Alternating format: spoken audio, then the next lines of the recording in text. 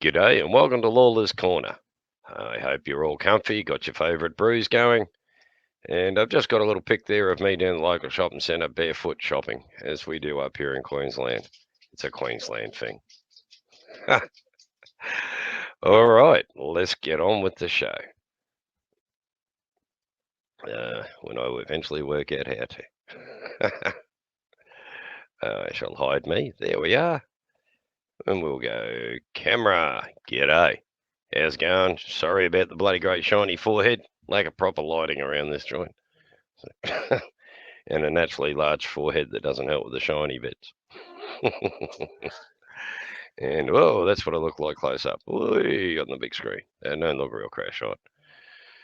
Right, and plus I can't see the comments, so I need to be able to see them. Thanks, sweetie. Right, now we've got in the chat already. We've got the Evil Terry. Kick the go button. I have. Damn it, unless I've got to go to YouTube and do it.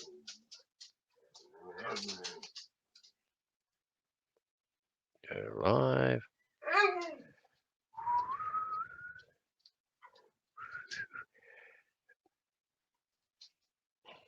Ah, for God's sake. There we go. That should be live, I hope. If not, I'll just re-show you that crazy photo of me down the local shopping centre earlier tonight when I went shopping. We don't stand on having footwear is not a big issue in this country, and in particular in the state of Queensland. We actually just don't like wearing bloody shoes. It's ridiculous. So how are we all on this fine night? Now we have, you are live. Thank you, Archangel. Yes, well, tonight we have in here with us, we have Richard Cheese. G'day, Richard. Angela O'Kane, the beautiful Angela. We have Archangel 3, Evil Terry, and we did have a little earlier someone else. Oh, I can't remember who now. Oh, well, never mind. I'm sure they'll pop back up. It gets a bit that way on this, doing this, but never mind.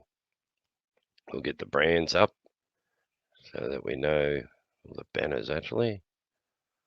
Boom, there we go. Ta-da! So sophisticated. Arr. It's supposed to be a little Aussie map down in the right-hand corner too, but I can't see it there, and it's supposed, if you click on that, it takes you straight through to the subscribe button. But if you feel like it, hit like and subscribe. It all helps with the growth of the channel, which I'm just not all that interested in becoming a big channel. I'm just here to have a good chat with good friends. And oh, it's the lovely Anne. That's who the other person was. How are you, Anne? So, what's the situation in Queensland today? Well, we've got 2 truck drivers running rampant around the countryside with the Delta version of COVID-19, causing a bit of unrest. But here in Queensland, as soon as it gets a couple of cases out there in the general public away from those 2, we'll be going straight back into bloody lockdown, which seems to coincide with every time we got school holidays, which are about a week and a bit away from today, and the kids will be on the holidays again, which will be a pain in the ass if we're all in lockdown sitting at home going, oh shit. But luckily I've got a lake just down the road from home, so I'll be taking my granddaughter down there in the drone, and we'll be flying around the lake, which is getting a bit bloody boring, but it beats getting in the shit from the law and copping a large fine. Clash in Canada, how's it going, mate? Good to see you on here. Must be late in the night over there. I actually have got the time in that end of the world, at least in America. On the east coast of America, it's now 6 in the morning. It's 5 o'clock in the center. In the mountains, it's 4 a.m. And on the Pacific coast, it's 3:04. And I assume the same for the mid-south timeline or something. I don't know. I know it's different in Hawaii, but never mind. Who cares? Yeah, so everything's working well. If anyone wants to pop up and join me here so I don't talk myself stupid, or I will subject you to drone footage. And I know how much it's like that. So you're on the East Coast then, Archangel, I'm assuming. Oh, of course you are. If you've been affected by Ida, I assume Louisiana, maybe somewhere around there. Half of that, I've been told, is without power. It may be for months, which is a bit of a worry if you live in Louisiana. Louisiana, I think, is a bit like us here in Queensland. We're subtropical, and it gets bloody wet, and we get some ripping cyclones through Queensland and Western Australia and the Northern Territory during this season. Even gets down as far as New South Wales, which, if you look at that wee map of Australia that I have up there somewhere, uh, I'm in cell block D. New South Wales is just below me. The Northern Territory is to my left, and then you got WA out on the west coast. And yeah, it's all pretty strange in this country. We've got just the 3 time zones, although we do have daylight saving for the southern states. Pointless having it here in Queensland, as you know, the sun stays up till 8 o'clock as it is in summer, and you really don't want another hour of bloody sunlight. You don't want to be getting up an hour early. Upsets the cattle, makes your curtains fade. Good Lord. Oh, so Pennsylvania. Ah, yes, the rest of the storm came right. Oh, yeah, so you had the tropical low depression, caused a few tornadoes. Oh, yeah. We get them, but very rarely. But we do get the last big one was about 100 miles north of us back in the 1930s, from memory, and it went through a wee town called Gympie and blew the crap out of the place. Yeah, so they do happen here, but not. They don't seem to be as damaging and as frequent as you lot get it, which is thank God. We got enough dangers here without having bloody tornadoes. And of course, I must do my usual free plug. Bundaberg rum, the drink of champions. You never know, one day Bundy rum might send me a free 6-pack for that shit.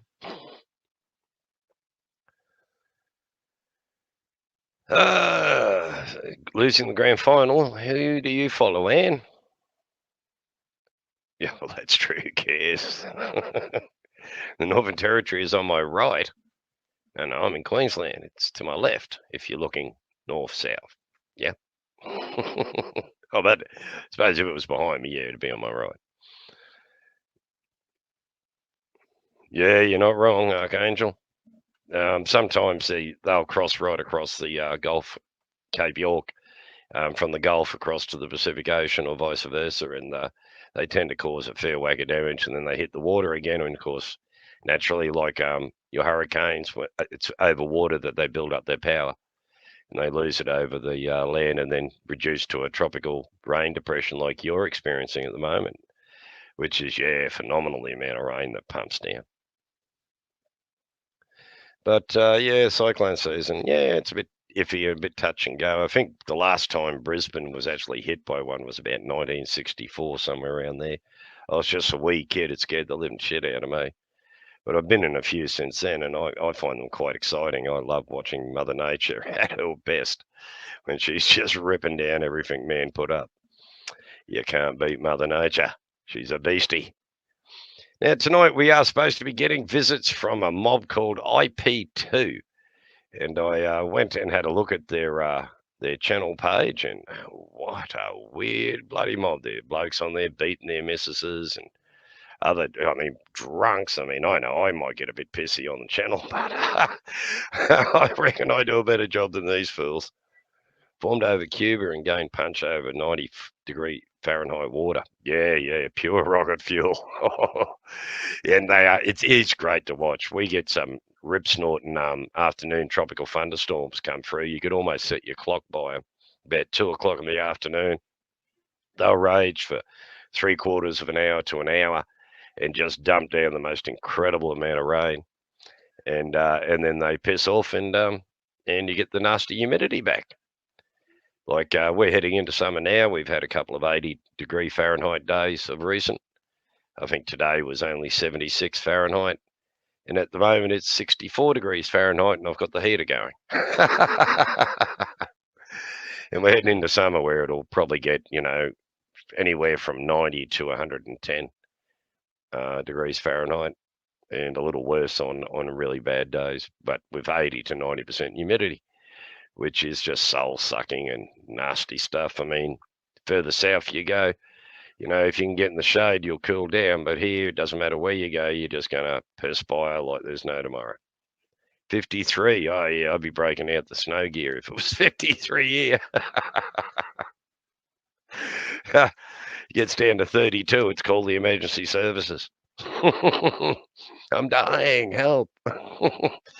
And as you can see by that photo earlier, you may not have seen it actually because I don't know if I was live, but we'll show it once again. This is me at the local shops. There's no shirt, no shoes policy here in most states of Australia. I'll just get rid of that banner, and you can see me little bare feet. Well, they're not little, but me bare feet. And this is in winter wearing a jacket and long pants and no shoes. Yeah, that's Queensland for you. We're a little like that. And I just like to remind people of the golden rules. No racist or homophobic language, and please treat other guests with respect. That's in chat and on panel. Like we do have some moderators out there, young Terry and Doom. G'day, Mr. Doom. How's it going, Doom crew? Good to see you, mate. If anyone wants to stop me nattering on like an old fool to myself, you can. Quite welcome to pop up and say g'day. But I'll understand if you just leave me up here gibbering. And I shall just get rid of that ugly photo of me. It's not very nice. And when I can work out where the bloody hell it is. There we go. Yes. So, and the state of play, for, as I said earlier, for COVID is that we're looking pretty good here in Queensland at the moment, but we do have a couple of truckies that came from New South Wales who have now tested positive for COVID-19. I believe it is the Delta version, and that's not real crash hot because our government will go into lockdown if we get 2 cases outside that. If from 2 people that meet up with those who have met up with those truckies get it, we'll be going straight into lockdown for the school holidays, which are great. Yes, they are, Terry. They are a capitalistic instrument to oppress the workers. It's disgraceful. Hey, the relationship to the means of production, buddy. Almost autumn here in the UK. Yeah. We're just what are we into? September. So it's the start. Yeah, it's the start of spring here. And September, October, November are spring, and then we go straight into summer. But by the end of this month, it'll be warm every day, and the nights will start heating up. And yes, Terry, why aren't you up here on panel chatting with me, mate? Come on, don't be mean. I'll put drone footage on if you don't come up. And you know how much you hate my drone footage. I'm just trying to think if I've got any. I do have some of my street, actually. I don't know if I saved it. Well, we'll have a quick look and see if we can see my street. I sent my drone up the other day. I'm trying to work out a search and rescue pattern for when my dingo escapes. And we have to chase him around the street. So I'm just going to send the drone up, and I'll sit at home as headquarters on the phone to the search parties and zero them in on where the bugger is, because he's a bit dangerous when he gets out. He likes to eat other dogs and other humans. He's a very nervy dog, like all dingoes are, and to approach him is dangerous. It's as simple as that. He will rip into you like there's no tomorrow. So it's a case of when he runs, get out there and watch him and catch him and get him home quick, because he will eat cats, dogs, and humans and children. So it's a dingo thing. But yeah, apart from that, he's a beautiful dog, and no one's going to break into my house or my neighbours because he goes ballistic. But he also has that dingo tendency of screaming, which is a noise you have never heard. It's high pitched. It's annoying. 5 minutes. Good man, Terry. And yeah, and like I said, these IP2 people that were on Brad's channel last night are evidently coming here tonight. And it should be interesting, they tell me. I checked their channel out, and oh, God.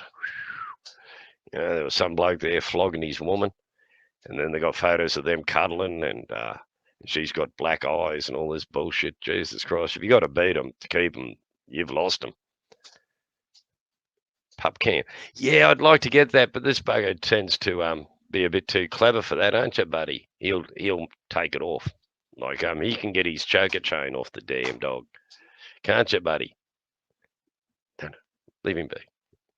Oh, you want to put your head in? Here's my mate just here. Hello, Loki. Say hello to the people. See? Say hello. Say hello, people. I'm a beautiful boy.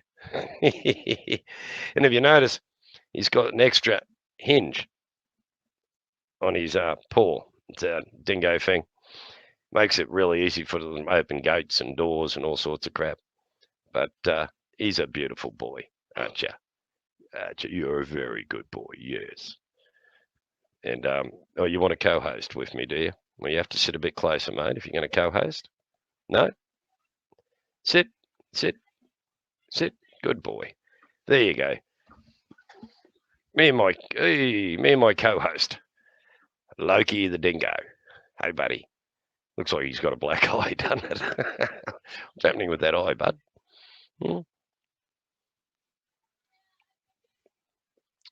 I'll just cover that bright light so it doesn't keep hitting everyone in the eye. Hey, mate. Hey, he's a very good boy. You going to talk for the people? No? Now you're going to be quiet because you're up on TV. He's a bit shy on TV, aren't you, mate? Oh, I was patting you. I was. Okay, there you go. More patting. Hey, is that better? Very demanding, baby, aren't you? Yes, you are. Yes. Oh, thank you.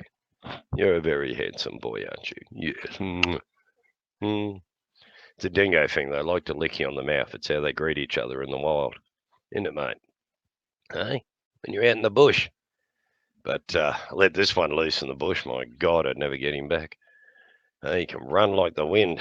And it was all right before my leg got smashed up. I could catch him, but now I can't run, so got to rely on the kid and the granddaughter and her boyfriend to be the pursuit party, and I sit at home with the drone, look on the drone, on the camera on the drone, and see if I can spot him and zero them in on him.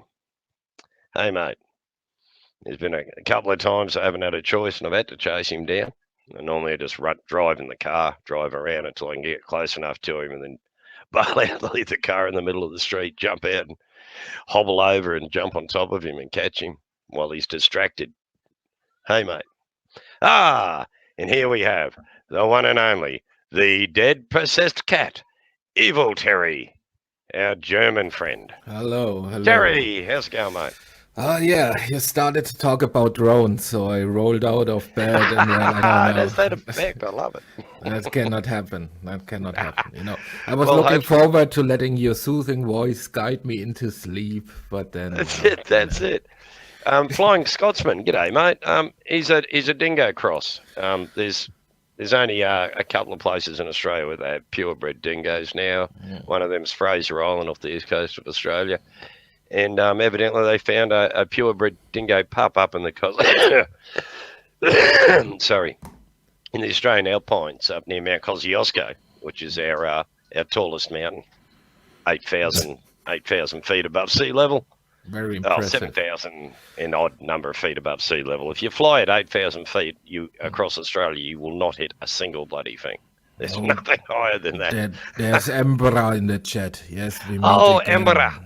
How are you? Knee replacement. Oh, yeah, man. Yeah, I'm hearing you. Oh, my. Oh, that's Archangel. Sorry. Embera. And Angela. And the Flying Scotsman, which was good to see. And I think that's everyone. I hope if I have missed you, just say g'day and I will say g'day. G'day, T. Mr. T. Another Brit. Good to see. And so, what's happening in the world at your end of the world, T? Anything new? Terry? Well, we're talking about the weather. Yeah, weather's fine. Sunny. No, I've done the weather, mate. Well, what's the weather like in Germany tonight? Uh, oh shit. Okay. The weather in Germany. Yeah, I was talking about the weather. It's sunny and stuff. I just had a message from work. That's why I'm a little bit Right. distracted. No, Yeah. too easy. Work takes precedent over pleasure. Tornadoes, yes. Uh, that was earlier was talking about that. Good Lord, I've got a memory like a sieve. Yes, yes, and Fraser Island has a large number of purebred dingoes, and they're absolutely gorgeous. And Stradbroke Island, just off the coast here of Brisbane, also has dingoes, and that's where I got my mate from, Moreton Bay off Russell Island. Not he's a I got him from a breeder. He's not a rescue. They don't rescue dingoes in Queensland; they kill them. Yes, Terry can share a wrench. Can you do No, that? no, no, no. Only you can. Oh, Oh, okay. can you can hand down power? You know that's how the It's only I. If I can that's how find the me on party here. is set up here. You know. This. Oh, hang on. Here we go. Angela. Da. There you go. You got a spinner, Angela. Young Oh, John Golf. I saw an And of course, interesting and video Jimmy. of And your Jimmy. okay, so yeah. Hang on. Sorry, what? No, It is. mumble on, Grandpa. Mumble on. That's Why? what? Never. I'm not a No. mumbler. John. Oh, yeah, John Golf. Give you a wench and you'll knock off half my bloody pedal, if not all of it. Isn't that what happened last time? Yeah, just With give him a yous? wrench. Just give him a wrench. Oh, right. No, don't give Joe Golf a wrench. He's gonna time anybody out. Well, he'll time us all out. Yeah, learn from my mistakes. Jimmy, how's it going, mate? Yeah, hello. What you T been up to? also. Tonka. And Tonka. Oh, how's it I going, saw an man? interesting video of one of your countrymen. You know, Whom? I dread to Bearing. imagine. You know Bearing. Who? Bearing. Bearing. Yeah, young Aussie bloke got like 300k subs or something. Oh, no. Yeah. So he does funny videos and stuff. So Oh, and okay. he watched he watched like army commercials, right? Like a Chinese one, and Russian one, and an American one. And if you go by the commercials, we're fucked, dude. Oh, yeah. We're totally screwed, man. We're all fucked. It's like the We're American on a flog in an oven. the American commercial is like, "Hello, I'm Emma. I have two moms." You know? Yeah. And the Chinese and the Russian ones are like superhuman dudes, you know, like blowing shit up and stuff. Dude, it's just Oh, funny. God, no. Could imagine. Da. He is a beautiful baby. You should see my my lovely husky, but she's outside. It's she's just enjoying the last of winter, and so of a night time she spends all night outside enjoying what cool there is. Pay per wrench. That's it. I've heard of people actually doing that, which I think is absolutely disgusting. That you would charge, your people that come on your show to have a wrench. Crying out loud, it's just Yeah, that's because just you're wrong. communist, you know. In capitalism, that's pretty cool, actually. Yeah, I suppose. Yeah. See, it's my communistic tendencies bugger that up all the time. Yes. But you get that. There's enough wrenches for spinners. A wrench is adjustable, for God's sake. Come join the Canadian Navy. You got ships, have you? I've got a clip here I'd show you, except I'd get a YouTube strike for it. And it's of a bunch of blokes in a fishing boat called Bad Boy. And they head towards one of our destroyers. And, of course, we've got that 16K marine exclusion zone around a warship. And these idiots in a fishing boat think it's funny to go towards them and ignore the warnings from the destroyer until the destroyer gets a bit cranky and starts pointing out that if they don't stop, that, all hell's about to break loose on them. And one bloke on the boat's got enough brains to go, "Are you mad? For God's sake, stop the boat." We got a nice navy in, but I'm pretty sure they would have put a shot or two across their bow if they hadn't have stopped.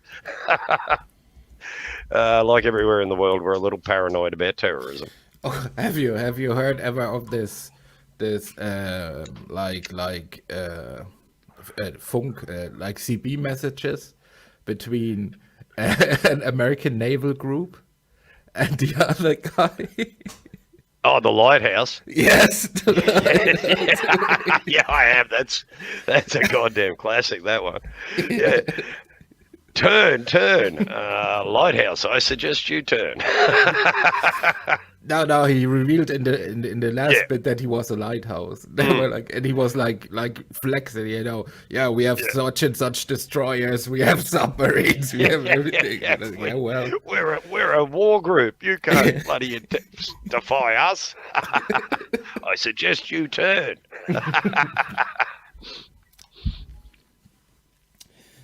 It's lovely if anyone else would like to come up here and join us in the chat. I did invite a couple of Australian auditors along, but I don't know if they got the balls to come up and argue with me. I've been arguing with them for the last couple of days in the comments section of their videos, and they keep privatising them, so I can't get to them before download them before the buggers privatise them.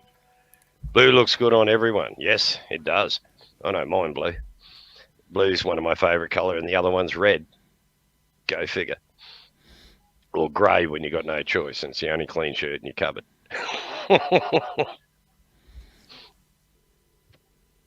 Shaz, how's it going, my darling? I'm pretty sure I've already given you a wrench. The beautiful chess. Yes, I have. I'm pretty sure. Yeah, you always got to wrench all the ladies, Yeah, oh, definitely. Yeah, Shaz has a wrench. A spanner. Stop it, you're teaching me bad English habits. Good Lord. Spanners are open-ended thingies that aren't adjustable. Wrenches are adjustable. God, it's hard talking to some people. Angela, I want to be blue. Yeah, The I Florence- have no red eyes, Angela. It's like staring in the abyss, Oh, hang on, the dingo's going off. What's the thing that was going? Hang on 2 secs. Yeah. So, Gregory's doing something with the dingo. I think that some Australians speak for sexual innuendo, the dingo is going off. Yeah. Hang on, I'll let him talk. What do you got to say? What? Oh, you're all talky 2 seconds ago. What? Oh, yeah. Arr. Lexi, take him out, please.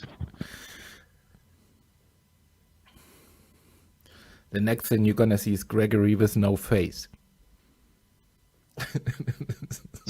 Sorry? I said Now the next. yeah. Oh, Sorry. yeah. Now the dingo and the grandkid are arguing. I was saying the chain on. next thing we're gonna see of you is Gregory with no face. Yeah. Dingo. Oh well, yeah. Well, when he came home and he's a puppy, he got me by the back of the head and he had full control of me. Their mouth opens up a little wider than your average dog's jaws, and he was able to wrap it. And I got a buff head, and he was able to wrap his teeth around the back of my head, and he had control. It scared the living daylights out of me. Oh, it's I had to interesting. Sorry. Your camera's out of sync somehow. Is it? Mm-hmm. At least it's not flickering anymore at the bottom. I got rid of what's that? They're all Chucky dolls. There's the first Chucky, the second Chucky, the third Chucky, the bride of Chucky, and my great Tiffany. Yes, Chucky's best friend. Chucky when he's all scarred up, and seed of Chucky. Whatever the hell that is. It's my daughter's collection. Get away. No rabbit ears on your grandfather. You can't be in here. Go. Damn, you'll have to edit that out now. No, it's not funny. Go. Program. Oh. Bloody children. Chucky. Tribe's elder has spoken. He's like... Yeah, this is it. The Grand Patriarch, as I like to refer to myself as. But Mum said, oh, I'm the grand patriarch. No more listen to me. Goddamn Bacon, how's it going, mate? Seed of Chucky was Chucky's son. I have got an Annabella. Oops. My daughter's going to kill me now because I'm going to upset all her dolls. Oh, good Lord. Yes, Seed of Chucky. Looks like a female to me in a wedding dress. Yeah. But, you know. And it's a scary woman because it says on the box she can talk. Yeah. They all can, the buggers. Oh, shit, I'm making a mess. And Annabella's in there, but I won't get her out because I'd have to knock everything over. And that's what Bundy rum cans looked like originally. And I loved them because I used to call them my 6 black sleeping tablets. You got a collectible Bundy rum can. Yeah. Got to have that, mate. That's an antique. It's empty. Completely empty. I don't waste my rum. I just wanted a haunted doll that is possessed. Well, I've got half a dozen of them right behind my head. It's an antique can. Yeah, and rum cans. Yeah, that's pretty Empty cool. rum cans. No. I don't know what the letter is up the top. I haven't got a clue. God knows. But yeah, I thought I'd chuck that photo up of me going shopping in bare feet. That's the local shopping centre. Yeah. And I'll even go into the CBD, the centre of the business district, barefoot. Doesn't worry me. Wow. People stare and mumble a bit, but fuck 'em. So it's not a common thing then. Well, to me it is. You know, I Yeah, always well, do. you know. You know, but in the middle of the city, they tend to look twice at you. In the suburbs, not so much, but in the middle of the city, definitely they start looking at you a bit odd. I took the granddaughter in one day, both of us barefoot, walking up Queen Street, which is the main drag through the centre of town. Yeah, my God, we got some looks, but no one ever comes over and says boo to me. My ex was in the shopping centre one day, and she was waiting in line at the counter, and this guy behind her had a go at her for being barefoot, and he didn't spot me standing right behind him, so I had a crack at him then. He soon left the line and went away. Wonder if Ziggy will show up. I'm interested to see if he does too. I watched his that IP2 channel last night. Yeah, sus ass. Did you have a look at it, Terry? Well, I'm aware of IP2. I don't have to Well, look at man, it. So there was this guy in there flogging the crap out of his missus and all sorts of shit. But it was really good because at the last bit you see of him, no, not flogging his missus was good. I'll rephrase that. Slip of the tongue there, ladies. I do not advocate the beating of women. As I've always said, if you've got to beat them to keep them, you've lost them. So yeah, there's no point beating them. And but this guy had, really given this girlie a touch up. And then this plump little Asian bloke, he was giving him shit in obviously some city in the States. And the little Asian bloke got cranky and he comes storming over and he belts his baseball cap off his head. And next thing you see this bloke just leg it down the street. He doesn't even stay to say words. He just bolts the gutless mongrel. And I mean, you've got to be a gutless bastard to beat women anyway. Yeah, it's also important that if you drag your woman behind you, always drag her on her hairs, not her feet, because she will fill up with sand, Stones, that's it. That's an oldie and a goldie. We don't tell jokes like that here. I'm pretty sure sexism isn't on there. It's just homophobic and racist comments. Yeah. John Golf is saying, wear shoes on broken glass. There's a trick to walking barefoot on broken glass. Don't drag your feet. Step flat, very flat. Look where you're walking. And I can walk over broken glass. It's not a big effort. And your feet get really tough from walking around barefoot all the time. So, yeah, your feet probably look like one of those ancient riverbeds, Yeah. In wintertime, they crack a bit because the cold concrete and that sucks all the moisture out. So they tend to crack up a bit. Yeah, that's the one.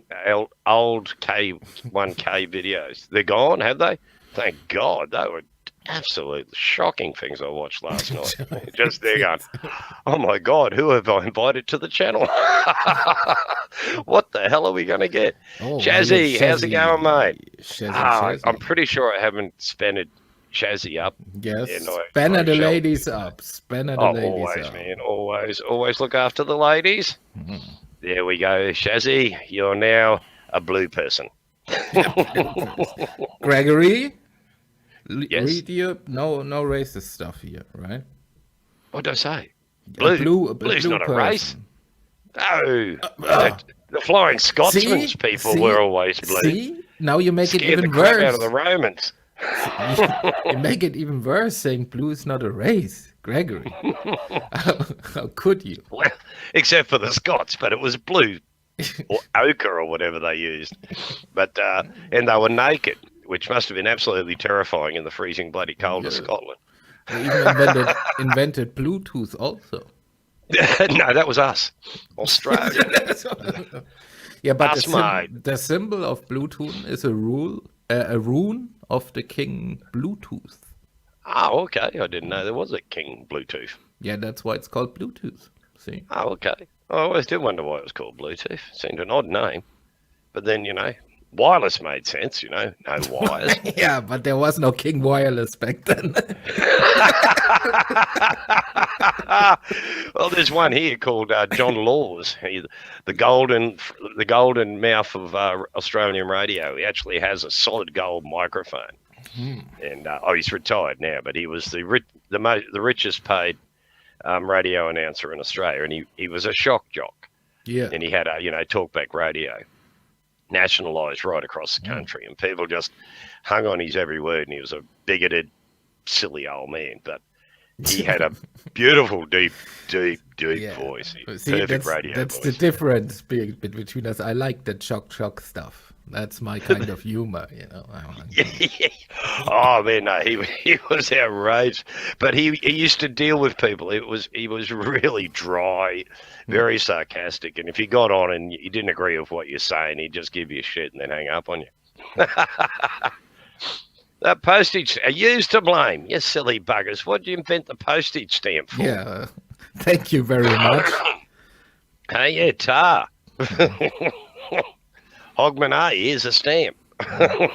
Also could do without the bagpipes.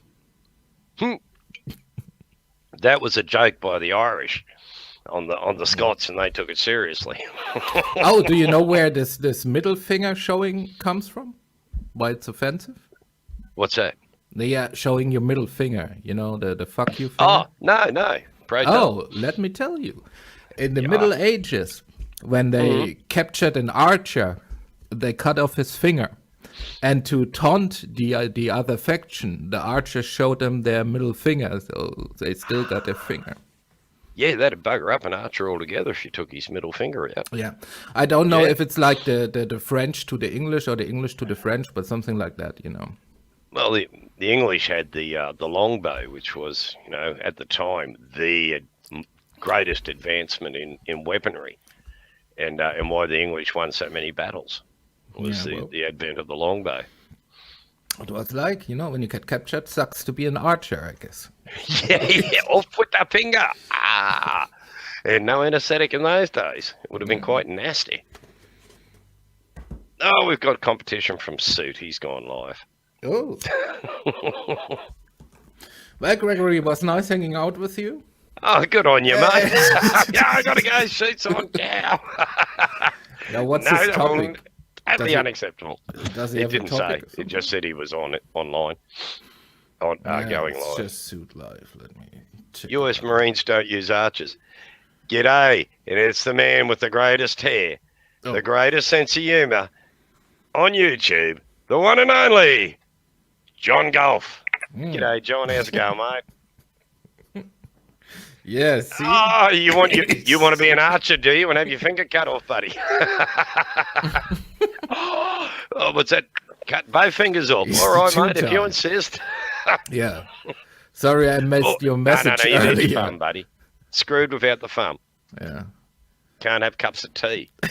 John Golf Gotta sends have you little finger, messages at the full weirdest finger. times, It's always like... John, use the larynx, mate. Just a word or two, just hello. Remember to press it against the hole. Hello. No, Jacob After you have the laryngectomy. he's a great mime, He can express He is. every emotion with his face. He and his can. He eyebrows can. alone. Probably work if he had some light on his face. Oh, yeah. Well, okay, maybe not. Yeah, no, that's good lighting. Oh, no, we can see the other side. Oh, well, no, that worries me more than anything, John, in the dark. Oh, yeah. He glows a little bit. He does. But, Canadians. Oh, here he is. Especially those French Canadians. In Montreal. Montreal. Hello? Quebec. I'm under the water. We have not forgiven the British. The croissant. That's all right, John. We haven't forgiven them either. We still need this Mountie uniform, Oh yeah, John. Come on, you got to go out party hire a Mountie uniform, man. You would look Mickey Mouse in one of those with your hair all fluffed out, and that's lemon squeezer on, and that beautiful red tunic, and the jodhpurs, and that beautiful boot. Oh, John, no need to get offended. No. Maybe he's French like Canadians are strange. Yes. What I've seen of them, they are a tad odd and a bit rude, just like the French. Have you seen this? No. All right. I don't know if... Damn it. Every time I go to show it, all it's giving me is the option of putting you in timeout. Yeah, review it first. Does anyone have a clue how we can show this YouTube clip? No, I'm pretty sure it's not a porno. Well, since you're Any clues? my lovely grandpa, let me review it first. Yes. If Grandpa starts smiling, don't show it. The greatest Irish American ever. Ah, yeah. I'm of Irish descent. My Seems family. like a strange cartoon. Oh, cool. Yeah. Cool. Well, Gregory, he's an Aussie, so I'd probably know this. Yeah, we walk you through this now. There's a share button, so you click the share button. Yeah. Share screen or video file? No. Do you have also a browser tab? No, it just gives me share screen or video file. So which browser do you use? StreamYards. Which internet browser? Is it like Chrome or Firefox? No, I went back to mozzarella, as I call it, Firefox. Okay. Okay, sound does not work on Firefox, so I will show it. Well, there you go. Yeah, you better show it. Yeah, well. And I'll put it on big screen. Yeah. Gregory. I know, mate. Come on, I'm a boomer. Official. I've even got a birth certificate saying boomer written in big print across the top. Just let me... Yeah, I gotta pull your stream up, get the link. It's right, I'm not monetized, so I don't get copyright strikes. They just send me a note saying, you're an evil little man, take this out or reduce the sound or whatever they want me to do, and say that whoever gets the ads. My ex is Black Irish. Yeah, I'm referred to as Black Irish. I've got olive skin and dark hair. Here we go. And here is the ad from Anne, the cartoon from Anne. Oi, Damo, you cunt. Give us your lighter. Fuck off, man. I don't have one. Oi, what's your problem, mate? You a bit fucked in the head or something? No, I just You're don't... fucked, mate. Nah, you're fucked. I just don't want to give you me lighter. 'Cause you always pocket me lighter. Always steal on my fucking lighters, you... Can you, like, for 1 second not be a fuckwit? You... Don't you fucking... What's going up in there, mate? You got anything up there in your thick fucking skull? Shut up, Except all mate. those durries you're munching. You got nothing but fucking ciggy butts up there now. You got a ciggy butt brain. That's what they're gonna call you, mate. They're gonna call you ciggy butt brain. No, You ciggy butt brain. What you doing, mate? You free, mate?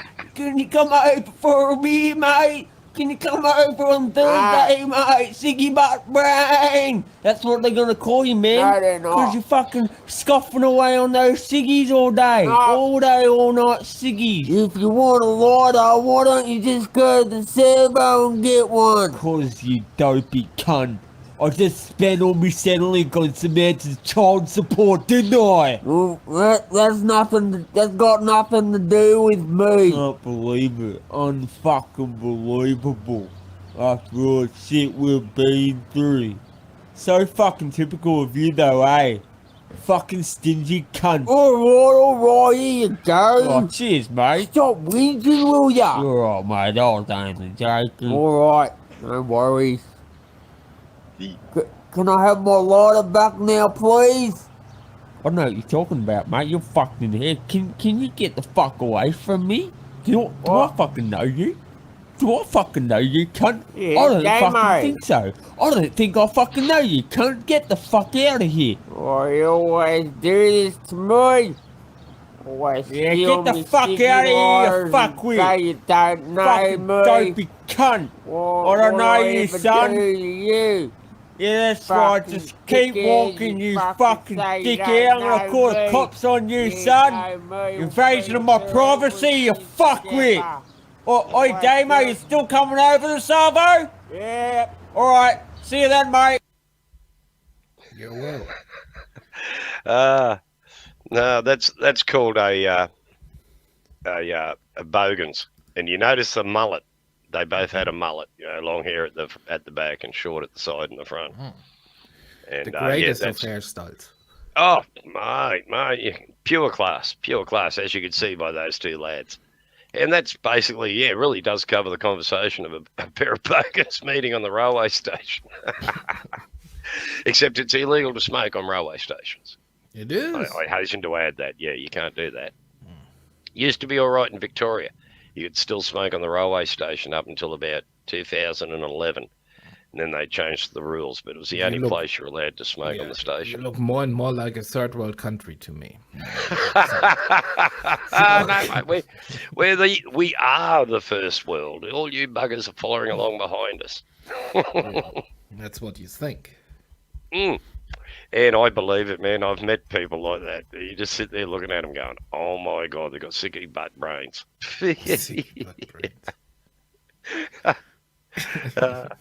Good Lord. You got to love this country. No, I mean, that's what we say. Troll us, go on. It's a national sport here. If your best mate's not calling you a dickhead, someone else will. You should have been an Aussie. Yes, Ambra. You would have loved it here, man. You would love it here. It is a great country, and we don't try to kill our population with COVID. Oops, did I say that aloud? My bad. Gregory. I can't help that. Pretty controversial here. Controversial Yeah, topic. yeah. Oh, well, at the moment we had protests here in Brisbane yesterday or the day before, and these idiots are getting on YouTube going, oh, there were 20,000 protesters. And I'm going, oh, piss off, you lunatics. There were not 20,000 protesters. Oh, Ian's got another one there. Terry? Here we go. Yeah, let me pick it up. Just... It should be interesting.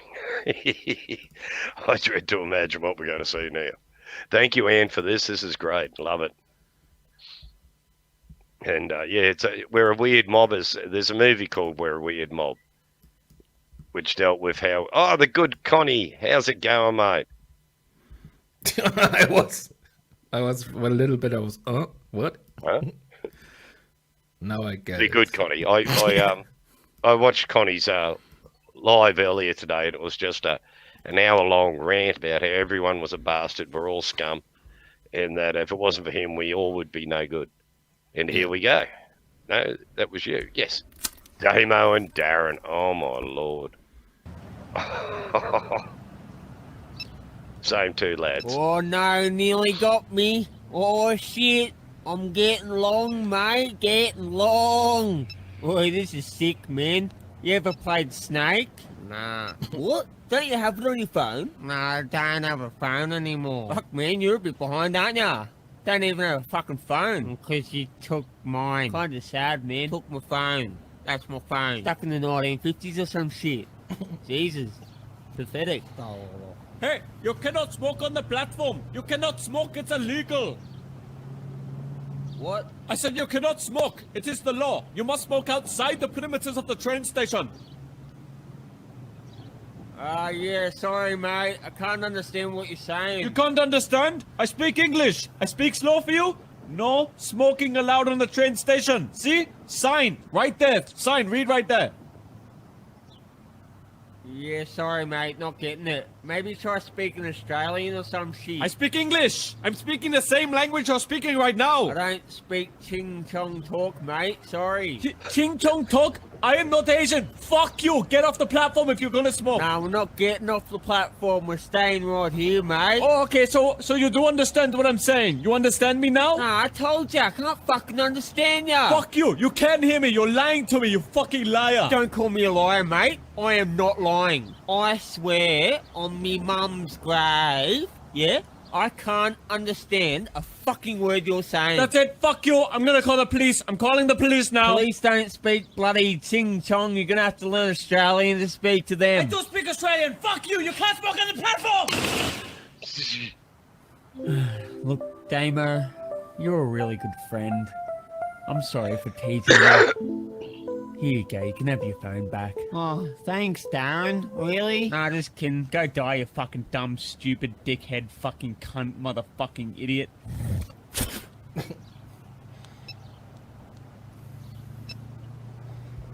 As only true mates can. G'day, Mr. Pinder, King Leo. How's it going, mate? No, it's good to have you here. You must be all on the east coast of America. It's still early in the morning on the west coast. And I have this wonderful device now. I just click on it and it tells me the time in America. It's 7 o'clock in the morning on the east coast of America, just in case you didn't know that over there. Yeah. Just helping. Central time, it's 5, nearly 6. You should Nearly get 5 in MD2, whatever that is. Okay, we're going through the world now with the times. Yeah, no, just the United States. Now you should get one of those nice devices for the weather, you know, so you can affect your weather. In the report. background, the barometer, and the barometer is dropping by 0.2. Morning, Steve. It's 9 o'clock in the night here, but that's cool. And for once, I actually started the live with me actually showing up, which was really good. Progress. Oh, mate, slowly getting there. Jimmy! Yeah. Jimmy, beat that bloody panel killer. Oh, mate, I was just saying the time in America. I wasn't killing the panel. There's only 2 of us up here. Maybe if we had some more people up here, I could kill it. Yeah, I could go to bed finally. Oh, no, there's none of that. No. You don't go to bed when Brad's on. Yeah, but that's my job, you know. Dude, well, at least you can't get sacked. Slaves cannot be sacked. Terry Shack the bastard. Okay, very nice, very nice. Mr. Casa, how are you, Chris, mate? Good to see you. Living up to your own disclaimer here. I see. That's it. Oh, it's too funny. Jimmy. You know, maybe you can get Rebel as a co-host, you know? Oh, mate, I'm dead to him, evidently. I'm scum. I'm a bastard for being on Brad's channel. I'm a bastard for being on Tonics. A bastard for going to Andrews. And I'm sitting there thinking, you're an idiot. Well, I didn't think it. I actually said it. You're a fucking idiot. You know, there's no one left on the channel. But believe it or not, on his panel, he had 3 or 4 people show up, which amazed me. I'm there going, for God's sake, why encourage the man? Go and mirror suit. Yeah. How can I don't know how to do that. I would do all that, but I only have Firefox. And it's rather limited in what you can do. That's nasty to do that. No, it's just the sound sharing doesn't work on Firefox here. That's the only thing. Ah, right. Yeah, well, that would make it pointless mirroring the man if we couldn't hear what they were saying. I could get subtitles. Yeah. But whoever writes them doesn't understand English terribly well, Yeah, especially can, when Australians you speak. can make a dub over or something. Yeah, oh, with an Aussie accent, that would be fucking hilarious. G'day, mate. Fair dinkum. Oh, here's another one. So we're breaking yes. out the best of. Let's see. Oh, yes. Is this more of Darren and Dazza? Let's find out. Damon, wasn't it? Damon? I think was his mate, Damon and Dazza. Amber has one there too. Why am I the producer of the show all of a sudden? Because you're a good man. You're a good cat. I'm just here so you don't talk about drones and stuff. Well, that's it. Anything to prevent me doing drone footage. It's the only thing I can get up on the fucking screen are drone shots. Okay, so Centerlink, here we go. Oh, Centerlink. That's brilliant. That's our doll. And it's these two mates again. Fucking hell, man. This is a joke. This is fucking ridiculous, man. Been waiting 45 minutes just to sort me Centrelink out. What are they doing? Don't they have any fucking staff? Why don't they just employ us? You know? We need the job, they need the staff. Can't they figure this shit out? It's not fucking rocket science, eh? Fucking hell. How long have you been waiting here? You've probably been waiting fucking hours. I bet you're livid. I don't blame you, I'd be fucking fuming. Fucking joke, man. Darren? Finally, Jesus Christ. Alright, so how have you been, Darren? Yeah, not too good actually, love. Yeah, so what happened was, I went to go to the ATM this morning, get some money out, and yeah, it says I've only got 73 cents balance left, but that can't be right, because I sort of got a Centrelink payment this morning. So what's going on? Okay, so what happened was, there was a little bit of suspicion about you, Darren. Suspicion? Yes. What? So we had a bit of an investigation, and we called up a lot of the employers that you lodged so-called job applications to. And yeah, the information that we got back on that was that all those claims were actually fabricated. What the fuck are you on about? Okay, so basically what we found out is you've been lying about looking for a job for the last 17 years. What? You cannot prove that. I'm innocent. I've been trying to look for a job. There's no fucking jobs out there, I'm telling ya. Sorry, Darren, there's nothing I can do about it. I'm afraid I'm gonna have to cut your payments off. So what? That's it? No more Centrelink? I'm afraid so, Darren. So, what am I gonna do? Possibly try to look for a job, Darren. Alright, I guess I'll go then. Gotta go home and break the news to me son. Your son? What? Oh yeah, I've got a little boy. Just turned 6. Gonna be starting kindy in 2 weeks too.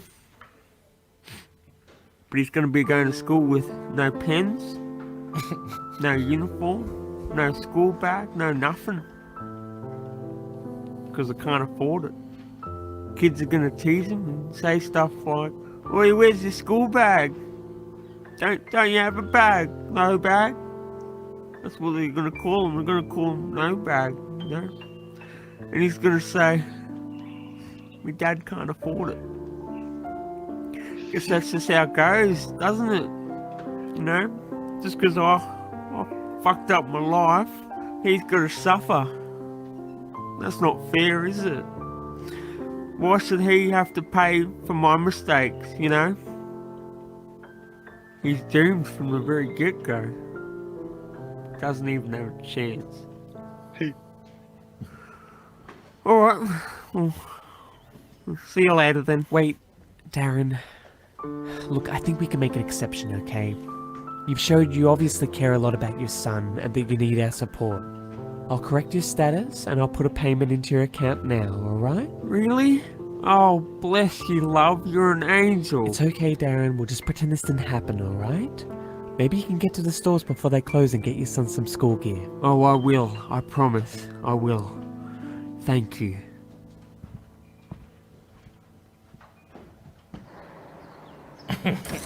Alright, let's go to Bottle-O. I'm shouting.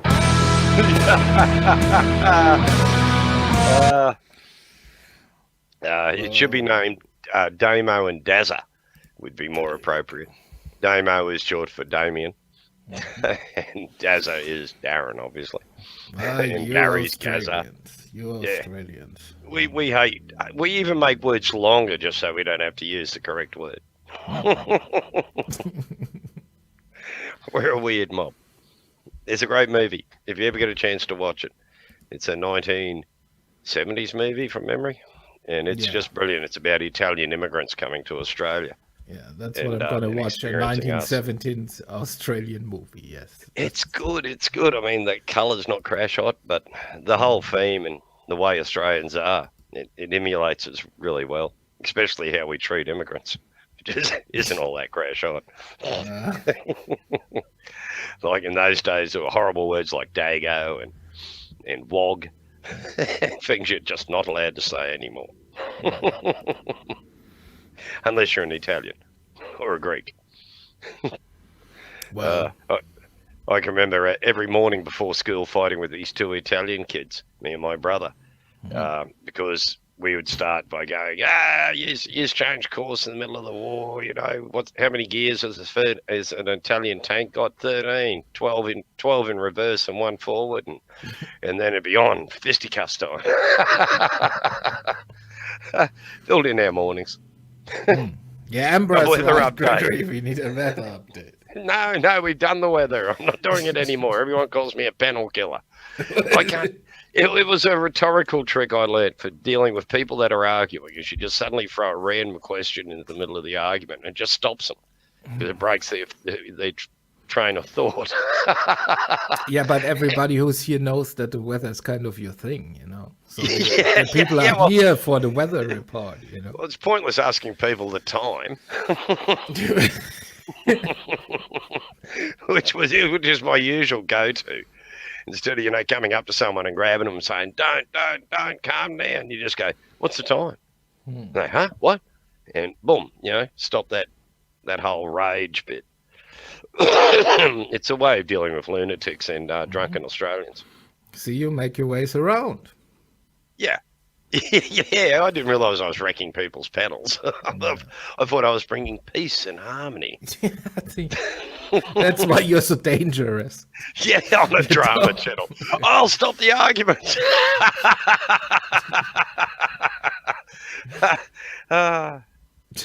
I did it last night, evidently, on Brett's. I've started a movement. We shall kill the drama panels. Yeah, but then there's no fun anymore on YouTube, Gregory. Then it's all about the weather. Great. That was boring play. Talking Australians or Superwog. Oh, God, can I find Superwog? Yeah, Superwog's pretty cool. Oh. Superwog. What are we getting up for Superwog? Superwog tickets? He's a comedian. An Australian comedian. Superwog season 2, episode 2. Oh, the Magpie. We'll do the Magpie.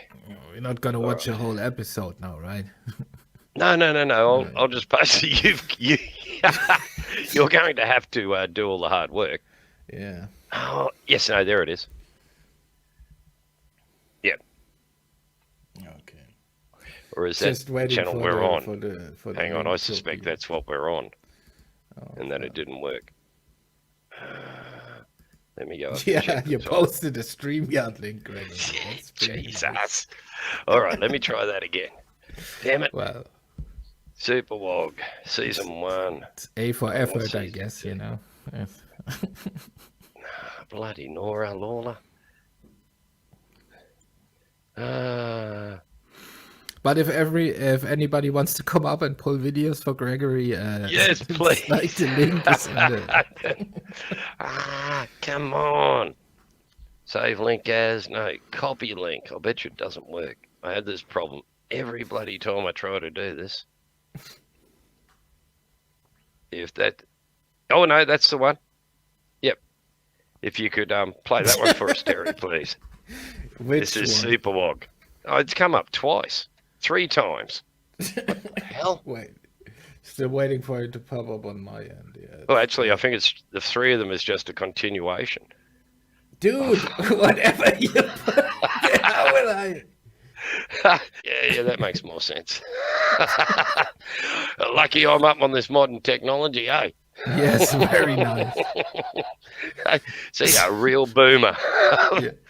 I Now, never Greg, understood what they meant until I got onto YouTube. Send me the link, Gregory, that he posts his search link. Yes, Well, I'm really with it. here Well, we I keep go. right button clicking on it, and it doesn't seem to work quite properly. I don't know. Ah, it's One all day I'll good. work it out. I did watch the StreamYard's video on how to share videos to your stream, but I keep falling asleep 5 minutes after they start talking. They're just boring people. They really are. See, now you know how it feels. Yes, it's shocking. Oh, good lord. Nirak, how are you, mate? Good to see you on here. And don't worry, mate is gender neutral. We call everyone mate. Don't go down that route. One tutorial away. One tutorial away. I think that's the most poetic thing John Golf has ever said. You know, he said it before. We're just one tutorial away. Yeah, from being demonetized. No, JG. from Oh, John. whatever. Like that, it applies to every situation in life. You know, it's just Yes, one yeah, one tutorial. tutorial. away. Yeah, that's- If only I'd stayed for that last tutorial. If I'd stayed awake. no, I think it's a perfect comment on modern society. You know, It is. Just, It is. just one Especially tutorial YouTube. away. Yeah. I mean, so there is no mattress? Oh, mattress. No, but we do have mattresses. We don't sleep on the floor. Listening to this instead of music. Oh, this is much better than music. Yeah, well, It's a taste thing. it's a tape thing. Yeah, you always admitted that you're not into music much, so well. No, maybe not a great that's deal. it. And I actually was watching a tutorial on all those free sites that go, free music for YouTube and shit. And it turns out that's exactly what it is. Utter shit, and YouTube will hit your ass if you use them. And I'm going, well, why do they say it's free for YouTube? But I don't know. Get some clicks, I suppose. Oh yeah, evidently Buds of Fury. It'll yeah, get that's a you in the good shit movie. with YouTube, but I'll just go, nah. Like I did have a video program I was using, and it had, put attached music to your thing. And that last week I showed the granddaughter dancing along the footpath there with that music going, and I got hit by YouTube going, oh no, that music's, we found that, it belongs to this mob. They'll get all the money and shit. And I'm thinking, well, I'm not getting any bloody money, so whoop-de-doo about that. But I had the option to tape the audio out, Yeah. which I did. Well, Which Gotta is make- funny. The girl can't sit here on live with me watching, but I can show a video of her. Go figure. well, you gotta make your own music, Gregory. Balls of Fury. Is that Tinia? No, that's a great movie about the ancient game of ping pong. Pocket billiards. Never finished his training. No, I'm hopeless at that bit. I got my uni degree by just simply annoying the crap out of people in tutorials and lectures until they went, we'll just pass him, for fuck's sake. We don't want him coming back next year. It took 7 years to get through my degree. Pardon me. I love uni. It's totally wasted on young people. It really is, man. You got to be a mature age student to appreciate university. It was just the best 7 years of my life. It was awesome, surrounded by gorgeous little girlies and a bar, lots of weed, and really interesting subjects for me anyway, and a chance to have a captive audience and just talk and talk, which, if you hadn't noticed, I do like doing a bit. But I do have an interesting research project coming up. I got contacted the other night by a couple of researchers who want me to join them in some researching on policy towards Indigenous Australians from the 1880s through to the 1910s. I saw the Bundy Company called, you know. I wish. Try God, out I'd some have a new Bundy stuff. t-shirt. I'd have a Bundy hat, which, trust me, I would look like John Golf wearing a lemon squeezer with a baseball cap on. It just doesn't suit my head, nor my hair. I only ever wore one once, and I got out of the shoot at a job, and I put the company baseball cap on, and the client was rolling around on the veranda laughing at me. So I took it off, threw it back in the ute, and went, nah, I'm never wearing one of those fucking things again. I was so embarrassed. The experiment. Yes. Oh, I wish I could show it. I came across an Australian self-said he uses the American Amendment as a reason for why he's giving these coppers a hard time at the side of the road. And, and he's full into it, I have a right to travel and all this crap. And I'm there going, no, you moron, And then, and someone the other night was accusing the police of treason. So I pulled it up in the Australian Constitution. And the only way you commit treason is by killing the king or the queen or doing something against the Commonwealth. That's a bit of a broad term. Yeah. Killing the king and the queen is very specific, and then or you do something against the Commonwealth.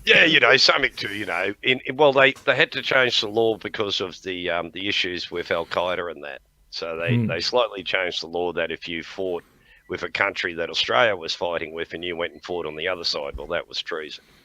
And that wasn't actually covered in the Constitution, so they had to make amendments to it.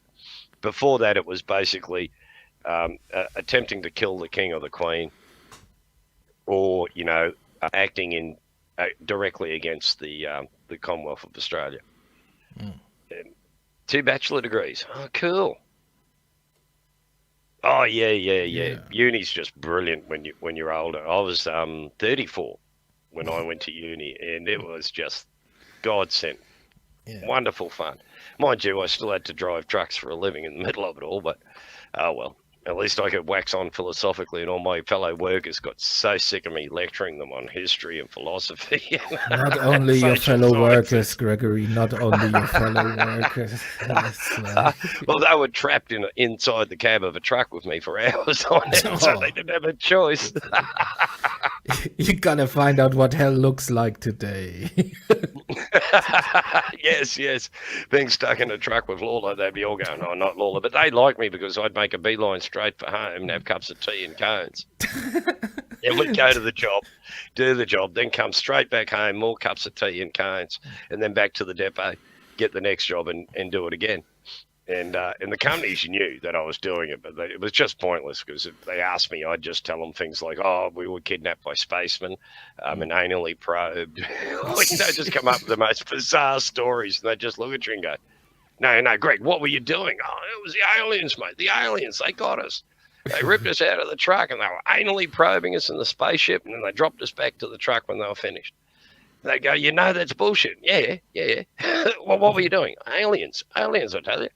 And they just give up in the end and go, oh, yeah, all right, just go. Employee of the month. Oh, yeah. I was good at my job. Otherwise, I wouldn't have had one. Well, that gives you a certain leeway, I guess, Especially doing furniture. It's hard to get people to do that job. It's hard, okay. And if you can actually do it without smashing everything, they really like you. And I was good with the clients. I could, rabbit onto them and getting them laughing and not stressing. I could make them feel guilty if I broke their furniture. Oh, why did you get that shit, that stuff? Nah, you break soon as you bloody look at it. Oh, we're sorry. Oh, so you bloody should be. What are you going to do when you just saw somebody carry the piano upstairs? You're not going to argue with the guy, are you? He might grab you by the throat. Do you have a cooler there for your little Bundy thingy?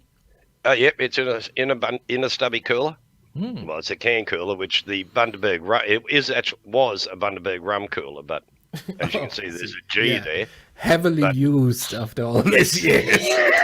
Yeah. You get them free every time you brought a six-pack for a while there. And so, yeah, I've got a collection of them, but all of them have the lettering rubbed off them by now. Wonder why. I blame it on it being in the truck and rolling around in the truck. Not that we drink and drive. That is a no-no. But, when you stop, you're not driving.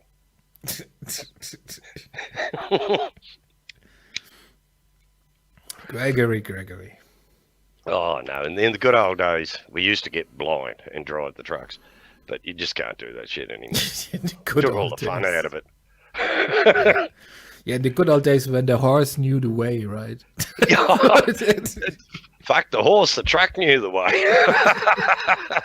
You drive on autopilot, as I like to call it, where you're just looking out the window. You're not paying any attention at all. You're just dodging things reflectively. See, the people demand the weather report, Gregory. The people demand The weather at your the moment weather is 65 degrees Fahrenheit and mostly clear. And tomorrow... a 7%. Yeah, well, A 7% chance of rain tomorrow. With the weather. Come on. Weather. Let's see. Tomorrow, the maximum weather is going to be 73 degrees Fahrenheit and a minimum of 61. The next night is going to be colder. Oh, no, that was today. Tomorrow is going to be 58 degrees tomorrow night. That's going to be cold. Saturday, 57. Monday is going to be freezing, 72 to 55. No, not good. And 5% chance of rain. Not good. Not good weather at all. yeah, see? Manda's having a blowjob in Massachusetts. Quite the place. Well, that's what you get when you have hurricanes. What's the weather in Montreal, John Gulf? Look out the window, mate, if you want to know the weather in Montreal. I haven't got a clue. I don't speak French. You're the weather expert. In Brisbane, or Brisbane as we prefer to call it. Love hearing people go, "Oh, you live in Brisbane?" No, mate, I live in Brisbane. It's Canada. No one cares about Canada.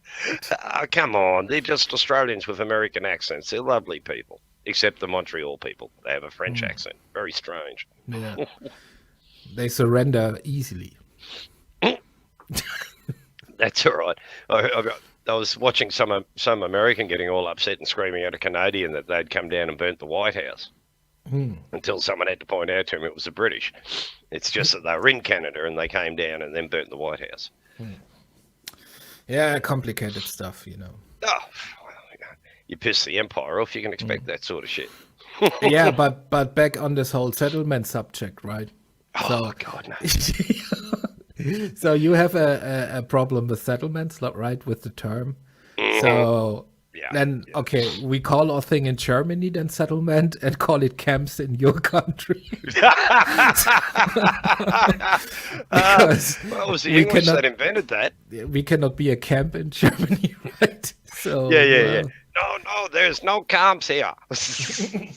They are recreational areas. yeah. Percu un problem fisto. You have a problem with your fist, and you need to pour something on it, is what I understand that to be. Perquay. All John Golf, always fisting around, you know. So It's a settlement and a camp. Well, Australia is. It was the largest concentration camp in the world. well, you know, would be Hey, the British invented it, man, not you lot. would be fort, all right, a fort. A fort. Yeah, they tried those. Didn't work real well. Yeah. Silly No, but buggers. do you have a problem with the term fort in Australia? No. Okay, God, no. so we can be a fort, right? Yeah. Okay. A bastion, a fort. But settlement, no, settlement is it's a no word. It, like you have Australia Day, I personally refer to it as Invasion Day. And most Indigenous people refer to it as Invasion Day, which it was. Canadian parkour on a fist. Okay, that's Poland. All right. Don't tell the Polish. Saying fart. Don't make fun of my accent here, Mr. Doyle. Just because you worked for the police. And a terrible job you do. Fart, he's saying fart. G'day, Dutch. How's it going, mate? Good to see you here. You should drop up and say g'day now that you can talk and not hurt. Just no waving the gun around. I don't have my bloody gun here. Where the hell did I put my gun? At least read me my rights first. Oh, yeah, that's it. This idiot auditor that I want, Sid that I wanted to play. He gets into the whole rights thing. You know, we have a right to, lead a free and joyful life, or whatever it is. The Americans constantly keep, the American auditors and Sids keep saying. And here we have the loveliest policeman in New York City, Dutch Doyle. G'day, Dutch. How's it going, mate? You're not eating black and whites, are you? Nah, piece of cake. What are you drinking? What do you think I'm drinking? I'm drinking Bundy rum. It's 7 o'clock in the fucking morning. Well, somewhere in the world it's after 10. Go. That's my excuse for whenever I'm drinking is somewhere the sun has set over the yard arm. And you're retired. You can drink whenever you want. Oh, I had someone giving me curry because I used to drink at 6. Warlord of Art, how is it, mate? Good to see you. Hey, Warlord. So, it's morning for you, bright and early. What, must be getting up There's to a about 9? hurricane here. There's a storm. Oh, yeah, I heard you talking earlier about the rain. It's flooded. Over Staten Island. There's a giant flood out here. A giant pool. Hey, sorry. No one asked you. It's that bloody girlie in the telephone spying on me again. That's not nice, she said. Get your affairs in order, Gregory. Get your affairs in order. Stop spying on me. Bloody machine. Middle of the night, it goes, no, you can't. What? What do you mean I can't? What do you have, Alexa? It's mine. Hey. Wait, are you referring to Siri as the girl in the phone? That's the one, that bitch. She's a shocker. I had to turn Cortana off because she kept coming on the computer all the time. In the middle of talking, next one, I do not understand. What the fuck? I wasn't talking to you, woman. Get back in the kitchen. Is it not an Australian with an Australian accent, a Cortana? Like fuck me. No, I think it's an American accent actually. You gotta get Snoop Dogg.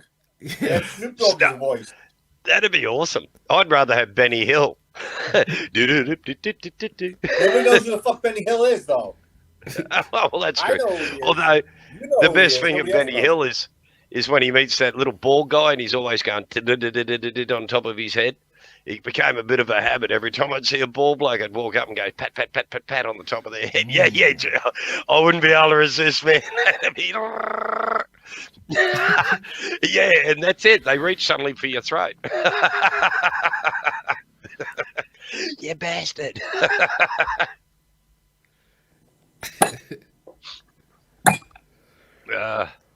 Good Lord. Yeah, no, you've had some real wet weather over there. I've been watching it. And who was it earlier? Archangel was saying a foot today of rain, which is what, Well, it's 300 bright and sunny mils, here now, around so there? Sorry? it's bright and sunny here now. No, that's all right. Not humid? Cold. Oh, bugger that. They were down to 50s. Yeah, it's cold here, 65. I've got the heater going, set on 25 degrees Celsius. 59 here. 59, I know, bugger that. Yeah, gets to 57 and I'd be putting the little heater on under the table as well as the aircon. It's cold. You got a little heater under the table. Yeah, While you heater. relax. I've With got the air aircon. conditioner going, you get the heater going and the air conditioner going. You should turn the air conditioner down. No, yeah, no. It's a reverse cycle air conditioner. Oh, No. Now, probably you're sitting in kind of a sweet spot, you know, where the air meets. Yeah.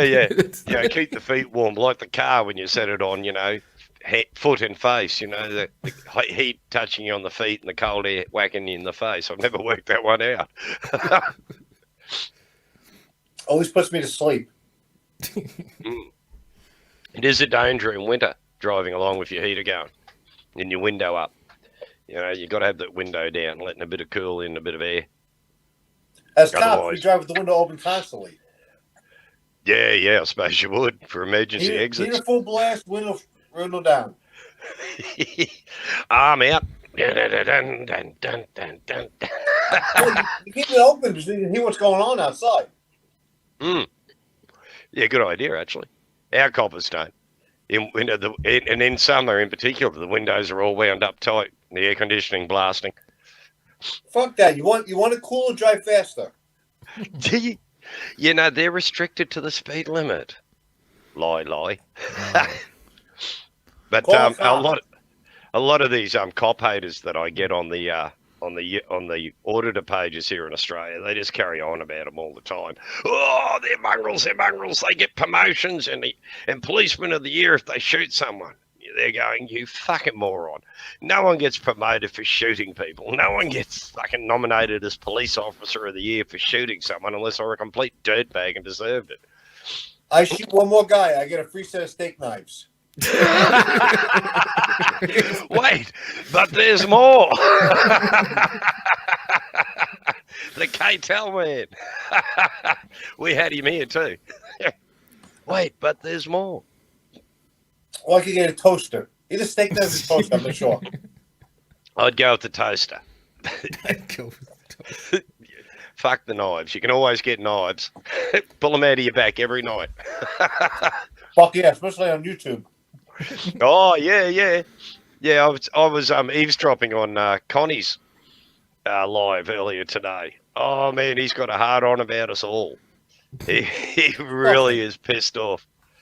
And then I watched Andrew get on and chat to him and give him support. And I'm going, what the fuck, Andrew? But then it clicked. Everybody I went, wants to try to you help want him on Connie. your Connie channel doesn't for want to help. content. Yeah, fuck helping Connie. I've learned my lesson there. You can't help idiots. Matter of fact, he came on Hank's memorial for Sarah yesterday, and he started his shit. I did see Hank mention that he was trying to sabotage that. Hank was pissed. I guess I so. can uh, imagine. I've Yeah, never yeah. seen Hank mad before. Hank was mad. Yeah. Oh, yeah. He showed up on my channel there one night, and I let him up, and Hank got really pissed off and, I was there and too. It dropped was on me, me. Hank, and you. Yeah. And Hank was, "Arr, you let him up. Oh, yeah, you know, you got to give him a chance. He's reformed." And then I got to look like a fucking idiot with egg on my face. Yes. And he can't work out why. I go, "You're a fuckwit. Fuck off. No one's ever going to let you up on a channel again, you fucking moron." You got your own channel. Go back there. Yeah. Well, he does, and he just talks to himself on and on. At one stage, he had 10 people on there and nobody there talking to him in chat. And they were Just all 10 watching people. what the fuck he was going to say. Yeah. And he's big hard on poor old Kate at the moment. You know, and what a bitch she is, and how he's going to destroy her, and on all this crap. And I'm just sitting there thinking, don't say anything, Greg. Don't say anything. Just sit here and listen. You shouldn't have let your mom get up on panel. He reckons it wasn't his fault. She got his phone. And I'm going, well, how could she be on your phone when you're on your phone in the fucking car at the Did she same have time? cancer? No, I doubt it. He said she She's had supposed to cancer. have a It's like brain the money. aneurysm. No, or no, something. brain aneurysm. That's the, Yeah. the story. She looked extremely healthy for someone with a brain aneurysm. Yeah, like word on the street is that she faked it for the GoFundMe, but well, I'm not really sure, you know. Oh, that Now was one of fucking his Connie's trying to bitches. get his phone back from her. Yeah. Well, he's going, no, she just took my phone. I'm going, well, how were you talking on the fucking phone at the same time and you were sitting in the car and she was in the house? Go figure that one out there, lad. I And heard then he he's getting told me I evicted was again. banned. Sorry? He's getting evicted again, I heard. Yes. Yeah, he was bitching about that. No one was donating to him, and we all wanted him to become homeless, and he would live on the street just to spite us all. And I'm going, yeah. To prove a point. I'm you all, know? yeah, I'm all for it, mate. Live on the fucking street, you dog. Yeah, well, but I just imagine, my mom walking in and I'm like, okay, mom, I got problems with those people on the internet, right? Can you handle that? So, Mom walked in a couple times,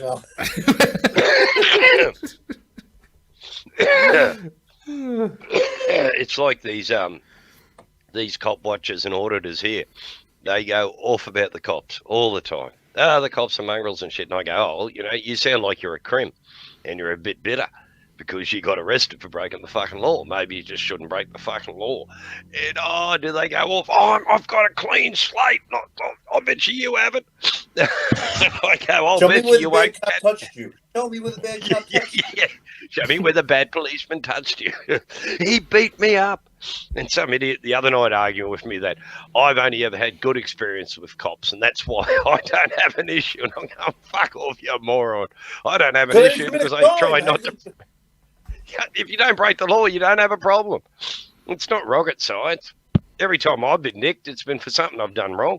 And I just go, yo, you got me. Cool. It's And all they're the happy. game. They go, yep. Jump in the car. It's all the Yeah, game. okay. Yeah. Okay. You're caught, you do something wrong, yeah. you wear it. Getting caught, a bit of weed on me. Like here, I had like one interaction with the cops in the last 5 years, and that's because my wife drove funny. It's just license and You stuff. mean you drove like a woman? Oh, did you say that, well, Terry? yeah, Don't say that. By your disclaimer here. It doesn't say sexism. Just says Oh, no okay. racism or homophobic language. Then you got Billy Blair leading police in Massachusetts in a fucking car pursuit. He goes and fucks with the cops. Cops pull him over and he takes off on them. That's not going to end well. Did you see Donut Stream the other night? No. Some poor bastard, the coppers pull him over and he jumps out of the car and he starts legging it. And he's so busy looking over his shoulder he doesn't see the picnic table. And he runs smack bang into the picnic table, goes ass up, and the copper just jumps on top of him. And then all the comments, it's hard to fit your picnic table in your holster.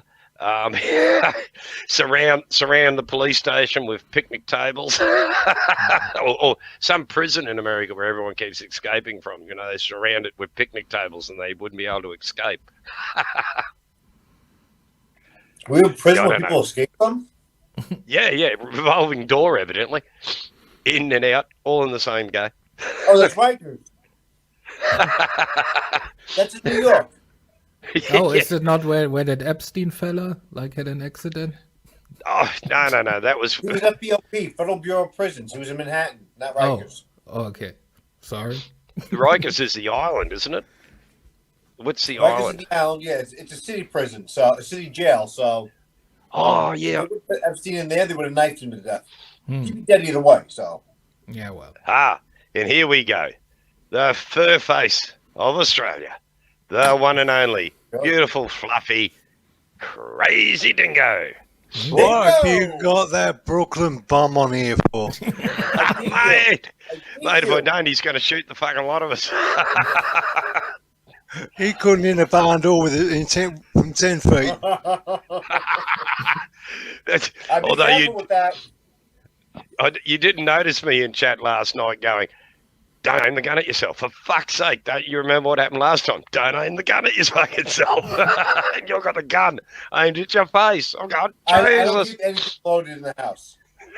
Yeah, good move, good move. What he didn't tell you, Greg, was it wasn't a real gun. It's plastic. I had one of them. That's all his wife would let him play with. Although it did like your 1911. It needs work. It needs Oh, a lot yeah, of work. it was scruffy looking, but I reckon that'd make the best pistol, wouldn't it? Something that looks a bit scruffy. I pulled it out of the fire. It's going to be like that for a while. Yeah. Yeah, it hasn't distorted at all. Anything like that. It still shoots. And the bullet goes reasonably straight. You got to like it. Yeah. Oh, Hey, it doesn't Dutch matter. here. How many in that magazine? Dutch Embra is talking to you in the chat. Oh, Hey, Emperor. who's Emperor? Yeah, Embra. Embra. You know, Emperor. Catwoman? Yeah, good one. Yes. Hey, honey, how are you? And Archangel will be right back. And Bacon just shooting at shit is all. Nothing major. Okay. You might call people shit, but most of us call You're them the humans. chosen one? Who was How chosen? are you the chosen one? Yeah, Johnny, Oh, my Lord. Connie said so. You know, she's the chosen one. Bacon just shooting at shit, nothing at all. Just step back in. Goddamn Bacon, what did I miss? Wow. We're having a lesson in trigger discipline. Yeah, I'm on the iPad. I can't see the chat and the thing at the same time. Sorry, buddy. I didn't mean to ignore you. That's now I'm why I back. told you to get a laptop. Oh, I was And always what I- You told me interested. last night to get a laptop. It's only 7 o'clock in the morning. Where am I going to get a fucking laptop at 7 o'clock in the morning? Dutch, I was always interested. Like, if you are in the American police, do you have an issued gun, or can you use whatever gun you want? Issued. But you get to take it home at the end of your service, yeah? It's mine. Yeah. Nobody else wants that gun. Trust me. The cops aren't allowed to take their service weapon home here. You got to have No, a they have concealed guns there. license and get one yourself and carry it, which is normally their policeman's friend, is their private weapon. They're You know, back. the sneaky one. Yeah. Policeman's friend. Sounds nicer when they shoot you with it. Oh, I shot him with me, mate. Oh, it wasn't being mean. It was me, mate.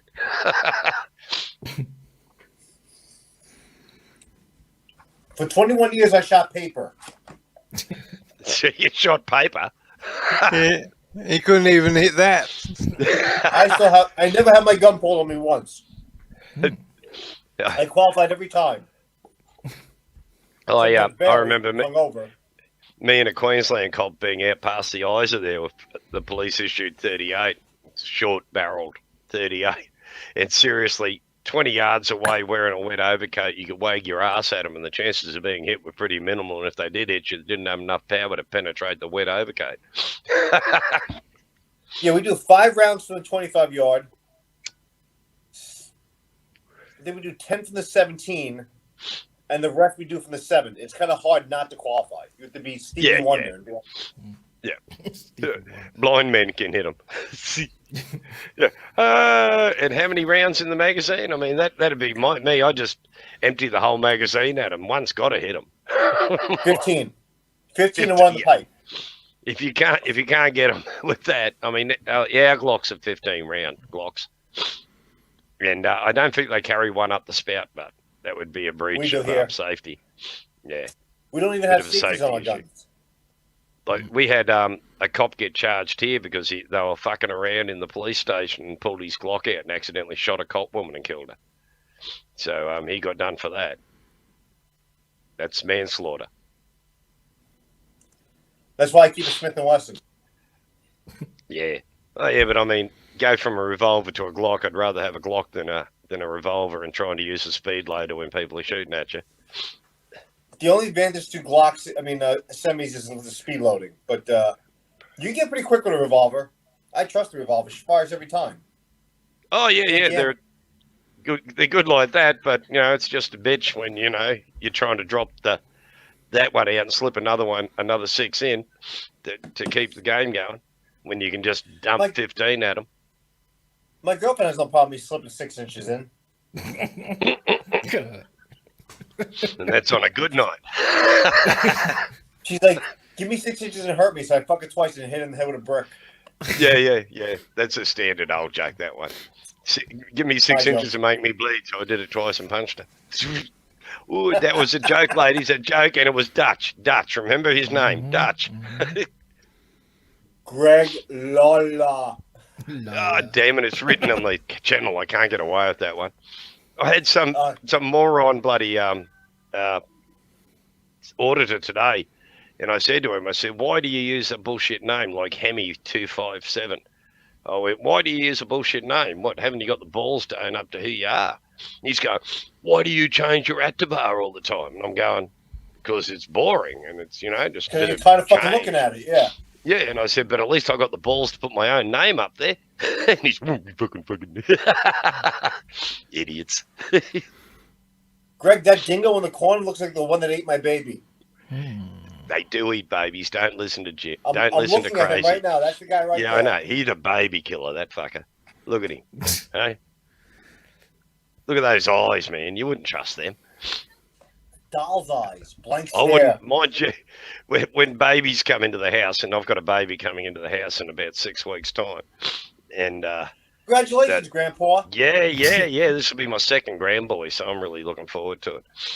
And, Two boys, good for you. Yeah, 2 boys. The eldest one's now hitting 2 next month, and the other one's due next month as well. So it should be interesting. As long as they don't both have the same birthday, Granddad will go broke.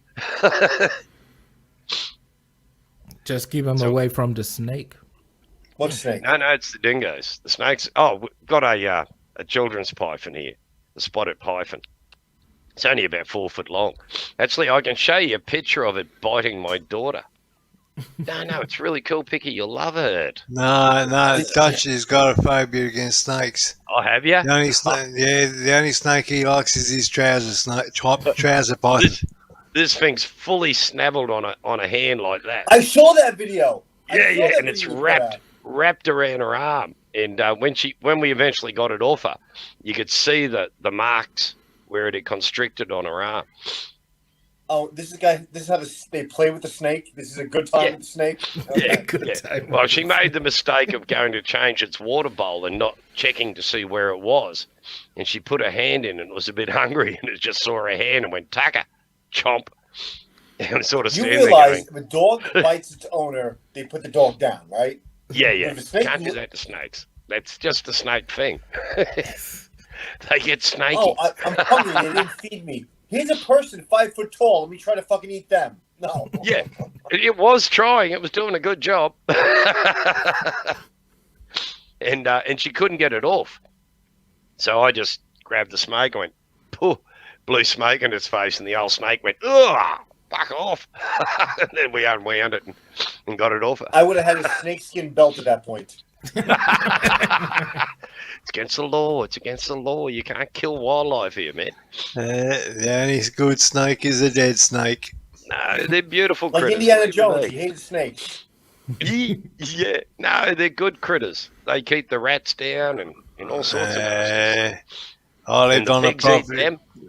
Yeah, Greg, I lived on a property, and we had duggites and bloody tiger snakes around the area. Jesus. I had 2 on my property, and they ended up dead. Mm-mm. Western Queensland, there was a property I went out to, and I kid you not, there were brown snakes literally everywhere, in the laundry, under the house, out in the paddock, just brown snakes all over the fucking place, man. And I'm good with snakes, but it made me bloody nervous. I mean, you just didn't want to upset one. They will actually get aggressive and come after you a bit. Eat snakes in Australia? Last week, Greg, there was a news report on the morning news. The wife called me in to see it. A woman went into a went into a supermarket. She's walking down the spice aisle, and there's a fucking snake coming out from the top of the spices.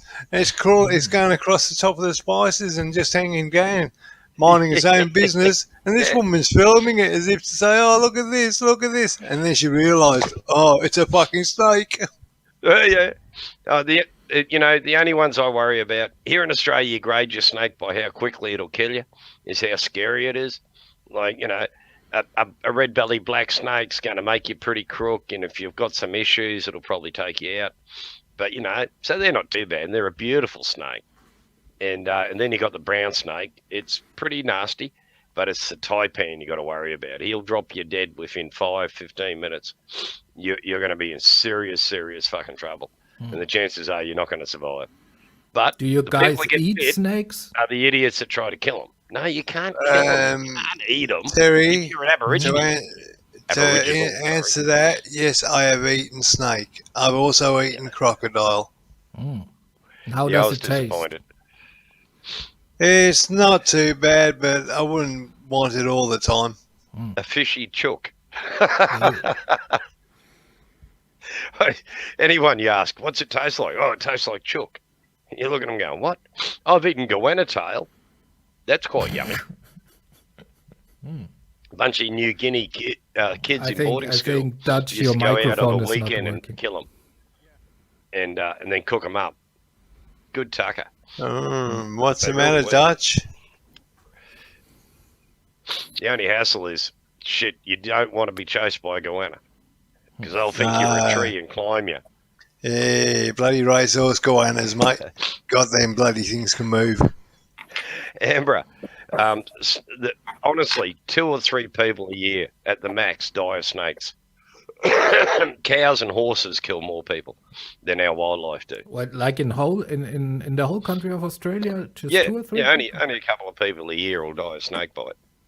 How many by dingo? A few get bit. Well, if they're not careful, there'll be one in Brooklyn end up dead.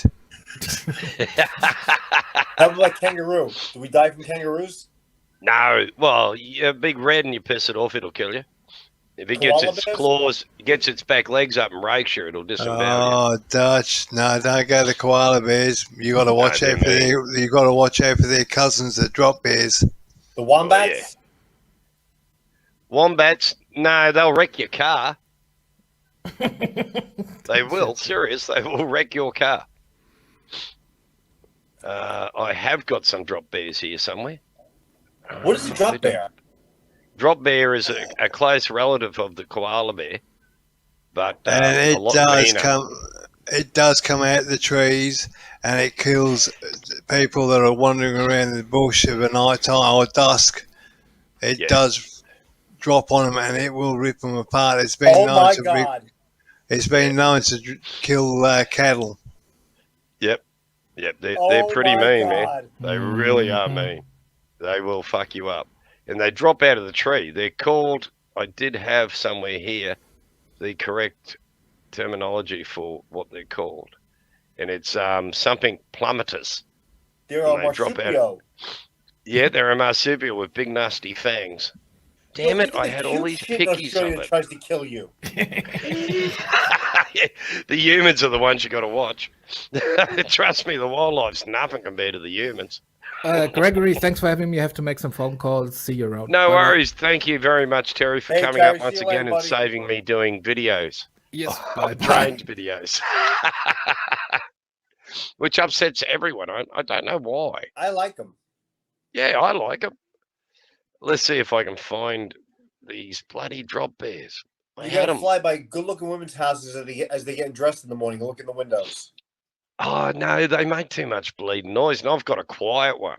And even my quiet one, if I'm outside your bedroom window, you're going to be going, what the fuck? Is there a bunch of angry bees outside the window? And you're going to look out and see my little drone go, Greg, yeah, mate. take a look in private chat, mate. That's the best site I found on drop bears. Oh, magic. Thank you for that. Oh, here we go. The Australian Museum. This is the one. Learn about the Australian marsupial.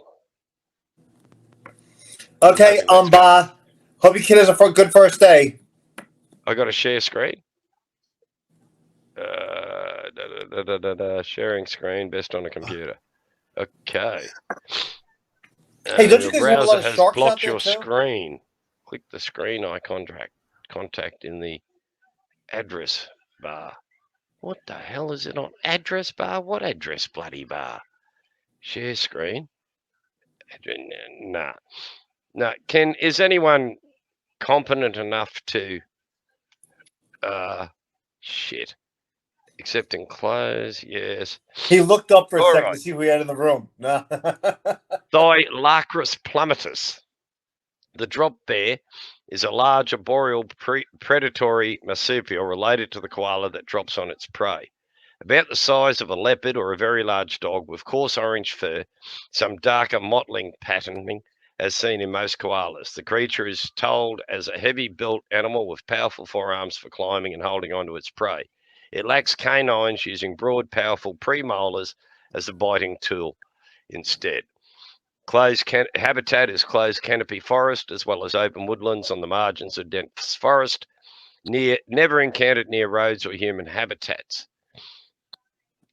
Stories of kill sites and examinations of scats suggest mainly medium to large species of the mammal make substantial portions of the animal's diet. Often prey such as macropods are larger than the drop bear itself. Danger to humans. The focus on bushwalkers being dropped on by drop bears, resulting in injuries, mainly lacerations and occasionally bites. Most attacks are considered accidental, and there are no stories of the incidents being fatal, or they're lying there. Of course, they're fatal. The big trick, of course, is that when you're dealing with drop bears, is that to eat Vegemite. It comes out in your perspiration, so they don't tend to eat Australians. They've done surveys where they've sent out Australians into the same area where there's a known drop bear, and they've sent out tourists into the same area, and the tourists tend to get dropped on, and the Aussies don't because of Meanwhile, you neglect to say the tourists are all Americans. Americans, New Zealanders, Irish, British, anyone that doesn't speak Australian and doesn't eat Vegemite. So they recommend for tourists to put a bit of Vegemite behind your ears and a bit under your armpits, and then the drop bears will tend to think you're an Aussie and leave you alone. What the fuck is a Vegemite? What's Vegemite? Wait. Oh, Dutch. You had to ask, didn't you? What is it? Vegemite is a spread that you put on toast or on bread. You don't put it on too thick. It tastes like shit, mate. I live in Australia, and I will not eat the crap. This is the staple diet of Australia. Vegemite. What the fuck? Show him the colour of it. It looks like shit. Oh, it's delicious, man. It's made out of the beer yeast. Meanwhile, you taste delicious, and I got Dingo over here going, it's disgusting. It's disgusting. It's bloody horrible. Looks like tar. It is exactly. That's the best way to describe it. It looks like bloody tar, and it tastes like sewer shit. No, it's. Don't listen to him. I'm listening to him on this one. This is the national diet. This is Aussie tucker at its best. You put it on toast mainly, very lightly. If you're not used to it, you don't go whacking it on until you know your bread's covered in black shit. Otherwise, you're just going to go, like what they like doing to the Marines when they first arrive at Darwin. The Australian soldiers like to get them, and they give them a tablespoon of Vegemite and go on, just eat that. And you just watch the poor bastards die. Even Australians die eating that much Vegemite. And you watch these poor Yanks go, they roll around. It's fucking hilarious. Well, at least we think it's hilarious. And Dutch, I'll be totally honest with you, mate. Oh, it's salty as shit. It is. That's salty. how bad it tastes. Yeah. I can't have salt, so you can keep full of vitamin B. It's great for hangovers. A couple of slices of Vegemite on toast in the morning, cure your hangovers. It's just yum. What's it say on the back? That argument didn't work with my girlfriend to swallow. You think I'm going to fall for it? It's full of vitamins. It does. It's great for hangovers. It won't make your tits grow bigger, which is what you tell your girlfriend. Oh, no, this will make your tits bigger.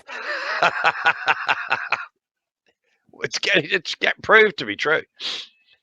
And here you go, Dutch. If you actually want to see what Vegemite's like, look up on YouTube Vegemite Challenge. And you will see videos of people doing the Vegemite Challenge, and you'll see what Vegemite's like. Come over here. Come on, I want to show them my grandboy. He's still in the wrappings, but here comes my grandboy. In the wrappings? With us. Yeah, he's still in the oven. He's not quite done yet. But come on, bloody. Oh, pregnant this women. is. Oh, keep that woman away from the snake, or it'll have a tooth for one. Come on. Here's my grandboy. There he is. No, that looks like a woman. That's Oh, a grandboy sorry. in there. Look at it. Oh, you mean the bun? Yeah, reverse bump. She's a lazy bugger. Got a pot belly. Drinking too much beer. Smacking the back of the head for granddad. Greg, that's your daughter? Yeah, that's my beautiful daughter. That can't be your daughter. Yeah. Yep. That girl can't have any part of you in her. She's too nice. I was gonna say, you wait till you piss her off, and you'll go, "Oh, that's Lawler's girl." Yeah, she got the mother's looks and brains. Yeah, she did. Yeah, the mother's gorgeous, and or was. How'd She's a you bit get of an her? old bat now. I dodged a bullet there. Her mom's Could I have pretty. a How'd rum, you- please? Yeah. Alexis? No, that's what the young one's for. She's got good legs. Yeah, there you go. Greg, Yeah. Greg, and get up and get your own freaking drink, you lazy sod. I can't, mate. Bung leg, mate. I would, but invalid. No excuse. I've got back pain at the moment. I still get up and go for a smoke and get my own bloody drink. Shh, don't tell them. Young Brad's in the chat. How's it going, Brad? Pop on up. Say good day. Bring Frank. You need tea. I do need a tea, mate, but I've got rum, so that outweighs tea until I've got no rum, and then it's drink lots of tea. Rum, the drink of champions. You're still trying for that sponsorship. Oh, yeah, man. Any day. Just even, old-fashioned rum cans. That's what they used to be coloured. And they used to call them my Greg. black sleeping pills. Shut up talking for a minute, Greg, so somebody else can talk. Okay. Give Brad a wrench. Oh, yeah. I didn't even realise I hadn't given him one. Oh, good Lord. Hang on a second there, Brad. I will save you. And by the way, Dutch, if you haven't realised, if you want to talk here, you've got to jump in and tell him to shut up so you can say something. Yeah, I kind of go. He's talking to a New Yorker. You got to get your way in there, See your openings and jump in. Yeah. There's a chance. Quick, before he says anything. Don't there get we him go. started. Don't get him started on his stories, Dutch. God help you. You'll be falling asleep by the time he's finished. Oh, come on. That's mean. There you go, Brad. Made you a mod, mate. Now you have to pop up and say good day. Yeah, bring Frank Don't with you. do that. We'll boop everyone. Don't do that, Brad, because remember, I've got a spanner on your channel, Brad. Oh, I shouldn't have said that. I'm going to lose my spanner now. Yeah, you lose a spanner. Everybody's like, "What'd you do? What did you do?" I'm like, "I didn't fucking do anything." The subways are flooded in New York City at the moment. Yeah, all the time. Wow, that's a pretty shit fucking subway system. No, actually, it's brilliant. That it gets the rats out. And the homeless. And don't you have mystery tunnels that aren't used anymore and stuff? The That'd be tunnel under awesome. the Waldorf Astoria is not used anymore. Matter of fact, FDR's train car is still down there. Yeah, Oh, and wow. so is his car. Yep, on the train. That's called, it. Oh yeah, dead set. I found out about that on a program here. The guy actually got a tour down there, and they showed you the train, and he said not many people get to see this, and he got inside it, and he showed the car. Wow, that'd be awesome. And what? I So got the there was keys a to get down station to there. get up to the pub. That's how you get in. Yep, I have the keys still. Wow, man! If I ever get to America, which is highly unlikely, because I'm pretty sure your immigration department would say, "No way, Jose." Evidently, something about being a communist sort of excludes one from entering the United States. I'm not a communist. I'm a socialist, but They think you're a communist.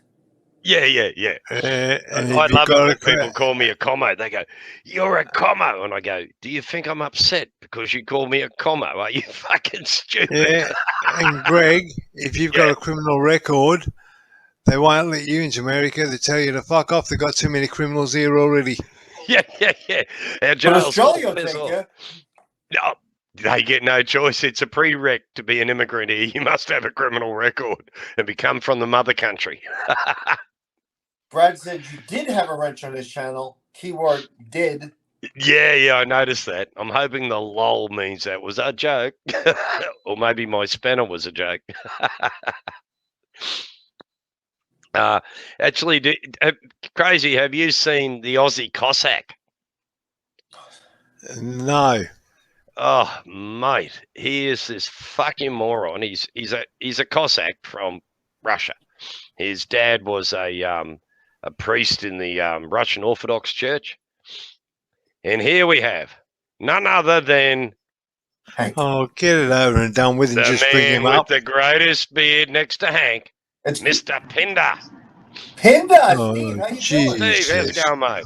Hey, good morning. I just wanted to tell you, Greg, being a socialist won't keep you out of America. Matter of fact, it'll get you into politics. The Democratic Party will welcome your ass. They'll give you a job, probably a title.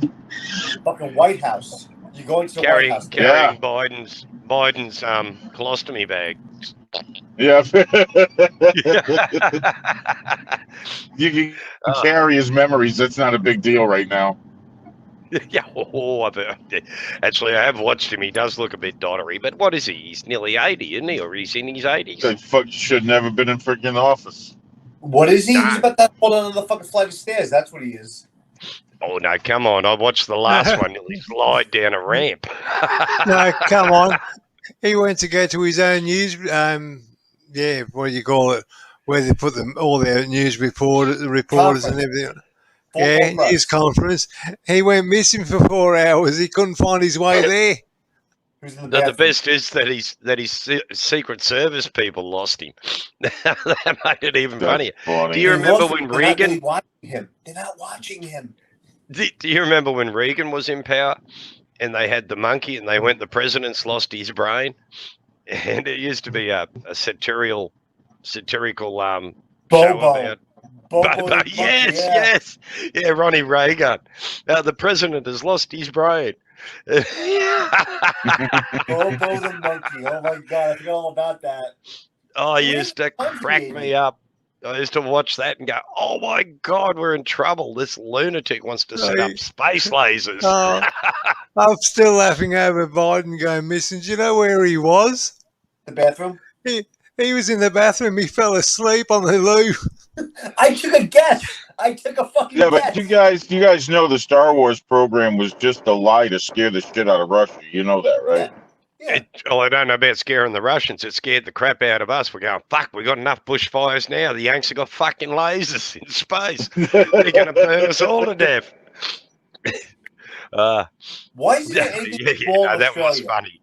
Imagine how much the Russians spent trying to fucking develop a space laser. Oh, God. Now, what was that, Dutch? Why is nothing small in Australia? You know, when you guys have a forest fire, the whole fucking country's on fire. Yeah. Well, we're like the Texas of America. Everything's bigger and better in Texas. Is that not true, Mr. Pinder? Yeah, it's true. But you can't knock the Russians. America spent $1.7 million researching a pen that would write in space, and the Russians just used a fucking pencil. That retails at $15 now. Yeah. I saw that one. That was hilarious. Yeah, spent an absolute fortune to get a pen to work in space, and the Russians went up with a pencil and went, "Yeah, this is how you do could it." send them up with a fucking check on. It's fucking ridiculous. And the price of a toilet seat for the space shuttle was $50,000 fucking dollars or something for a bloody dunny seat. Sitting there looking at it, going, "Okay, they saw yous coming." A $50,000 toilet seat, for crying out loud. And the Americans wonder why the rest of the world laugh at them. Yeah. No, not that we You all laugh at us, but you all want to be us. No. Like Adam Sandler. We're gonna laugh at you. Everyone goes, you want to live in America? And I go, fuck off, I wouldn't last 5 minutes over there. Someone would shoot me. Yeah, you'd run your fucking mouth and that'd be it. Yeah. I'd front up on someone and start chesting them, going, "What the fuck did you say?" Bang. I stood my ground. Holy fuck. That's not on. Jesus. Welcome to New York. At least we go to No, fisticuffs you'd first. get along just fine in Texas. You know, you'd get along just fine in Texas. You would. Oh, yeah, no. I As long as think you carry a Texas would gun. have to be the place to go. I go to Texas and start mouthing off at somebody, and somebody says, "What do you fucking say?" I said, "I know Steve Pinder. He'll kick your ass." Ah, yeah. Well, you know, I'm right in New York City because I'll have Dutch here with his gun walking along with me. Then I'll go to Gun. Texas and I'll have I mean, Mr. guns. Pinder with his gun. And wherever Hank More lives, gun, I'm more gun. laughing so long as I'm not on his range. Look, there's a target. Patish. Live target What- from Well- Australia. With the way the New York City Police Department shoots, the safest place in the world is in front of that gun. Yes. They'll never hit you. That's in Chicago. That's the safest place. Because when they do drive-bys, they hit everything but the target they were aiming at. yeah, they shoot innocent people left, right, and center. Oh, Well, shit. yeah, The guy that's that why tried I think we should teach all the gangsters how to shoot so innocent kids stop getting hit. It That just is made me terrible. remember something. Somebody did a drive-by in a house here in West Australia. No, sorry, Eastern States. They did a drive-by. They fired off 5 rounds, right? And all they hit, and this is going to make you guys laugh, was the guttering on the house. Hit the gutter. At least they hit the house. Yeah. They hit the that's true. hit the go. And sorry, and they hit the tile. Hit a tile on the roof. Yeah, What are they it's shooting at very- planes? They don't get much practice here in drive-by shootings. That's Hold on West one Coast. second. I got to fill up on gas here. No worries. With your cheap petrol, you should try the price of petrol here. Fuck How me. much? $1.80 a litre, which what is it? 4 Oh. litres to a gallon. So Yeah, I think it is. $4, 4/8 24. No, It's 32. It's like $7.20 for a gallon of petrol. It's like $3.75 for a gallon here. So Yeah, well, it's half the price of here. Not cheap, and we have our own oil and everything, but we're pinned to the price of oil in Singapore determines the price of our petrol. fuck Singapore. I hate to tell you, Greg, but they're actually going by the price of oil in from America now per barrel. Oh God, no, we're screwed. Oh, yeah. That's why petrol's gone up, mate. Yeah, no, bugger that. We're better off the Singaporeans. At least they were close. Yeah. Oh, talking. Singaporeans? That's a word? Singaporeans? What else would you call someone from Singapore? Someone from Singapore. Singaporeans. You could call them a PowerPoint. Ooh. I got Luckily, the Australian Border Force will be visiting you in the morning. Don't struggle when the white van pulls up. That's our It was equivalent Dutch. of your border. Dutch fucking said box. it, not me. that. I said shit. It's hard to Shit. deport someone from Australia that's in America. It's bloody difficult. Yeah. Think about it. Think about Going it. back to the gun stories, Yeah. the guy in Perth got done with 30 modified guns. He'd made semi-automatics. Ooh. He would have been in deep shit. Oh yeah, and guess how he was doing the modifications? 3D printer. Ah, yes. Ooh. You can make a pistol. Just don't get it off YouTube or off the net, because the Australian Federal Police are going to pop around to say good day to you after you download it. All internet stuff in Australia is kept for 5 years. All the metadata is kept by the government for 5 years of every single internet interaction is kept by the government. Oh, great. So Yep. 5 years down the track, they're going to realise I'm been talking to these riffraff. Yeah, and yeah, they'll be popping around. It'll be It could be the worse. It could be New York. We keep it forever. Our gas just went up here. I never finished about our crazy Aussie Cossack. Go He back to drives Cossack. around Sydney pissing the coppers off by flying a large Eureka flag through the roof of his car. So you got this Which pisses the Corsac cops. driving around Australia with a flag. Yeah. Corsac, Yeah. right? He was born here, I think, but he goes home to Russia regularly, and he's a member of the Russian military. He's got a Russian uniform with Russian medals, which he wears around here in Australia, and calls himself the Aussie Cossack. Loves Putin and wants Putin to come and take over Australia. And there he has 30,000 subs, and they all love him. They all think he's a freedom fighter and he's doing this. And I sit there going, he's a fucking Russian agent. He loves Putin. He wants the Russians to invade us. Are you fucking mad? And then they go, no. He's a great bloke. And the other day he was claiming that the Russians fought with us at Gallipoli with the Anzacs. And I thought, what the fuck? I never knew that. So I Googled it. And it turned out the Russians were over the other side. And were waiting for us to establish a beachhead at Gallipoli, which we never did. And so they never actually fought with us. They were waiting for us to finish. They were waiting for you to do the job. Yeah, and then they were going to come in and help us. Like they did with Germany in World War II. Yeah. And so, But this guy's going, oh, no, the Russians fought with the Anzacs. And I'm going, what the fuck? I never knew this shit. So then I checked it out, and it was just crap. Like, yeah, all right, sweetie. Yeah. Dutch, how much did you say the gas was there? Good night. Like It's about $7. $7. How much? $7 something a gallon. No, I'm talking to Dutch. How much? Oh, sorry. $3.75. Every time he talks, you talk. Damn it, friggin' Greg. $3.75. Okay. Shit, man, you're like just about $1 more than us. Ours just went up. It was at $3.61 earlier this week, or $2.61. Excuse me, $2.61 earlier this week, and it went up to $2.87 today. Jeez, that's a lot. But I couldn't imagine $3.75. Screw that. Wait till you're paying $7 something a gallon. Well, I don't live in You Australia. I live in live in a free country.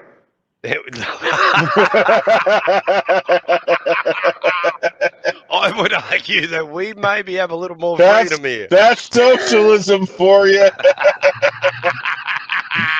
I'll pay that one. as the money runs out. No, well, this crazy Cossack is running around the place, geeing up all these bloody lunatics, and they all think that, you know, we're going to have a revolution and we're going to go out and take on the police and the army. I mean, we don't even have guns. How the fuck are we going to take on the military and the coppers? Yeah. Look what happened in Washington. Look what happened in Washington. They had guns in Washington. Nothing happened. Yeah. They, you know, gassed your people and then went across the road to take a photo with an upside down Bible, which was a little disturbing. Gassed them.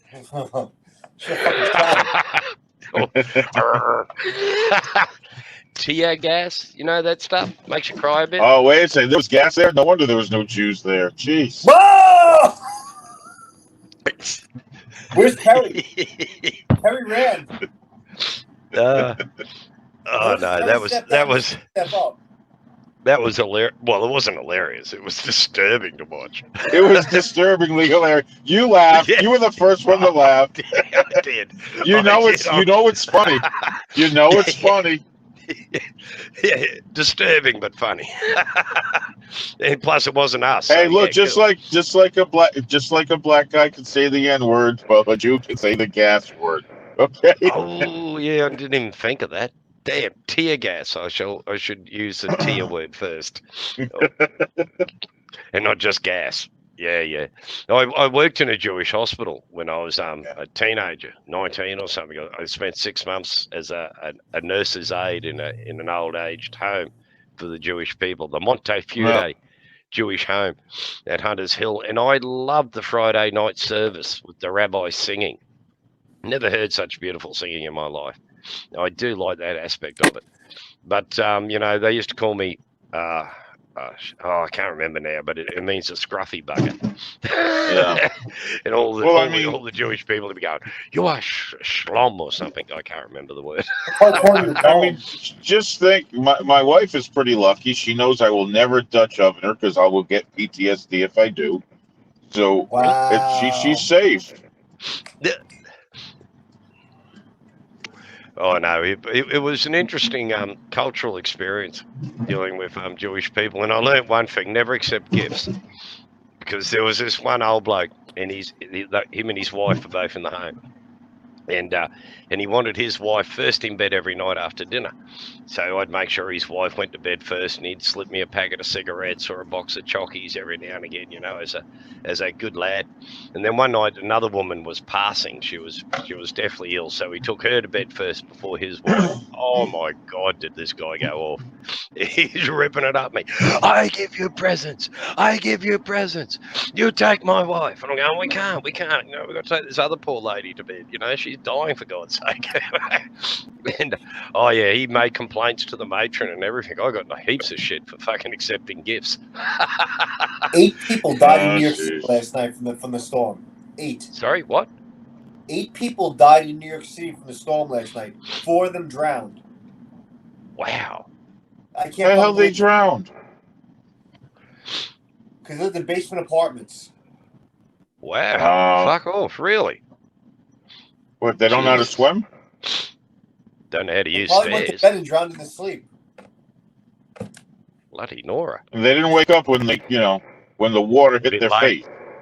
Probably I a don't bit know. late by then. I'm not one of those people that drown, so I can't tell you. I live on the second floor here, Bloody hard to ask them. and they ain't talking. No. Bloody dead That people. sucks, like though. that. Geez. You didn't lose any kids, right? No, I didn't say kids. Because that's what I was thinking. That sucks. Oh, wouldn't it? It's Brooklyn in the Bronx with these basement apartments. They're not cleared by housing, and they build these apartments to make more money to charge people rent, like mostly illegals. And when it floods, it floods. Wow. With bugger all way of getting out, obviously. But Well, you all that did money- have some. Well, that money you collected in rent, now the lawsuit's going to come and you're going to lose it anyway. It's not worth it. No. And then surely the families would sue the living arse off the landlord. You'd want to have good You're insurance. done, buddy. You're fucking done. Oh, yeah. We now own this building. Thank you very much. Fuck off. Until the next We own one. the building, your firstborn child. Oh, no. I got friends that lived in Manhattan, and they told me what the rents were like. Phenomenal. Holy shit. Yeah, rents aren't cheap here, but I don't know if they're anything Well, what you pay. He got Oh, thanks, smart Arnold, after a for while. coming. He moved into New Jersey and then would just commute to New York City. All right. Pennsylvania's a place to move to. What's that? Is it? Pennsylvania. It's dirt cheap over there. Oh, yeah? You Just live with the talking- Amish? Yeah, with the Amish. Yep. Yeah. So I saw a clip of this Amish riding, with that black carriage and the horse and everything, and he was drinking fermented tea or something, and he was being pursued by the police. Oh, And he Beewee. I've seen those Beewees. Buggy while intoxicated. Yeah.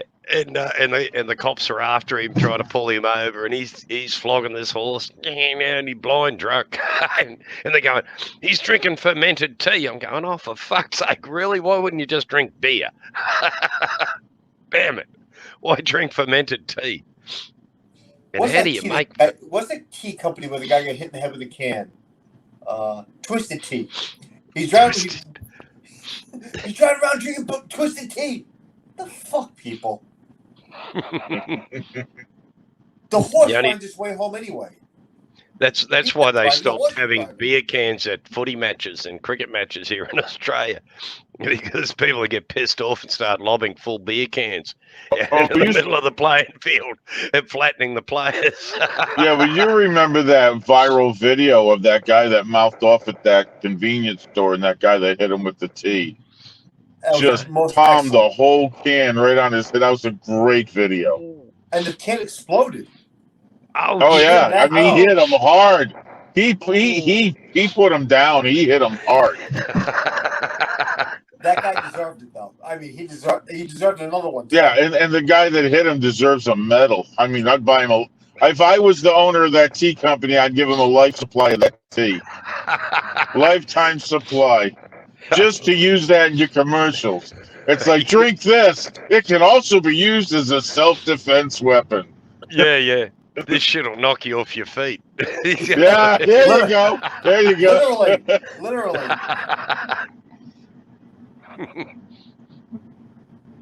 No, I've seen. I was up in northern Queensland one night at this pub, and we're in the beer garden, and lots of Aboriginal people there, and they started this big fight.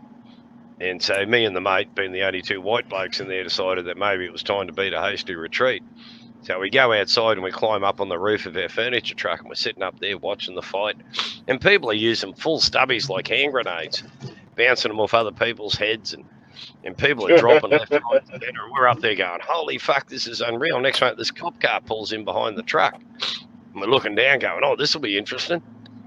What are these two cops going to do? And they're just sitting there watching. And we're watching them. They're drunk, of course, us, a pair of idiots. So I lean over and go, oi, what are you doing?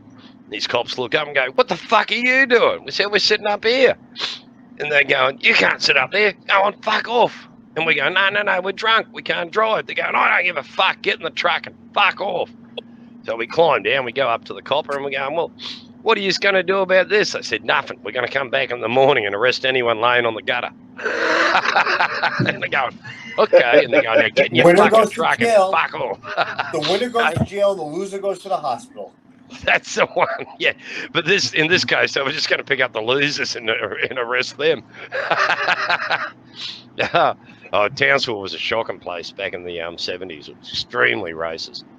Hey, Steve, we're drunk. Why don't we go sit on top of our furniture truck and watch the fight? That's real. Yeah. It was awesome. It was a great fight. And we're just up there with our beers, watching, going, fuck, look at that. Fucking, whoa, that hurt. And then the cops pulled up and went, oh, fuck, this will be fun. What's happening? And they never got out of the car. I would stand you guys like, what the fuck is wrong with you? Really, that's what they said. What the fuck are you doing up there? We're watching the fight.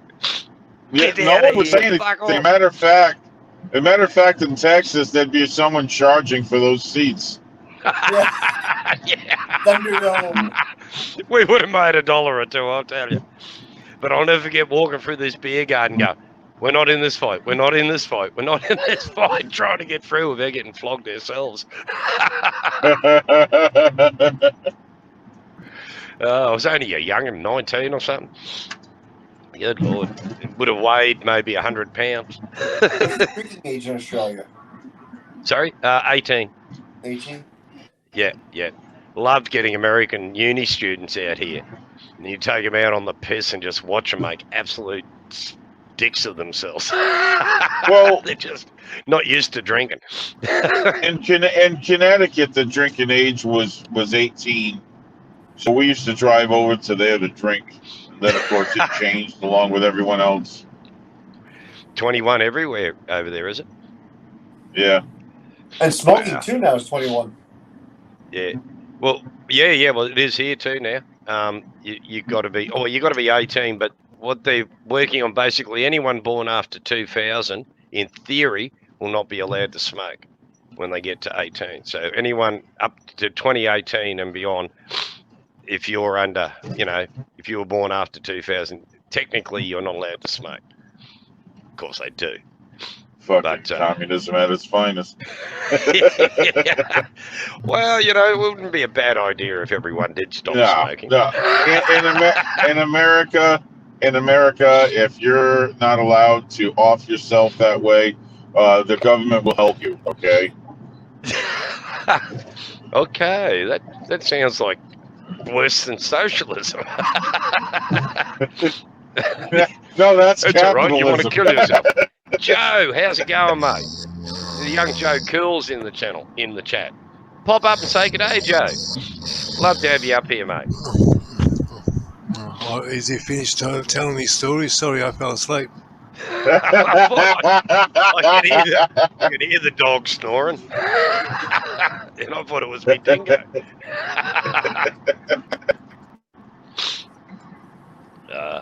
My dingo snores something chronic, the bastard. Yeah.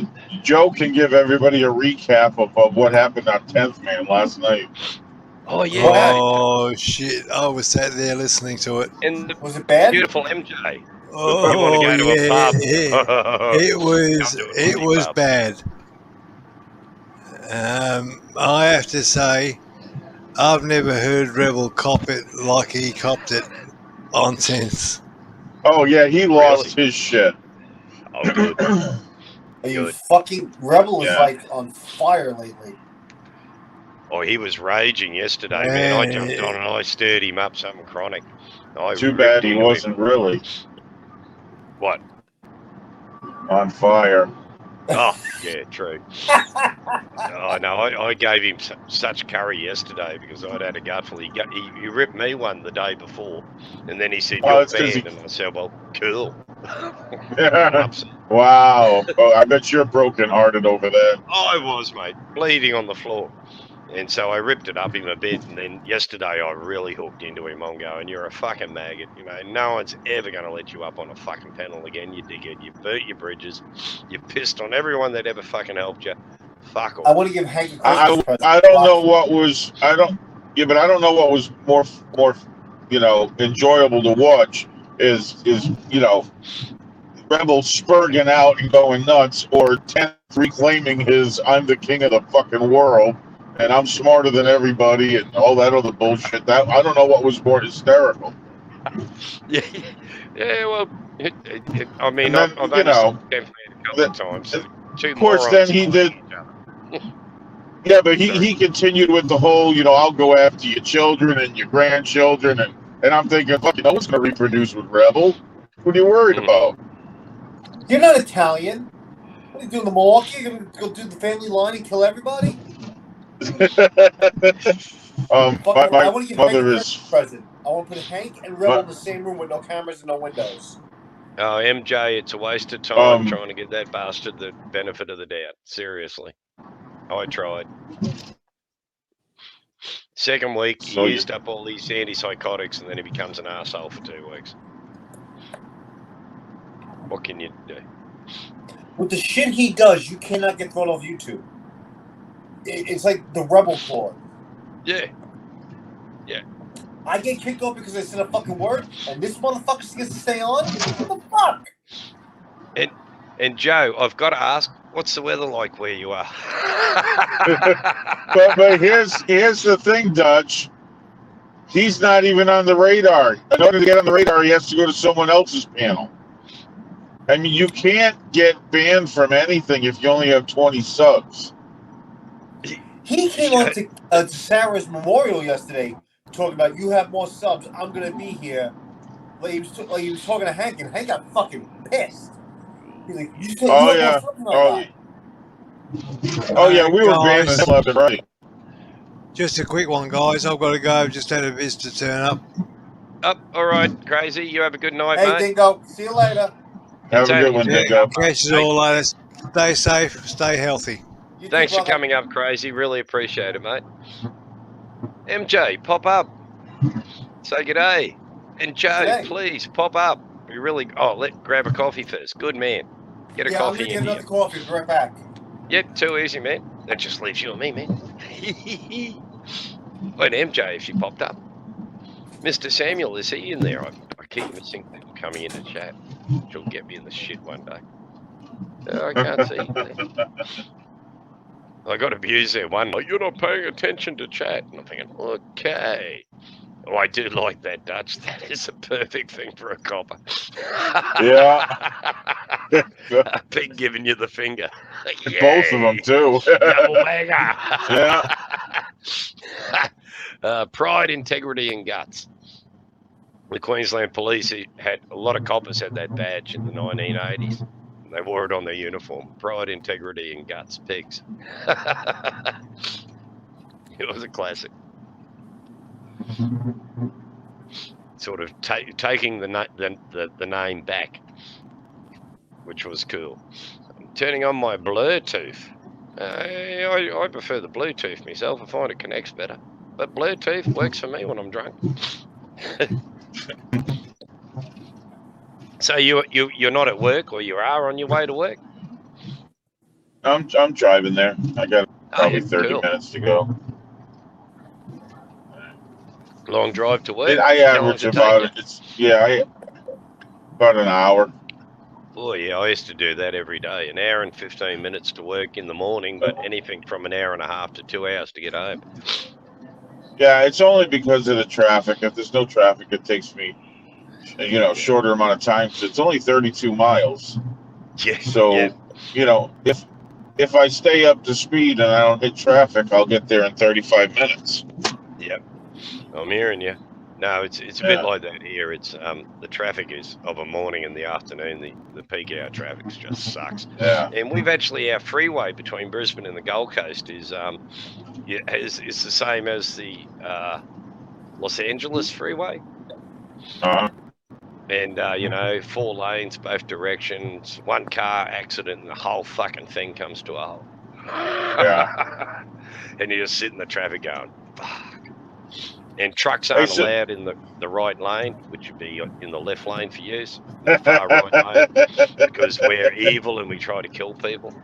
You sit there going, for fuck's sake. And then you got all these morons going slow in the far left lane, which would be your far right lane.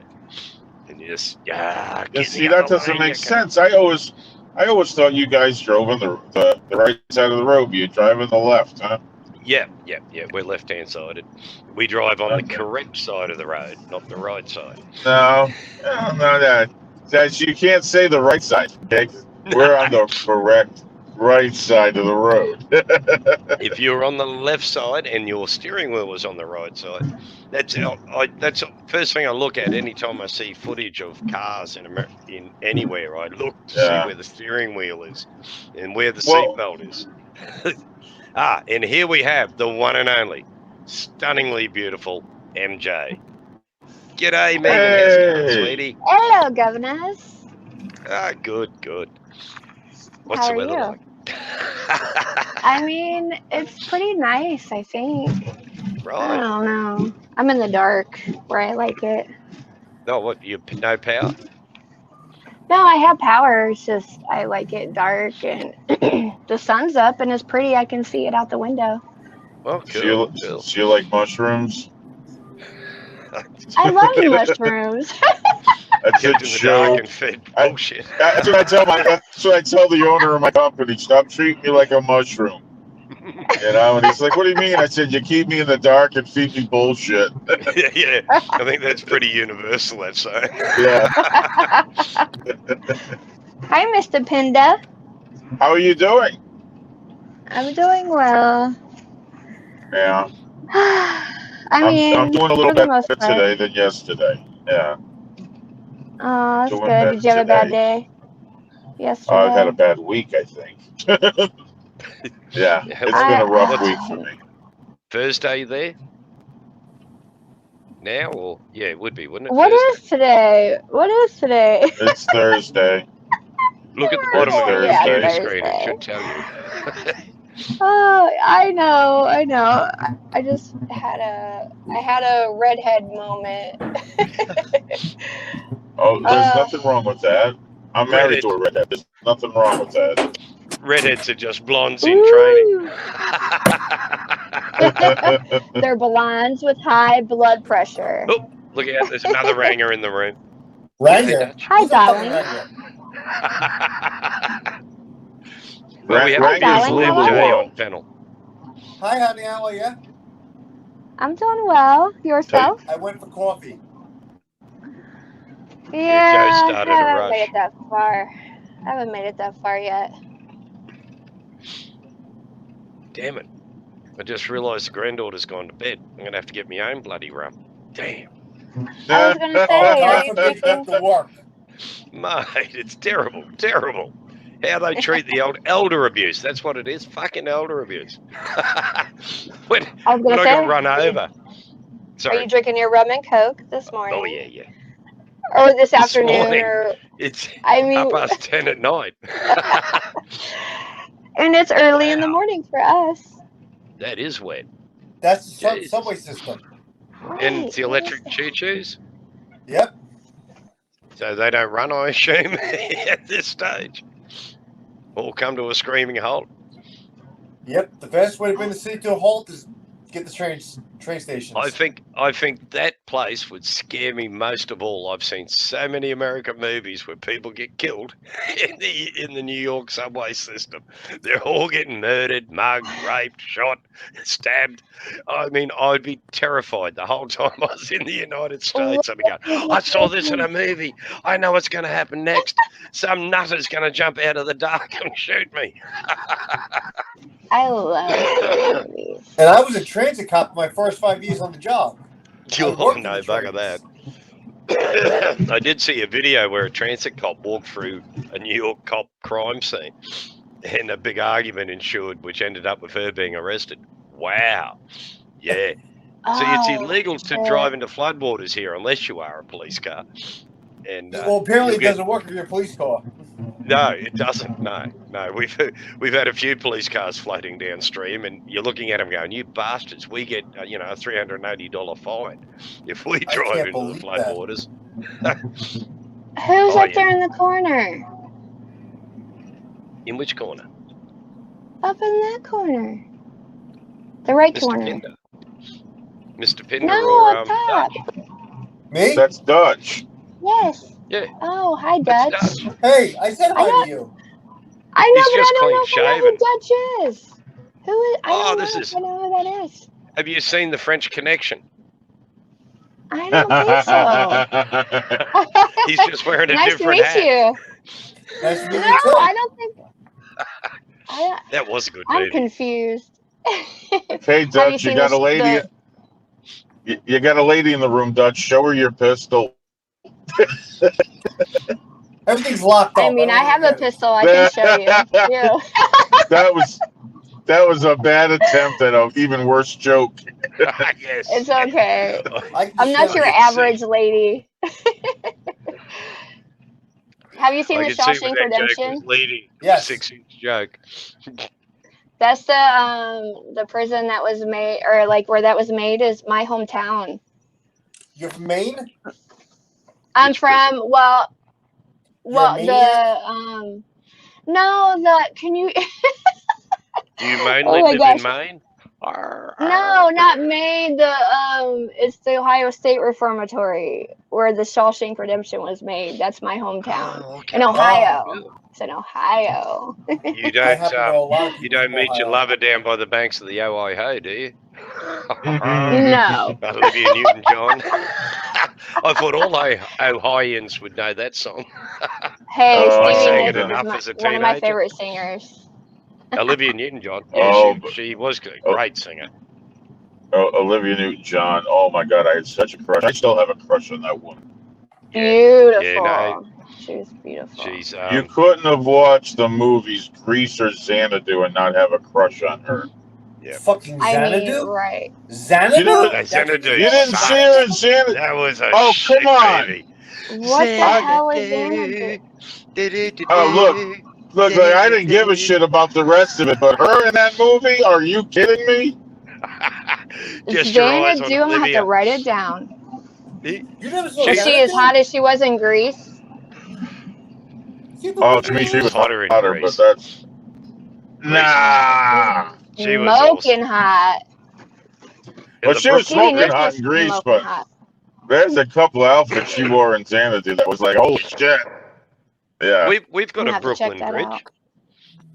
here in The bridge Australia. is mine. You're not selling it. No, Yeah, we've that's what I was actually going to say. Are you selling it too? That's We've- my we've- bridge. We've got a town of Brooklyn over the Hawkesbury River in New South Wales, and there's an iron girder bridge across it that we call the Brooklyn Bridge. Look at that. Hey, do you Oh, know there's a shit. Brooklyn, Illinois? I never knew there was a Brooklyn, Illinois. What is going on outside? Rain? What is going on outside? You live in America, Dutch. Don't stick your head out the fucking window. Jesus There's Christ, I've fucking seen the 6 cop movies, cars man. going You'll down the get block shot. right now. I feel like I've seen Dutch before. Usually my porno debuts. Oh shit, the Peter No. North shot. I Normally knew his hat's it. on backwards. I always told my daughter if some boy came home with his baseball cap on backwards, I'd turn it around the right way and staple it to his forehead. Oh, damn. And if his Shit. pants hung down past his ass, I'd pull them up and staple it around his waist. Strangely enough, no boyfriend of hers ever came around the house with his hat on backwards. It's the fire Anyway. department. The fucking fire department. God knows what the fuck they're doing. Go see the Those calendar, fireys. you assholes. Have you seen? There's a guy on I YouTube love- does the fire department clips. He's really funny. I can't I think of his love name the off the top of my head. accent. What, Greg, the Brooklyn I'm a one? cop. We don't get along with firemen. We don't I like know, firemen. no. He actually does that whole dichotomy between the fireys and the coppers. Like, you know, the coppers are there with their donuts and the fireys are there going, nah, bloody coppers. Do you know we have fight competitions, boxing competitions between firemen and policemen here in Texas? Yeah, we call them smokers in New York. Smoke. Yeah, well, a smoker is a general term for 3-round boxing match or any 3-round fight. But Oh, okay. the name of the fight group is called Guns and Hoses, I Oh, think and we're going. they raise a ton of money for charity. Who won? Oh, Oh, they a should be lot of fucking- times, sometimes They it's the firemen, violated them. sometimes it's the cops. They should be fucking destroyed the fire department. I don't know. I think Being they beaten by beat one of back. those hoses, it hurt. Well, I mean, well, think I don't know about why- it. These guys, the firemen generally have stronger arms. Yeah, when you have nothing to do all day but work out and fucking eat and sleep, you know. Sometimes they get to go into the world. So, before they yeah, go but here's outside. you're not letting me finish. You're not letting me finish. They have stronger arms, but the police officers tend to have better stamina. I gotta go out and look The for more crimes. Go out there and fucking look for a fire. the more muscle mass you have, the more oxygen you use up, and you have less stamina. Have you heard of some of the shit that comes out of my mouth? Obviously, my brain is not using enough oxygen. I love it. I love the cussing and the Oh, New no, York you- accent. okay, and Dutch. Look, Police Academy You need just to came come- into my Well, no, the Dutch. movie. Whenever you get to Texas, you need to come to one of our outings where it's all first responders, firemen, police officers, medics, everything. You know, even doctors and nurses. We I'm all definitely just coming come out there out. to kill some boys. Yeah, we sit around a campfire and the stories that come out, and then they go out and we shoot something. We'll shoot, you know, coyotes, wild boars, and we'll go back in and fish and do Drink some whatever. more, they You go know. back out. Yeah, pretty much. Welcome. Oh, let me I'll tell you a story. The craziest thing you ever want to hear from a cop while you're hunting with him.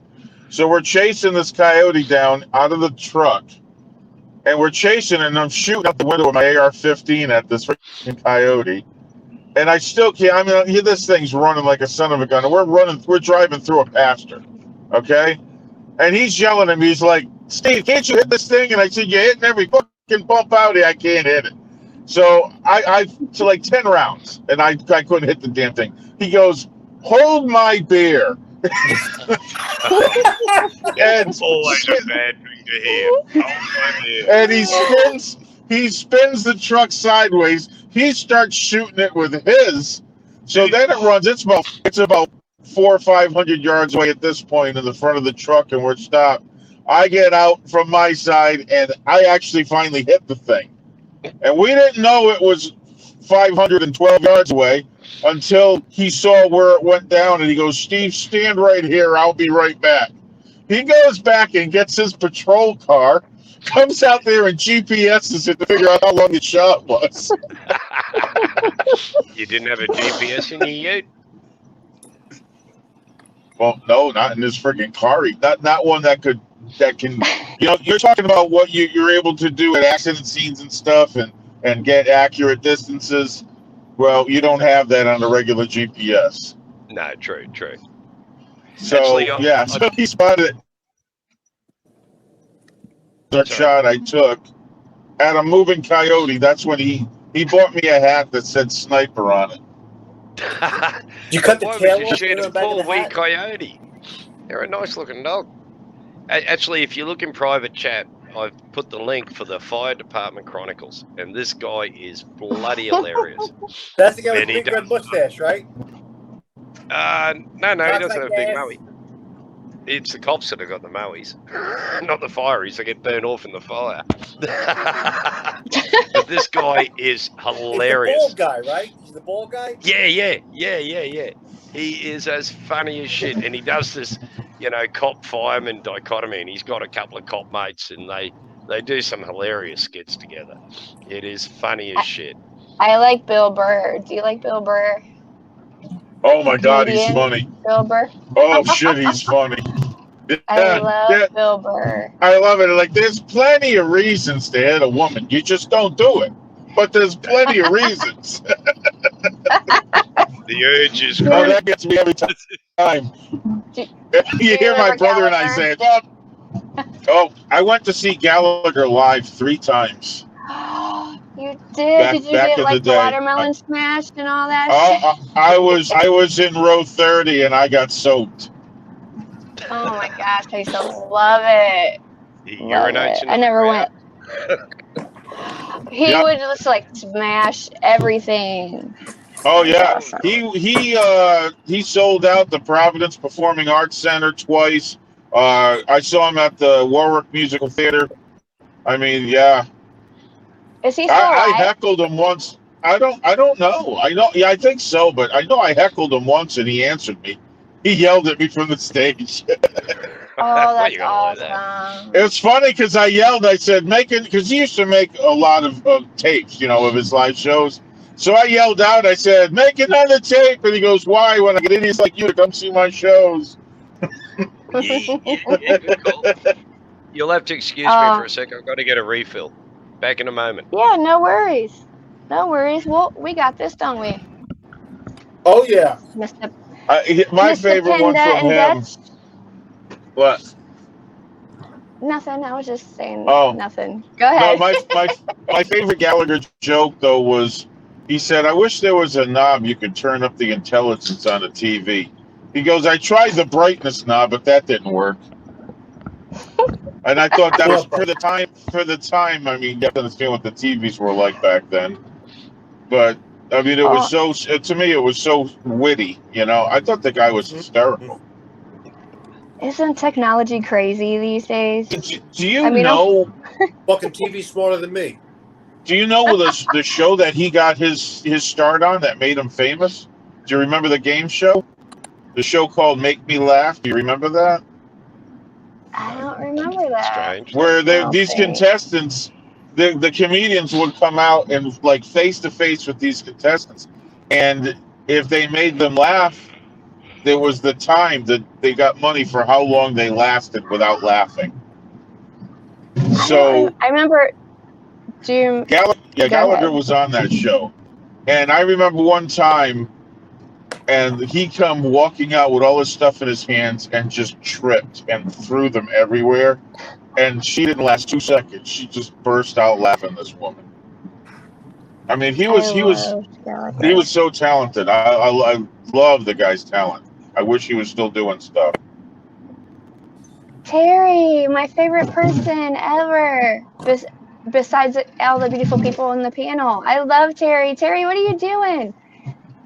Why isn't Terry up here? He was. He I left. love Terry. Oh, Terry was already actually, I up. saw him earlier. Yeah, I saw him earlier. Yeah.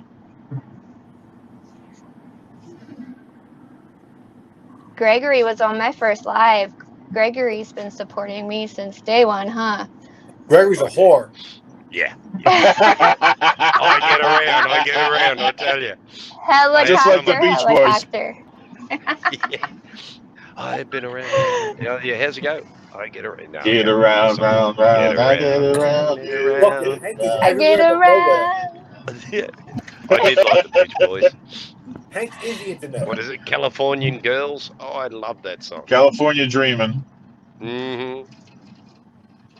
Awesome Terry and Well, Warlord. California Hi. Girls too is another one too. I wish they all could be California. By Van Halen. Yeah. Oh no, they remade it. I like that one better. Yeah. stuff. And Yeah, the other was brilliant originally was Beach Dr. Boys. Hook. Oh yeah. Dr. Hook. Absolutely awesome, those pair. They were brilliant. Terry, Dr. come Hook. up and say hi to me. Yeah. And the weather is 16 degrees Celsius. It's clear, and I'm getting tempted to turn the heater on, along with What the is air it? conditioner. What is Can it Terry here? come out and play? Come on, Terry, come play. Come on, Terry. Sit in my lap, Terry. Terry, come Mrs. out Evil will and let play. Come on, Terry. Warriors. Yeah, I was waiting for you to get that. I knew Dutch would get it. I didn't think anybody else would. I was a gang cop with Tony Allen. Of course I get it. Yeah, that's what I'm saying. I know I did that for you, Dutch. Appreciate it. Thanks. So what it must be about, I don't know, 12 o'clock at midday in Germany at the moment, Terry? Terry's in. I thought he was in Canada or something. He's in Germany. Oh, I thought he was He from Germany but lived in Canada or something. Yeah, he was deported. Oh, He was wait, deported. what? He's a greeter at the airport. I'm so lost. They found his submarine gear. Hey, back here. No, He you lives in boat people allowed here. Argentina. You boot, as the Germans would say. Boot. Boot He's is from boat Argentina. in German. Remember that That is the best submarine movie Rammstein I've song? ever seen. Is Du Boot. hast. Du hast nicht or something. Yep. See? Yep. I remember. Ooh, I used to strip to that song. What? Okay. I Hey, did. someone I did. cue the music. Cue the music. Let's. It's a black pleather. Oh, I'm not kidding. I geez. did used to dance to that. Yeah, 14 years of it. I learned to speak German at the University of German Languages. The Hogan. Well, what the hell did that have to do with her stripping? Shut up, Greg, and let's get back to the black leather. Okay. Hell, damn. You...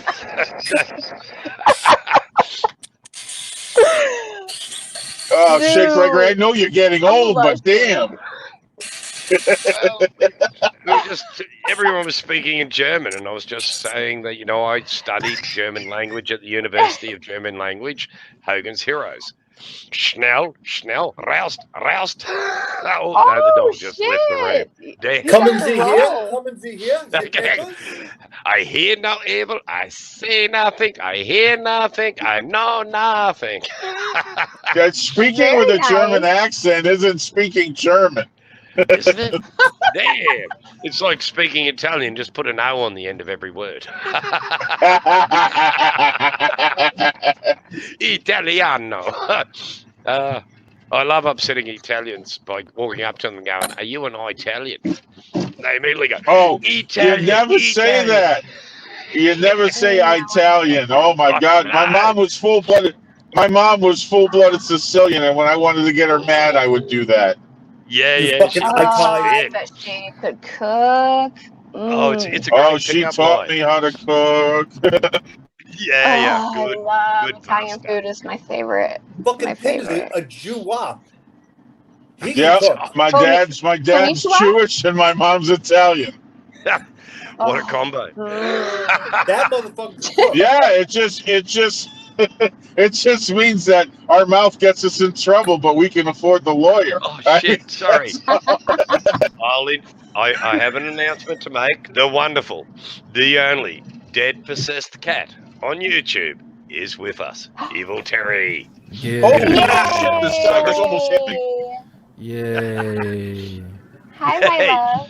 Only took 10 Holy minutes. cow. I'm sorry, Terry. Does it never end with you guys? It Oh, never no, ends it's with early me days. because Only up Terry's to the my 3-hour favorite. count. Yeah. Well, I made my Good morning. phone calls. Everything is fine. So yeah. Ah, cool. Come in my lap. Come on. Yeah. Come on. No role play now. It's early in the Come into morning. your bed? Did you say come into your bed? There'll be a bloody stampede off YouTube. Was that the appropriate thing to say? Yes, of course it was. You sure got game, Gregory. Oh, well. Dutch courage. Oh, look out, Dutch is here. I've been here. I've been there. I've been everywhere. I've Never been left. everywhere, man. That's a great Aussie song. I've been everywhere, man. I've been everywhere. Yeah, man. Yeah. And then he This- goes through the list They of need to Australian learn some piano. Pussifer. Yes. I know. I remember. See? Yeah, Gregory, don't be confused. It's good music. You know? It's very good. Yeah. Oh, I'm hopeless with that music shit. What, you hast? It's got to have bass. hast. If it hasn't got And- bass, it's Yeah, pointless. see, that's the only Rammstein song Americans know. It's always Du You, hast. it is. And it is. And Yeah, but And in you know- America, most of the time, tequila makes your clothes fall off. Not a song. I'm And, just and saying. the funny thing about it is you always get the translation wrong because it's not you hate, it's you have. And he's reciting the German wedding vows in the song. So it's not a song is- about hate. I think I hate would be appropriate for a wedding bell. I thought he was fucking reciting the rules to Auschwitz. Hey now. Is it? Oh, that is was it too Edelweiss- far. Yeah, that is it- was That was too far.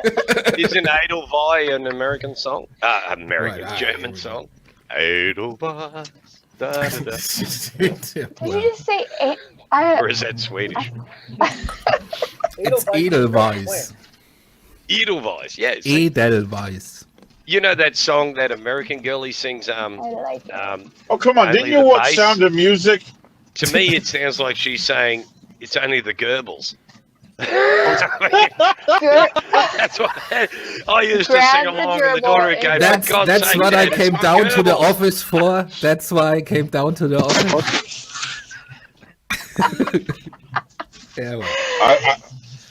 I watch Sound of Music to get all my German dialect. I have read some Sounds of great Music, conspiracy oh theories that my. came out of Sounds of Music. And look, see it as proof. The New World Order. I was thinking, for fuck's sake, it was a movie, you morons. Hey, Pinda, you doing better today? What's that? You doing better today?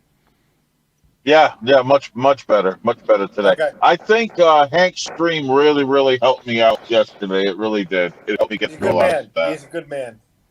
Yep. I missed it. Yep. And Yep, I so told I'm like doing I much watched better it today. afterwards. And then tomorrow I'll be out in the field killing birds, so I'm good.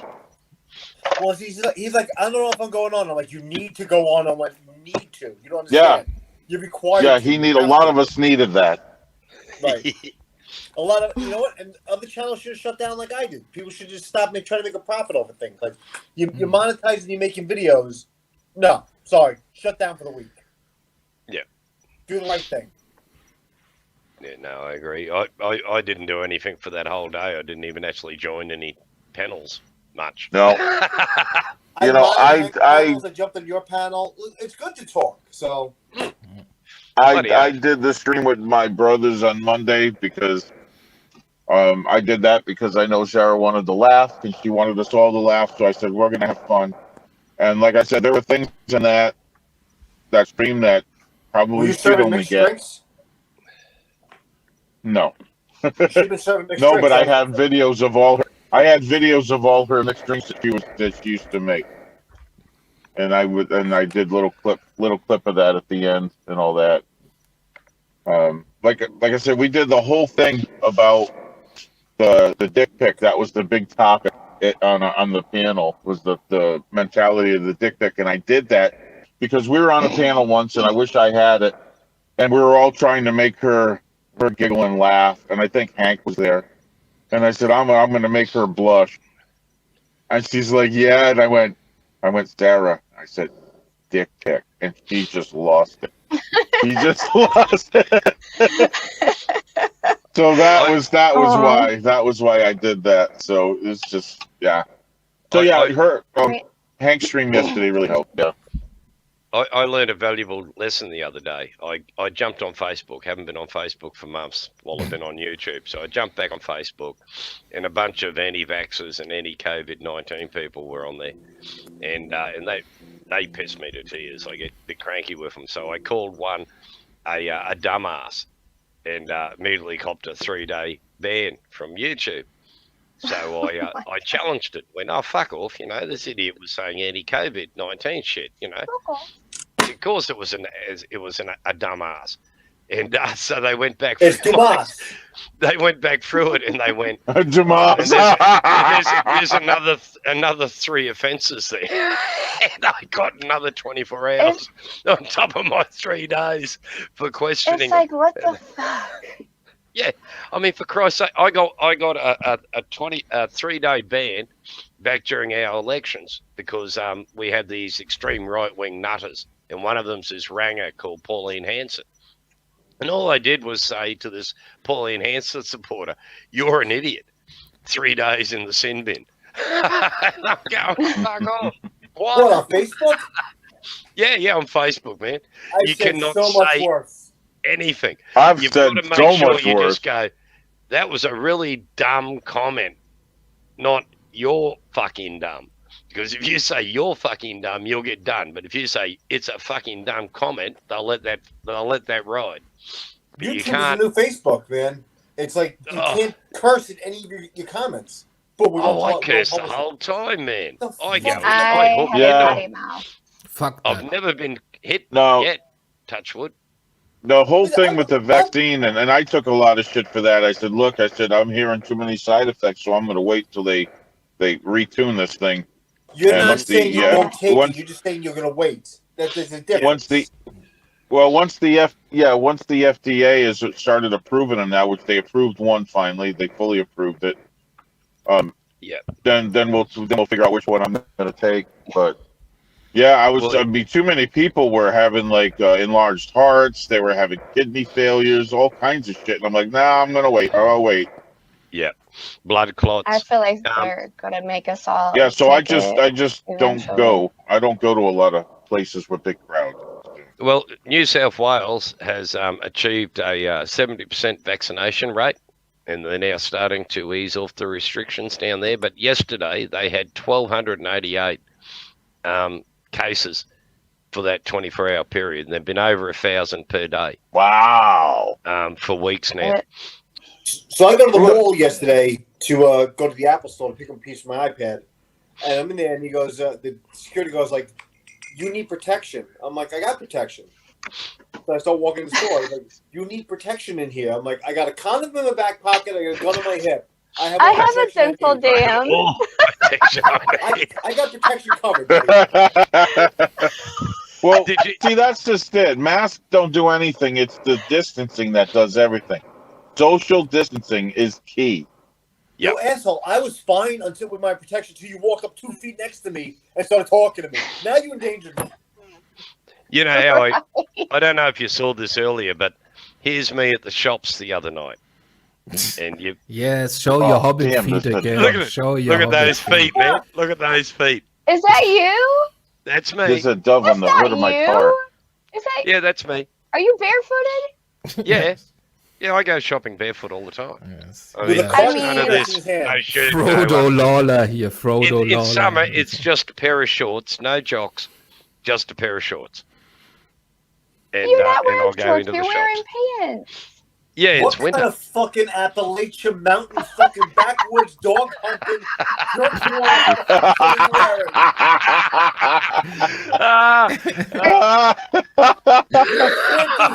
Are you allowed to not wear shoes into a store? Look, I would love that.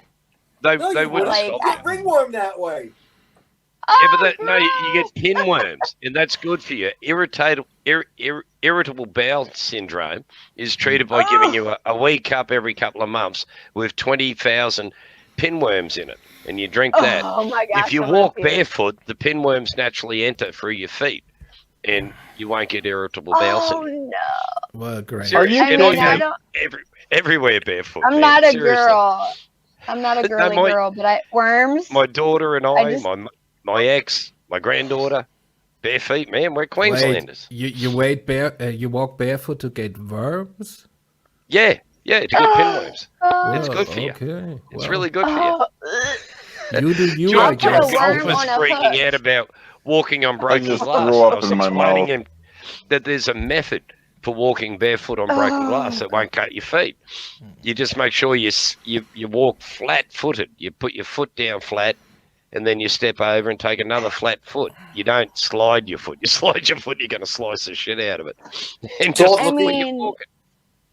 It's not I feel hard. like I could walk on glass Yeah, it's just easy. because I was a stripper for 14 years. But The only wearing things that fuck you up are stilettos. bindies. But What the hell does stripping have to do with being able to walk on glass? because What my the- feet. I've What been in kind one of or two stripping did nightclubs. you Nobody ever do? walked on glass there. What kind of I don't know. stripping was that? You can't Working strip in with shoes on. stilettos. I don't know. Yeah. Ew, and worms, though. Worms. Let's get back to the Diana, worms. how's it going, Oh, sweetie? God. Good to see you here. Greg, Well, you're well, out of your well. fucking mind. No, I go everywhere. I'll put a barefoot, worm man. on a hook and Why go don't you come? fishing. Here's But an idea. Come down to New York City and walk in the subway barefoot. See what the fuck you get. Oh, what happened? Oh, I'd yeah. get arrested. You step in Yeah, urine, oh, that's what you're no. going to step in. I'd be at gunpoint with these New York cops going, New if you York. fucking move, you barefooted bum, I'm going to shoot you. That's why I'm not coming to America, man. You don't get service in a shop for not having shoes on? No. What the fuck No is that? shirt, no shoes, no damn it. service. Yeah. I see that all the time, and I think, I'm fucked if I ever go to America. I'm going to wander down the shop, No adjust me shoes, shorts no shirt, on. No service.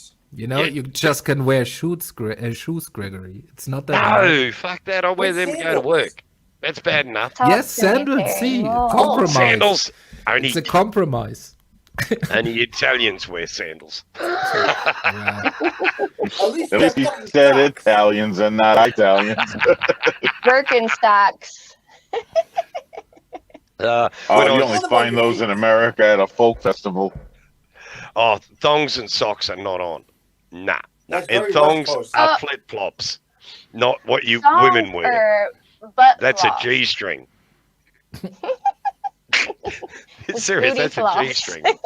I mean, you say to Americans, I got me thongs on, and they look at you strange. You go, what? You're wearing what? You go, thongs. And, you know, but I said you that call to them you. flip flops. Yeah. Actually, that was me. Yeah. You're What the wearing fuck? what? You're wearing thongs? I got me thongs on. And I mean, you got to wonder, thongs, there's two of them?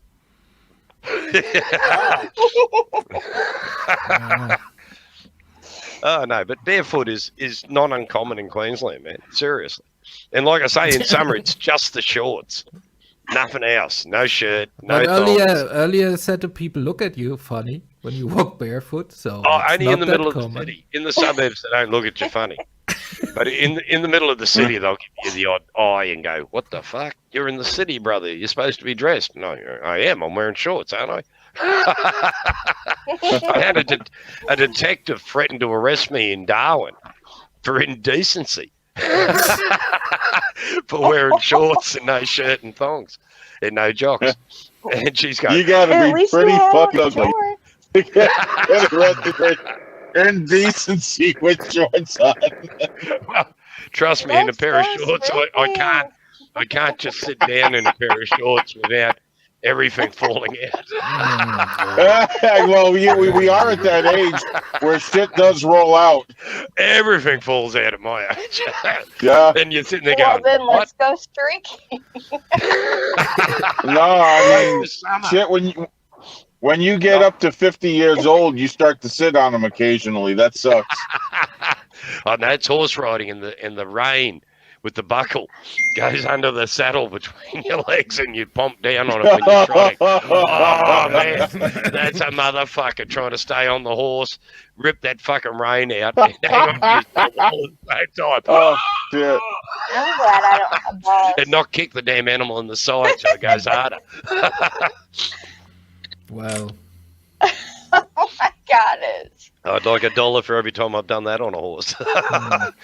Yeah, they're not fun at No, all. the worst is if you got like, regular wooden chairs in your kitchen, like maple or something, and you sit down in your skivvies in the morning to have a bowl of cereal, and you don't realize one of them rolled out the side of your your underwear, and they sit on that bare wood for a good 30 minutes, and then you go to get up. Glued. Oh! Oh shit! You look down and his hair and skin still on the friggin' seat. Oh, well.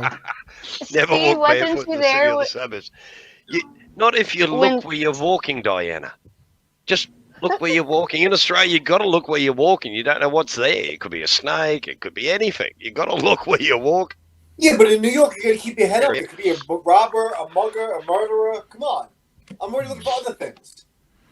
Yeah, but the cops are all looking at me going, "Hey, asshole's barefoot. Let's arrest him." What the fuck is wrong with him? Yeah, he's a nutter. Get the guns out.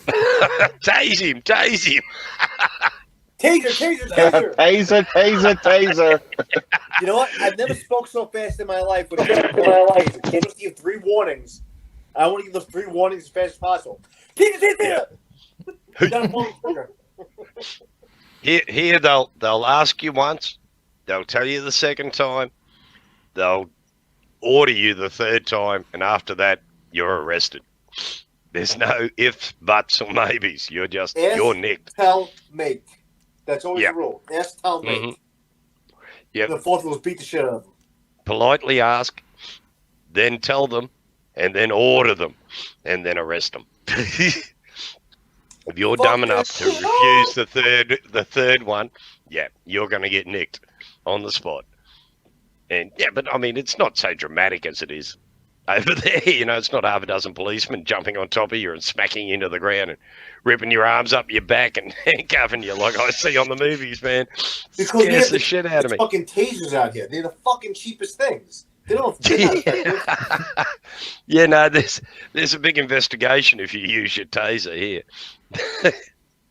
Then why give me a taser?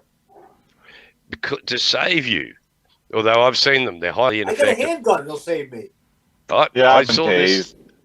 tased. There was a nutter here in Brisbane years ago, and he set fire to his own house, had a big ass knife, and here the Queensland Police will put an imaginary perimeter around you. If you step over that perimeter, they'll shoot you dead. It's as simple as that. They'll take that as a threat to the rest of us and a threat to them. So they put this perimeter around you. How do I As join long that as you police stay department? there, they won't shoot you. You step over that perimeter, bang. But they had this nutter, and I mean, he was crazy. And he comes out with his knife. He's already been burned up the back from setting fire to his house. And then he's come out and charged at the coppers. And seriously, with the 9mm, they shot him at least half a dozen times each, and he still kept coming. Did he So wear they just shoes? kept emptying. No, he was barefoot. They just kept emptying rounds into him until he dropped. And of course, they killed him. I How think he had much to hit meth was 15 he to on? 16 times. No, he was just insane. And I hit a yeah. guy so hard in the back of the head with my nightstick, I broke the nightstick. That's how high he was. Ouch.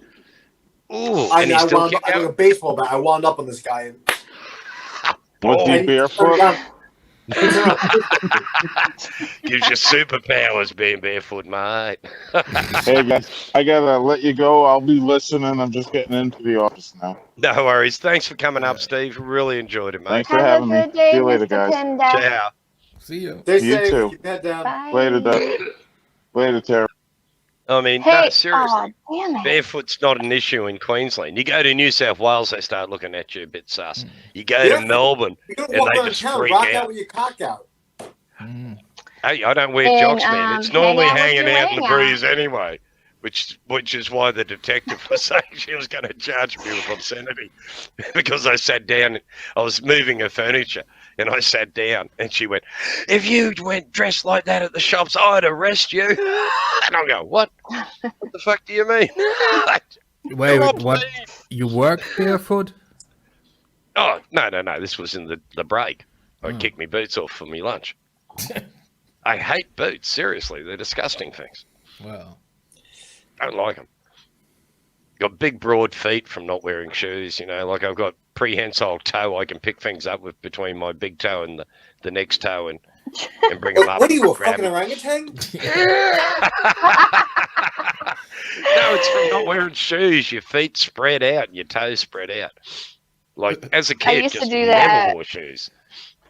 I used to make my toes do that. My mom would freak out. She's like, "Ew, stop doing that. It's so gross." Yeah, like, no, making my my mum used to toes get and real pissed off of it. But you know, you just didn't wear shoes. You didn't wear a shirt. This was before. Oh, skin. wait, Gregory, did you ever get married in your life? Yeah, once. That was a mistake. So, did you wear shoes? Oh, till the wedding, yeah. And I had to stay sober, which really pissed me off. I had to drive the drunks home. That was annoying. Are you on call, Dutch? No, I'm retired. I don't do shit anymore. Oh, my Just cousins hangs are out the cops window and goes, as well. "You're doing it wrong." Those days of me being on call when the phone rings and picking up on the first phone ring going, "McCarthy, how can I help you?" Yeah, they're over. I'm not taking. I don't have a life. What's happening? I know, right? This world is depressing, but you know, Well, when we I just retired, drink. my name was still in the rotation for like another month, and I was still getting phone calls 3 or 4 o'clock in the morning. Yeah, we got a body on the corner. I'm like, I'm not coming. I'm fucking done. Oh, there was shit. some guy I on don't give a fuck. Familiar, Tube, and he was Yes, doing this male black, auditor, no ID. Yeah. annoying the crap out of transport coppers in the Californian Highway Patrol in the transport section, and this morons, and they're pulling trucks into a rest area, you know, to do inspections and the usual shit they do. Check your logbook, you know, check your truck's roadworthy, that sort of shit. And this frauditor's come up, and he's given this sergeant a hard time, going, "Oh, you know, you're going to cause an accident," because there they pull everyone in. I noticed, you know, it's not just the trucks; they're pulling cars in as well, but they're not targeting the cars. Just everyone has to pull into the rest area. And this guy's going, "Oh, there's traffic backed up for 2 miles. You know, it's dangerous and all this shit." And I'm thinking, you moron. How dangerous would it be pulling all those fucking big rigs up on the side of the fucking highway, you dick? Of course they're pulling them into a rest area where they can pull them up, do a proper inspection. And this guy's going, "Oh, it's a kickback. You know, you're getting a kickback from the mechanics and kickbacks from these people." What I tell you, one more ticket, I get a free set of steak knives. Yeah, well, I got a phone call, Gregory. Thanks for having me up. I'm no sorry, I worries, didn't mean to interrupt. Thank Bye, you very MJ. much for coming up. Bye-bye. No mask, no shoes, no service. No, Diana, that's only in America, mate. I did have one girlie in a bottle shop that I kept harassing by going there barefoot. And she kept saying, "Next time you come here with no shoes on, I'm going to refuse service." And I go, "Fuck off, you can't make me wear shoes." She used to be a stripper. I want a lap dance. She is lovely. Oh, fuck yeah. $4,000 fine for riding a horse without a mask in a protest. Yes, and so they deserved. I know who you're Who's going to talking wear the about, mask? too. The person on the horse or the horse? Well, the horse should have one on, too, just in case. Yeah. No, it was a guy here in Queensland, and he's twice now gone to these anti-COVID, anti-mask protests on his horse, and the cops have just gone, "You're fucked, mate." Boom. And he's been ticketed every time. So he'll learn his lesson. It's going to cost him a mint. And here they've got a thing called SPUR, the State Penalties Enforcement Registry. And what they do is you get a fine, and then it goes past the 28 days that you've got to pay the fine, and you don't pay it, it goes through to SPUR, and they'll suspend your driver's license, suspend the rego on your car, and then they'll Spend your library card. No, they'll garnish your wages, garnish your bank account, and every week they'll take out $20 or $40 a week and take it out of your pay until your fine's paid, and then add, charges on top of that, $80 for, processing it and all that sort of crap. So yeah, you can't escape a fine in this country. Every state's got it, where they'll just suspend your license and go, right, you haven't got a license. You get caught driving under suspension, that's a 6 months loss of license and a phenomenal fine.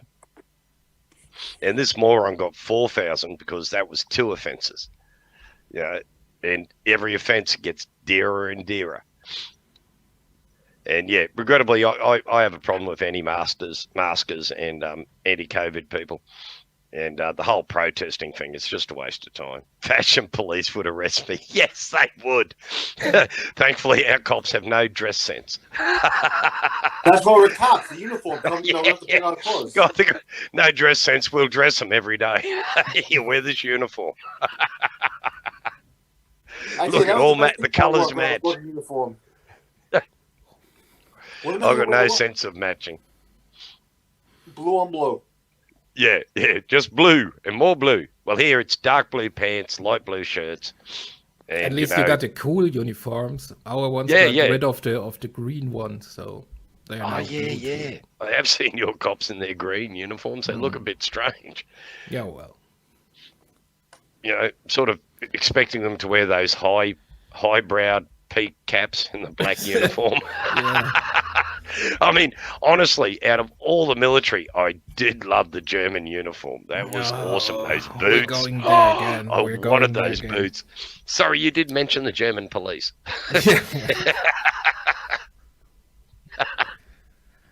Yeah, well, we got a certain style, I guess. It's all about you're right there. Yes. I can tell a Nazi at 50 paces. And I love it when everyone's here going, our police are Nazis. And you're going, for fuck's sake, do you even know what that means? Our police are not. You have watered down that word so much. Nazi. Oh, yeah. It's nothing now. It's like the thing that they're committing treason. And you're going, you moron. You don't even know what it fucking means. It means killing the fucking king. Or, attacking the government. What are you doing? You're attacking the government. It's you who's committing treason, not the police, you dickhead. It's annoying. But yes, Diana is right. Maroon is the state colour. You'll know when it comes to Origin time, which is June every year. You'll see me in maroon and becoming fanatical and rabid and attacking people that wear blue. That's the New South Wales people wear blue. It's the Maroons and the blue. It's a yearly war between the states. And, and it gets the whole country sucked in. Even all the other states get involved and they pick a side. You're either with the cockroaches or you're with us cane toads. And if you got any brains, you'll be with the cane toads because we win most times. We did lose this year, which was a real piss off. Fucking losers. Oh, yeah, we didn't feel good. Wait, and it was like a toad as your animal? Like your the animal cane or toad. something? That's the state emblem. That's our beast. It's an imported animal from South Africa, for fuck's sake. And that's the state emblem, is the cane toad. Yeah, well, and we're real proud of it. We love it. We got a nice eagle. You got a toad. Why not? Yeah, cane toad. Can't go past them, mate. Best creatures in the world. Who? Turncoats. No, that's those cockroaches down over the border that are suffering COVID like it's going out of season. And here in the Maroon State, we closed the border to them and went, nah, you aren't allowed up here. Fuck off. You're not coming up here and infecting us. Go, get. Are you guys locked down again? No, but it looks like we might be soon. We've got a couple of cases starting to pop up. It depends if these 2 truckies that roamed around for 5 days or so infectious, if that starts, if other people start showing up infected, then yeah, we'll go straight back into lockdown. But it might be 3 days, it might be 10 days, all depends. Until there are no cases, no community transmitted cases before we get out of lockdown.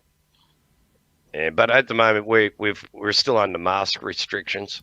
They've upped the restrictions a bit more, but we're doing not too bad. New South Wales is in total lockdown. No one's allowed out of their house. You can't go further away than 5Ks from your home. All police cars have number plate recognition cameras, so they know exactly where you live. And they'll go, "Ooh, he's more than 5Ks from his house." Whoop, whoop, whoop, whoop. You can beat that. No, you can beat that. Oh, you've got to have a good reason. You're going to visit a relative for You get a little passionate piece of reason. reflective tape and put it in the license plate. That's an offence. That is a serious Turn offence, a 3 man. into an 8. It's like you can't have police scanners. That's a no-no. That's an offence to have a police scanner. Yeah, no, that would get you nicked here. Serious. Yeah.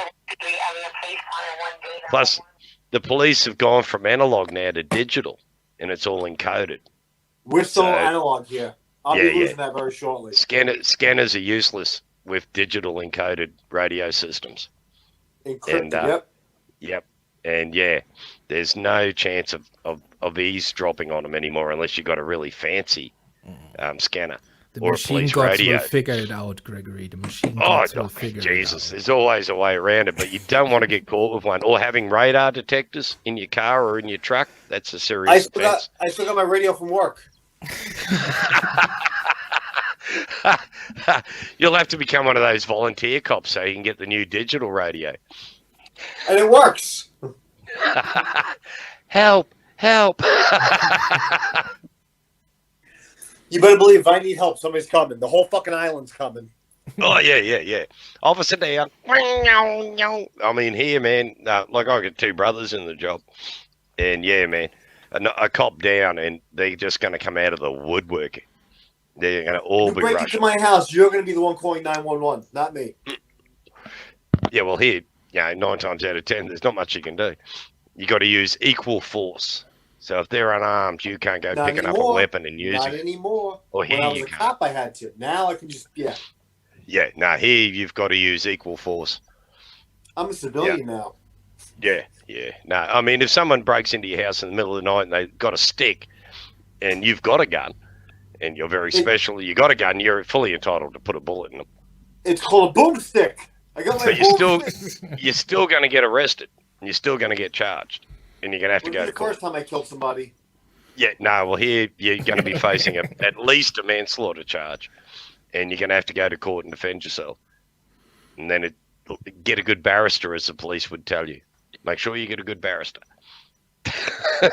Otherwise, you're going to jail. Your Honor, you want to fucking put me in jail? What the fuck, all, Your Honor?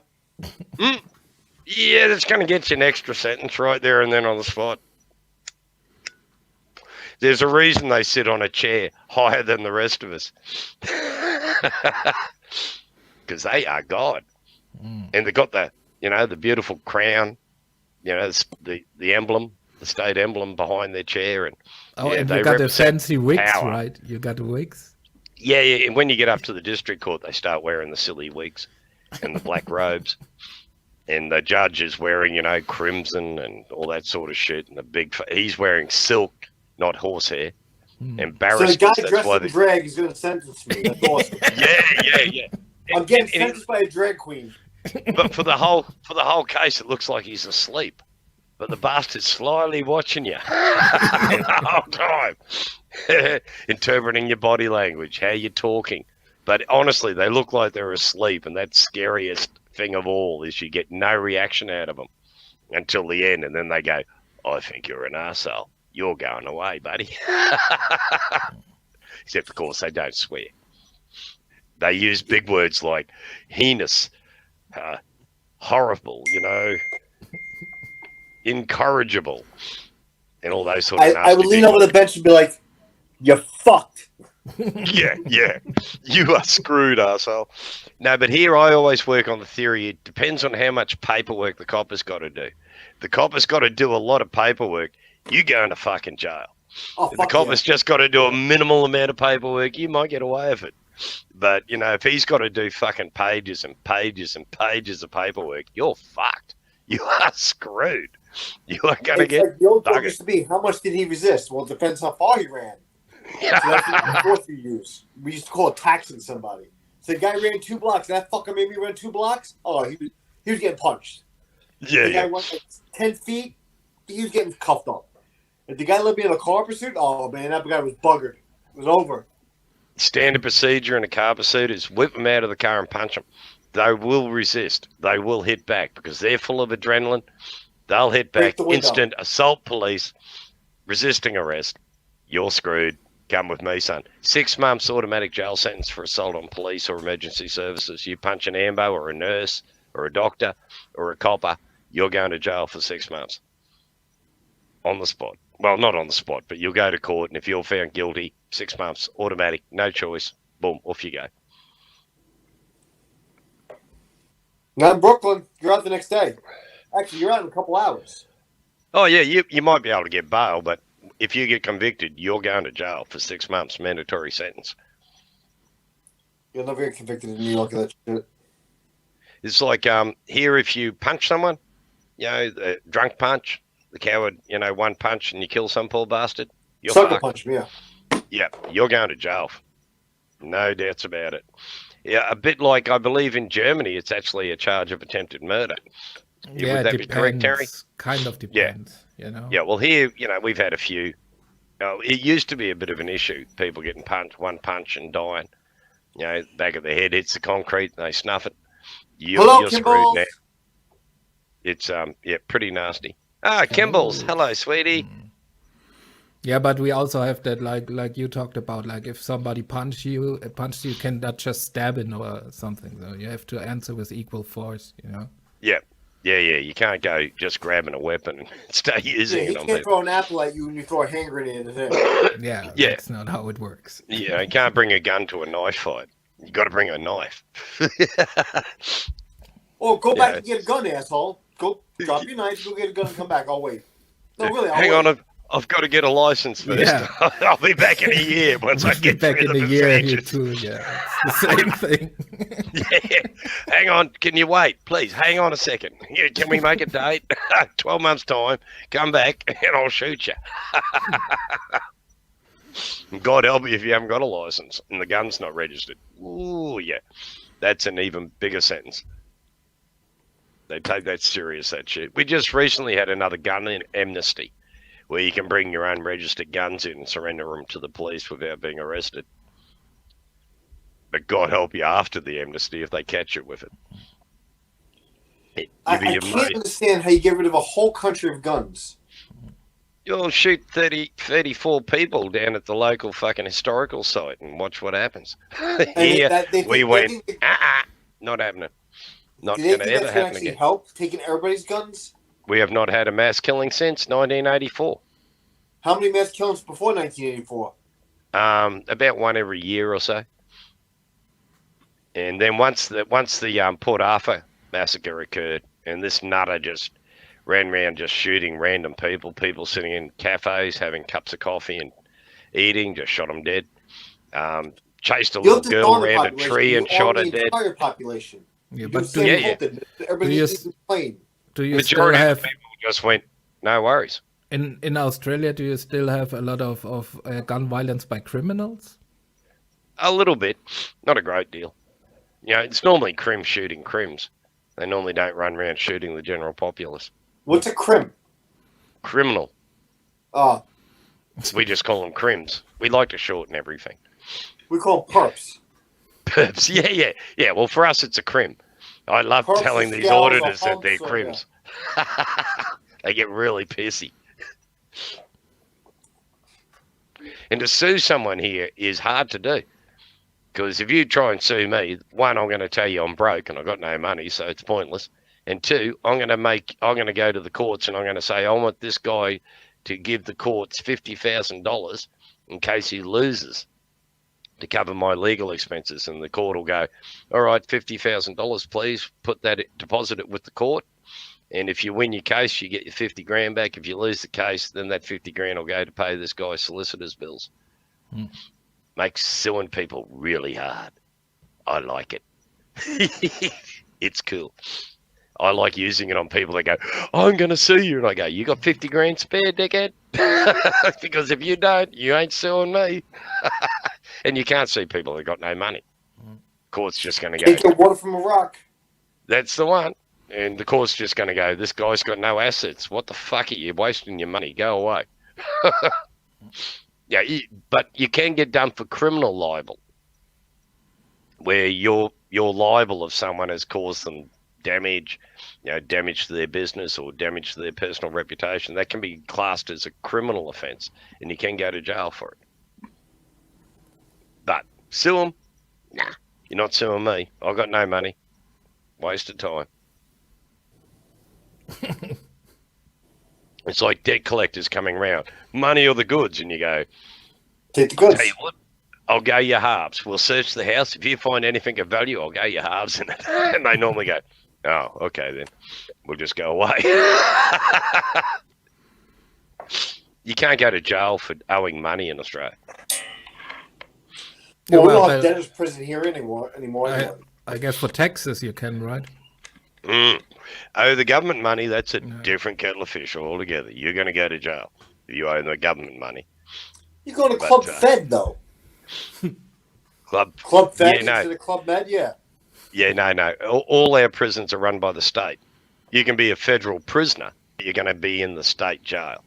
The federal government will pay the state to keep you there, but it's all state prisons. They have tennis courts, golf courses. Oh, you've seen mine, free internet. That would be a German prison, I guess. This is the recreation room. We don't want to talk about the German prisons, right? Dude, our prisons have evolved quite a bit compared to the old times. The old days, the good old days. I mean, come on, we have one execution. You guys got rooms for executions. Yeah, but we learned our lesson. Now we don't execute anymore. Yeah. See, it's we haven't. We got rid of the death penalty in 1922. Queensland was the first state in Australia to get rid of the death penalty. And the last person we hanged was 1913. You were still hanging people? We were up till 1922, yeah. The last person hanged in Australia was 1968 in Victoria. And it was a real weird one. Him and a mate escaped out of Pentridge Jail in Melbourne. And a prison guard was shot dead. But there's a bit of a contentious issue whether he was shot dead by Ryan, the escapee, or whether he was actually shot dead by another prison guard firing down on them. And it was never resolved, but he was found guilty of the murder and he was hanged. And he was the last human hanged in Australia. I was a kid, I remember it well because, they had the TV cameras outside the prison because they're all behind the walls that they do it. And everyone was protesting, going, "Oh, don't kill him, don't kill him, don't kill him." I remember watching it, getting all upset. And then when they hanged him, they fly a flag. They run a flag up the pole when they kill him. And once the flag went up, everyone started cheering. And I'm there going, what? You sick bastards. Yeah, we just spent hours getting all upset about killing him, and now he's dead. Everyone's cheering. What the fuck is going on? For a kid, it was very confusing. But no, since then, all the states have repealed the death penalty here in Australia. You can't be hanged. We won't extradite people to America because you kill people. I remember when they hung Eileen Wuornos, the serial killer, the prostitute on the fucking highway in Florida. Yeah. That was crazy.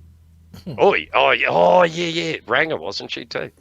Yeah. Killed men in the car in rest areas and shit, didn't she? She was a fucking lunatic. She was crazy. Yeah, but she got killed. See, here we wouldn't have killed her. She just would have been put in jail for the rest of her life. Like Ivan Milat, who killed all the backpackers in the Bangalore State Forest. He's in jail to this day, and he'll never, ever get out. He was he was a sadistic, evil fucker. The way he killed people. Somebody just made parole. Did Sirhan make parole, or? Oh, wasn't that the guy that shot Robert Kennedy? Yeah, he made parole. Wow. It's a long time ago since Robert Kennedy. I remember him being shot. But you figured that guy would never make parole. Yeah, you'd figure. He made parole. Ivan Milat never, ever will get out of jail. Ever. He will die there. And rightly so. It's going to cost us a fortune, but who cares? He will never get out. Jimmy! Jimmy. He's dead, you muppet. Who? Oh, Sirhan. Malat. They said Malat's he's not dead, is he? I gotta look it up. Morning, Maybe this guy Christina. shot Lennon. Sorry, mate. I'm being slack. John Well, Lennon. that's also, if he's dead, it's some kind of parole, I guess. Yeah, if he's dead, he's out. Well, when our famous Ned Kelly, he died 2 years ago. Oh, good riddance of bad fucking rubbish. The prick deserved to die. And then his nephew went off and did a murder He's in dead, the you look. Muppet's a term of endearment. It's not an insult. I Jimmy. know. I'm laughing. I'm like, oh fuck, he's right. Yeah, well, I mean, I don't keep up to date on prisoners dying. I'm gonna figure this out. He should have lived a few more years so he could suffer a bit longer. But g'day, Jimmy. Pop up, say g'day, mate. Just, Wow, 2 years ago? Really? Fuck me. I missed that. Oh, well. Never mind. But life is also not life in Australia, right? No. About 14 years normally. 25 if you're really dumb. Or like my lad, just forever. But, yeah, you know, then you have to be like... can't no, remember I how was many right. he killed. It's Sirhan. He's still alive. Oh, you're talking about different people then. Yeah, I know. We're talking about Ivan Milat here in Australia. One of our okay, worst that's what serial you're talking killers. about. I knew I He was was- right, but you know when Jimmy. Back in a moment. Pissed stop. Gregory, unbelievable. Yeah, well.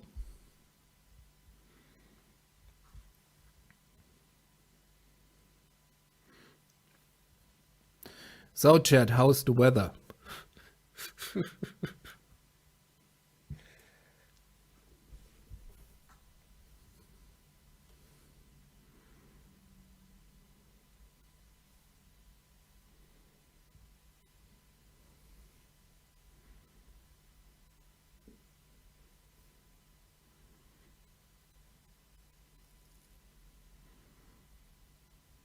Hey, Diana.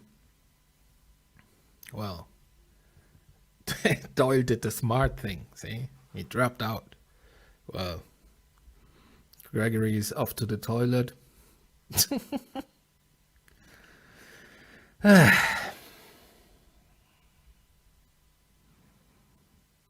Okay, cold and cloudy. Very well.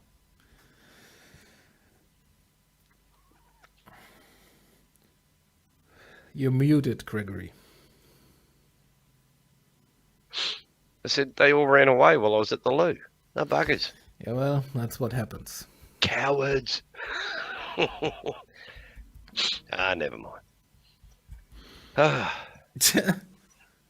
Although, what is it? You did it like Suit. I was on Suit stream when he did that 16-hour stream or something. Oh, And God, I was 16. like, him and another, I think like a Croatian guy or someone, one battle, and Suit was like, yeah, gonna go to the store, you hold the fort for a moment, like half an hour. And so he had like two non-English speakers trying to make conversation while he's gone, you know. That would I be still think it difficult. was kind of an experiment he did, you know, like, let's see what happened. Diana, if you look at my map, which prison cell are you in? I'm in cell block D. Where are you? Because if it's 17 degrees, it's warm. It's 15 degrees here. Your map is not showing. Where's your map? Oh. I have to stop the camera and I'll go to big screen. What happened? Oh, I've got to go to this one. There we go. See, I'm in cell block D. I'm assuming she's probably in cell block E. And then you got B, C, A in this one. And I don't think Tasmania's there, is it? Or it might be further down the map. So, which cell block is the coldest? These two. Cell block. I can't see it. That'd have to be cell block F. F down And then there you've at the got coast. Tasmania just south of that. And that's about the coldest place in Australia is Tasmania. I guess Yes. that's where I would be. Yeah, well, there's nothing between that and the South Pole. So Oh, when the wind blows out from the south, it's coming straight off the Antarctic polar cap and blowing straight up the Derwent River into Hobart. And I've never, ever experienced something so fucking cold in my entire life. It actually makes your bones ache and it cuts through your clothing like a knife. It's just, wonderful. oh, absolutely. For a Queenslander, it was a nightmare. A living fucking nightmare. I arrived in summer and thought, oh yeah, this is all right. And then winter came and I, fuck off. And then snow came. Ah, panic. Not the good. snow. Not the Oh snow. man, that stuff's mean. Mean. Jesus, the heat aches and all that crap. Yeah, we lost Dutch and MJ. Yes. So, Kimballs, come up. Replace the lost. They couldn't hack the pace. Hack the pace, yeah. Right. Oh, mate. I'm not doing a 7-hour stream. I've learnt my lesson. 7 hours to get up the next morning. I can hardly freaking talk. Well. Winner Manly. Oh, so you're a local on D Block then.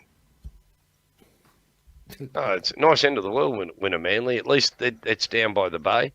So in summer, it's 2 degrees cooler in the afternoon when the sea breeze kicks in. It's really nice down there. Except you wouldn't go in the water. Nah. Bull sharks. Nasty.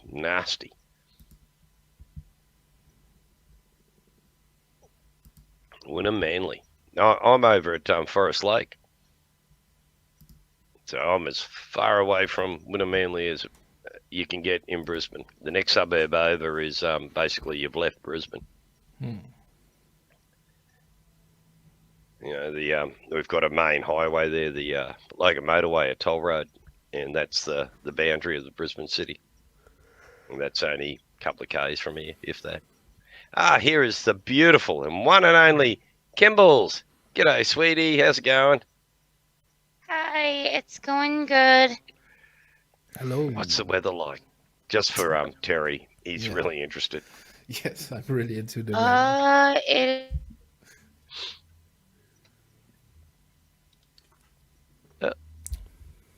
We lost you. Must be a lot of rain. Yeah, it's like Catherine your Knight. mic Who's is she? not working. Oh, sorry. It's currently 75 degrees here right now. Wow. Hang on, I've got to look again to find out what. We're down to about 60 degrees, I think, which is cold to me. Very cold. You need some kind of weather feed in your rolling text down there, you know. Yeah. I've got to get one that says centigrade and Fahrenheit. Instead, I've got to hit on it, and then I've got to convert it back. And, it's a pain in the ass. But yeah, 15 degrees is, 17 degrees is break out the winter woolies, and everything, every degree below that just gets colder and meaner. I don't like it at all. Need to do the conversion. Oh, I've got a phone. I should use that. Duh. There you go. How smart's that? Google. Loki. Come here, Loki. Damn. Come on, baby. Loki? I got a Loki. My cat. My kitten.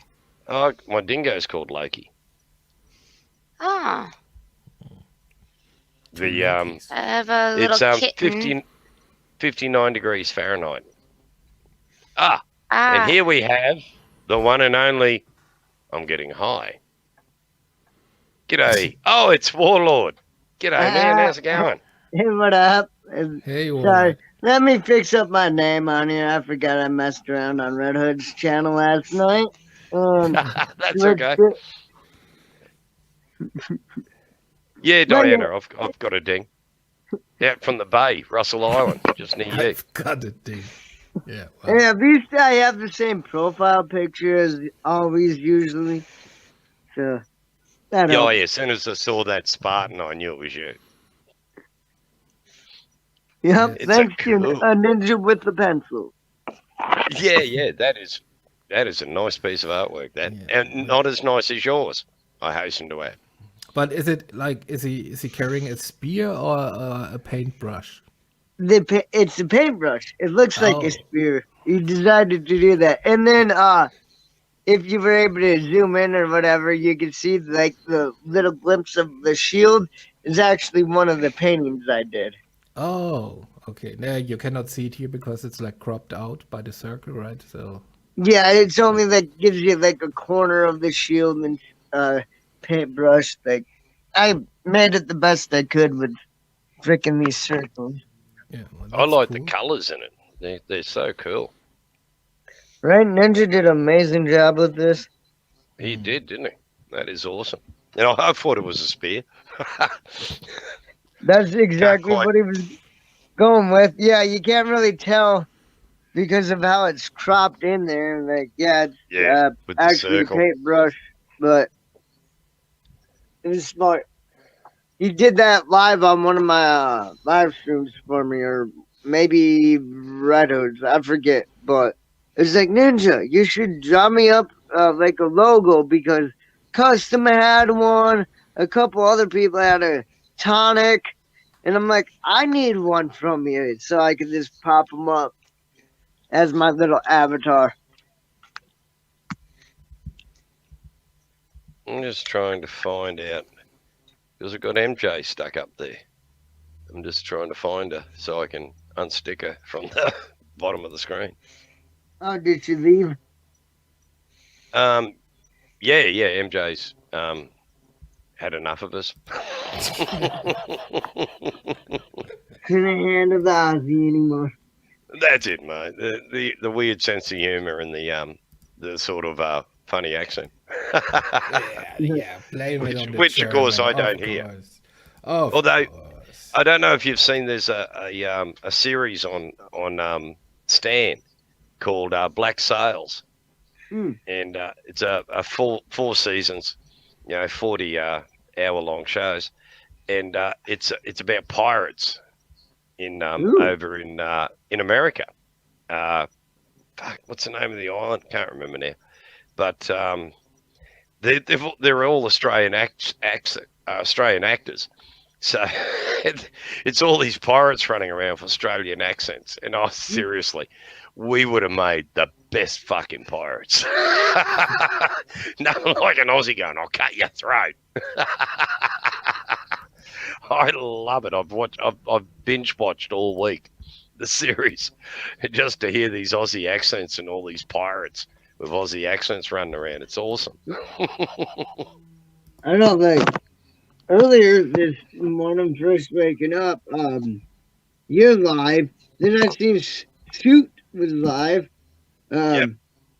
And I'm like, God dang it. And then my buddy Hamilton Homegrown, he posted a link to a Aussie fucking stoner that was doing a live stream because he like was getting close to hitting 1K. So he was just celebrating for it. So I went over there, subbed up, and fucking bullshitted for a minute. Guy liked my name, Warlord of Art, was like, that is very freaking creative. It appeals to Aussies, that sort of thing. Diana. Yes, we are convicts. My mob came out in the 3rd Fleet on Mum's side. Yeah, I can't remember what he was convicted for, arson or something stupid.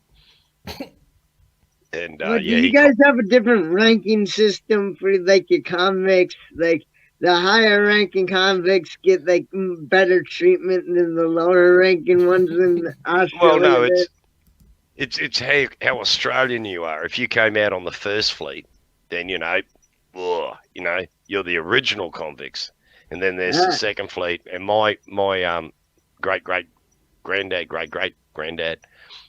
came out on the 3rd Fleet, which was 1790 or something, somewhere around there, 1792 or something. And the Irish side of my family, on my dad's side, arrived in South Australia in 1840. And then moved up here to Queensland in 1850. So here in Queensland, I'm regarded as, or my family's regarded as the original settlers of Queensland, sort of thing. There's like this. Queensland became a state in 1858, so anyone that was in Queensland before 1858 is regarded as, like a first fleeter sort of thing. But as far as being a Queenslander is It's concerned, like it's the royalty of oh Australia. yeah. You have the Aussie royalty. Yeah. It used to be a But shame that, thing. but you're hiding on us, Gregory. Yeah, no, but it used to be a real shame thing, the convict staying, but now everyone embraces it and is proud of their convict heritage. Because And, that's yeah, the only thing that an went island on of through. thieves. Yeah. Leave your citizens laying around. Wasn't you on the retard fleet?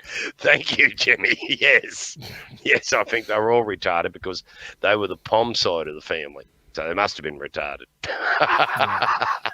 Whereas the Irish side, my great granddad escaped Ireland just before the Great Famine, the Great Irish Famine. So he was damn lucky.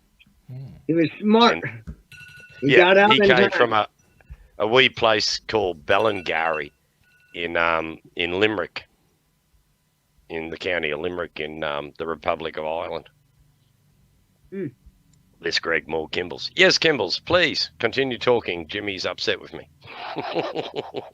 Yes, we do love having our convict ancestry now with Diana. I love playing with it.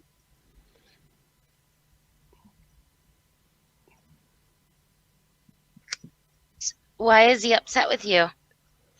Oh, Jimmy's always upset with me. I'm a panel wrecker. I go onto drama panels and try and smooth ruffled waters. And evidently, that's a no. He's the calm before the storm or the calm after the storm, and they don't like that when this storm is going on.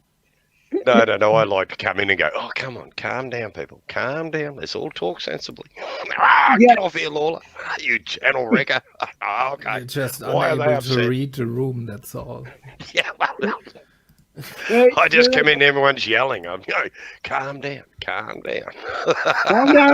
Pass the bowl, pass the pipe around. Take a sip off your drink. Calm down. And the other part, as Jimmy points out, I never shut up. Yeah.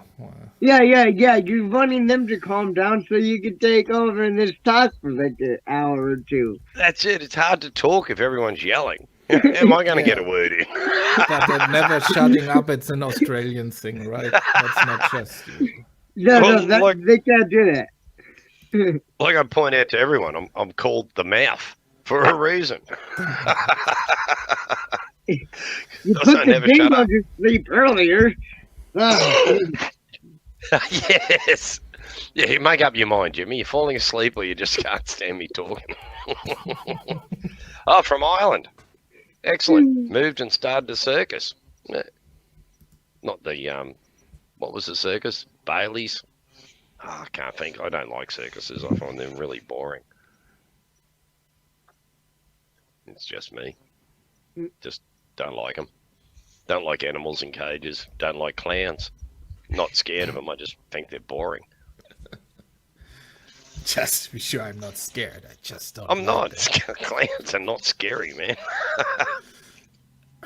I mean, I see a clown, I just go, oh, God. That's boring. Even that one out of It, was it?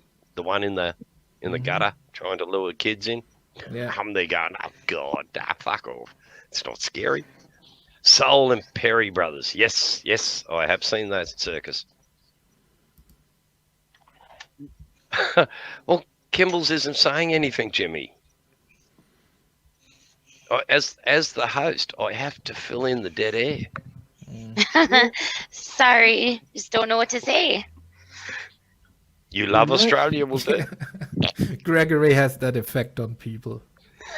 They're all sitting there. Oh, I've never been to Australia.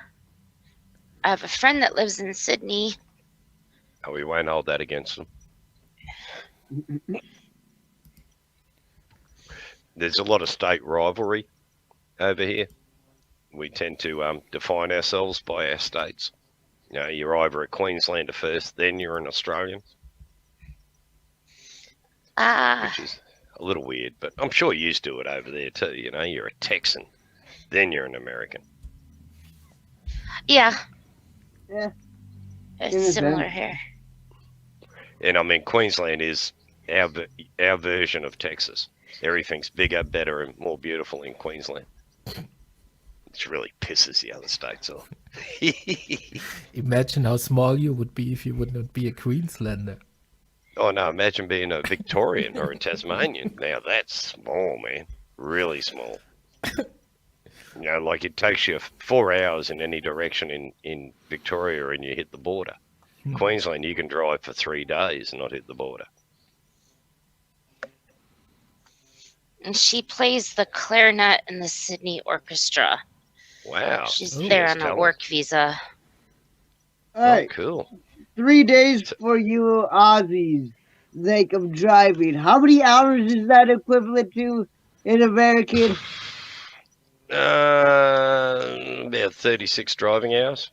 Oh, okay. That is a That's good. driving hours.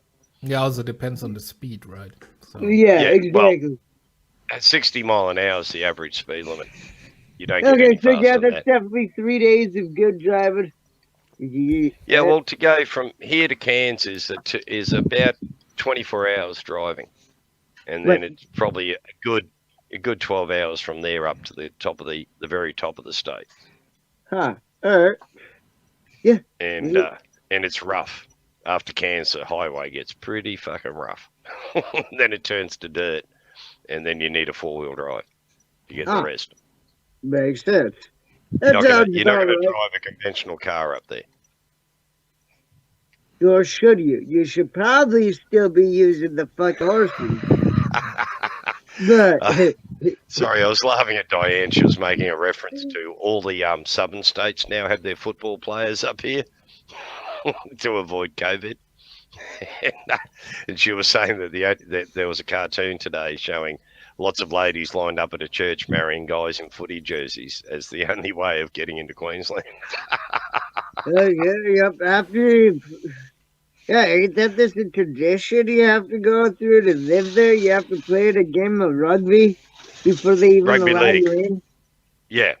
Well, at the moment with COVID, yeah, it's we're really strict on who we let into the state now, especially from New South Wales because they're out going absolutely duck shit with the COVID numbers, and we try to not have any COVID numbers. If we do, we get a couple of COVID cases here, we'll go into lockdown. Yeah. And that's good, It really is. It keeps us from having 1,288 cases a day. Yeah, I don't even know how bad we are in my state. I don't keep a track of them fucking numbers. Every day at 10 o'clock, each state has its news conference in which they get up and tell you how many cases overnight, whether they're in hotel quarantine, which is all right if it's happening there. But if it's community transmission, and we get a couple of community transmission cases, it's bang. Lockdown for 3 days. Minimum 10 days. Isn't it a 2 weeks minimum if you fly over there from any other country but being from Australia? You have to go through quarantine? Yep, hotel quarantine. Although they are building a quarantine camp just to the west of us, up in Toowoomba. And so when people come from overseas, you get escorted from the airport on a bus with the police. They put you in a hotel or a motel. It costs about $2,800 for your little fortnight stay. But you get fed, you get a police guard guarding you. He'll be watching to make sure you don't sneak out of the hotel. And you're not allowed out of your room for 2 weeks. You stay in your room. Look out the window, enjoy Australia, and then and then you get tested. You got to have 3 negative tests in a row before at the end of quarantine before they'll let you out. Wow, that will cost you a fortune. Yeah, 2,800, 2,300, somewhere around there, and that covers. But your every food. time if you fail the COVID test, does that then you mean you stay for another fortnight? Ouch.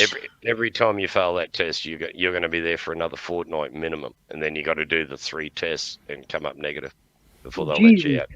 and just keeps charging you and charging you and charging you. Nope. We've recently had a case here down the Gold Coast, just down the road from me, where a bunch of idiots went on holidays to Victoria, which is a hotspot, a COVID hotspot.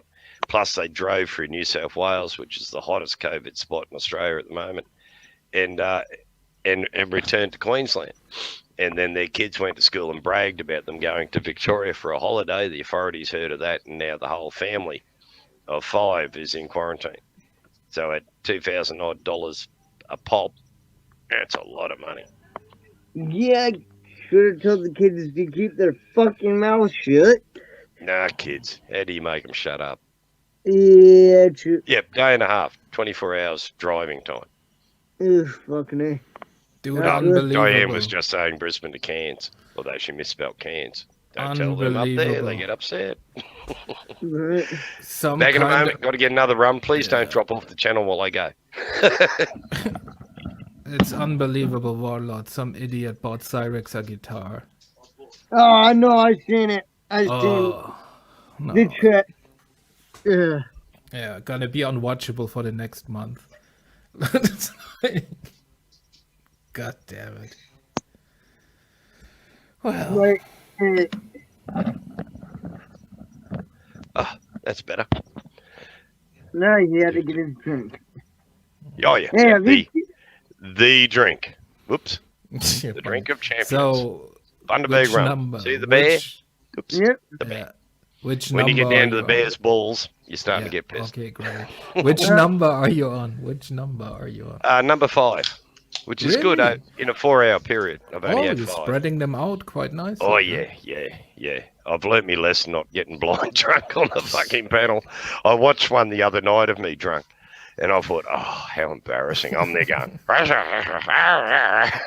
and reaching around, not paying attention. Yeah, it didn't look good. Oh, hang on, the dingo wants out. At least you're still able to get up and get your own drink. So that's good. You're still Oh. allowed to keep drinking. Yeah, as an old truckie, yeah, drinking's a big thing with truck drivers. And yeah, I can put away a fair amount of piss before it'll knock me on me bum. But you better let your dingo out before he decides he wants to start using you as a chew toy. Yeah, he's looking at me now and whinging, aren't you? He's like, I'm going to eat you now. 2 seconds. The back door's only a short distance. Back in a moment. Yeah. Words to live by.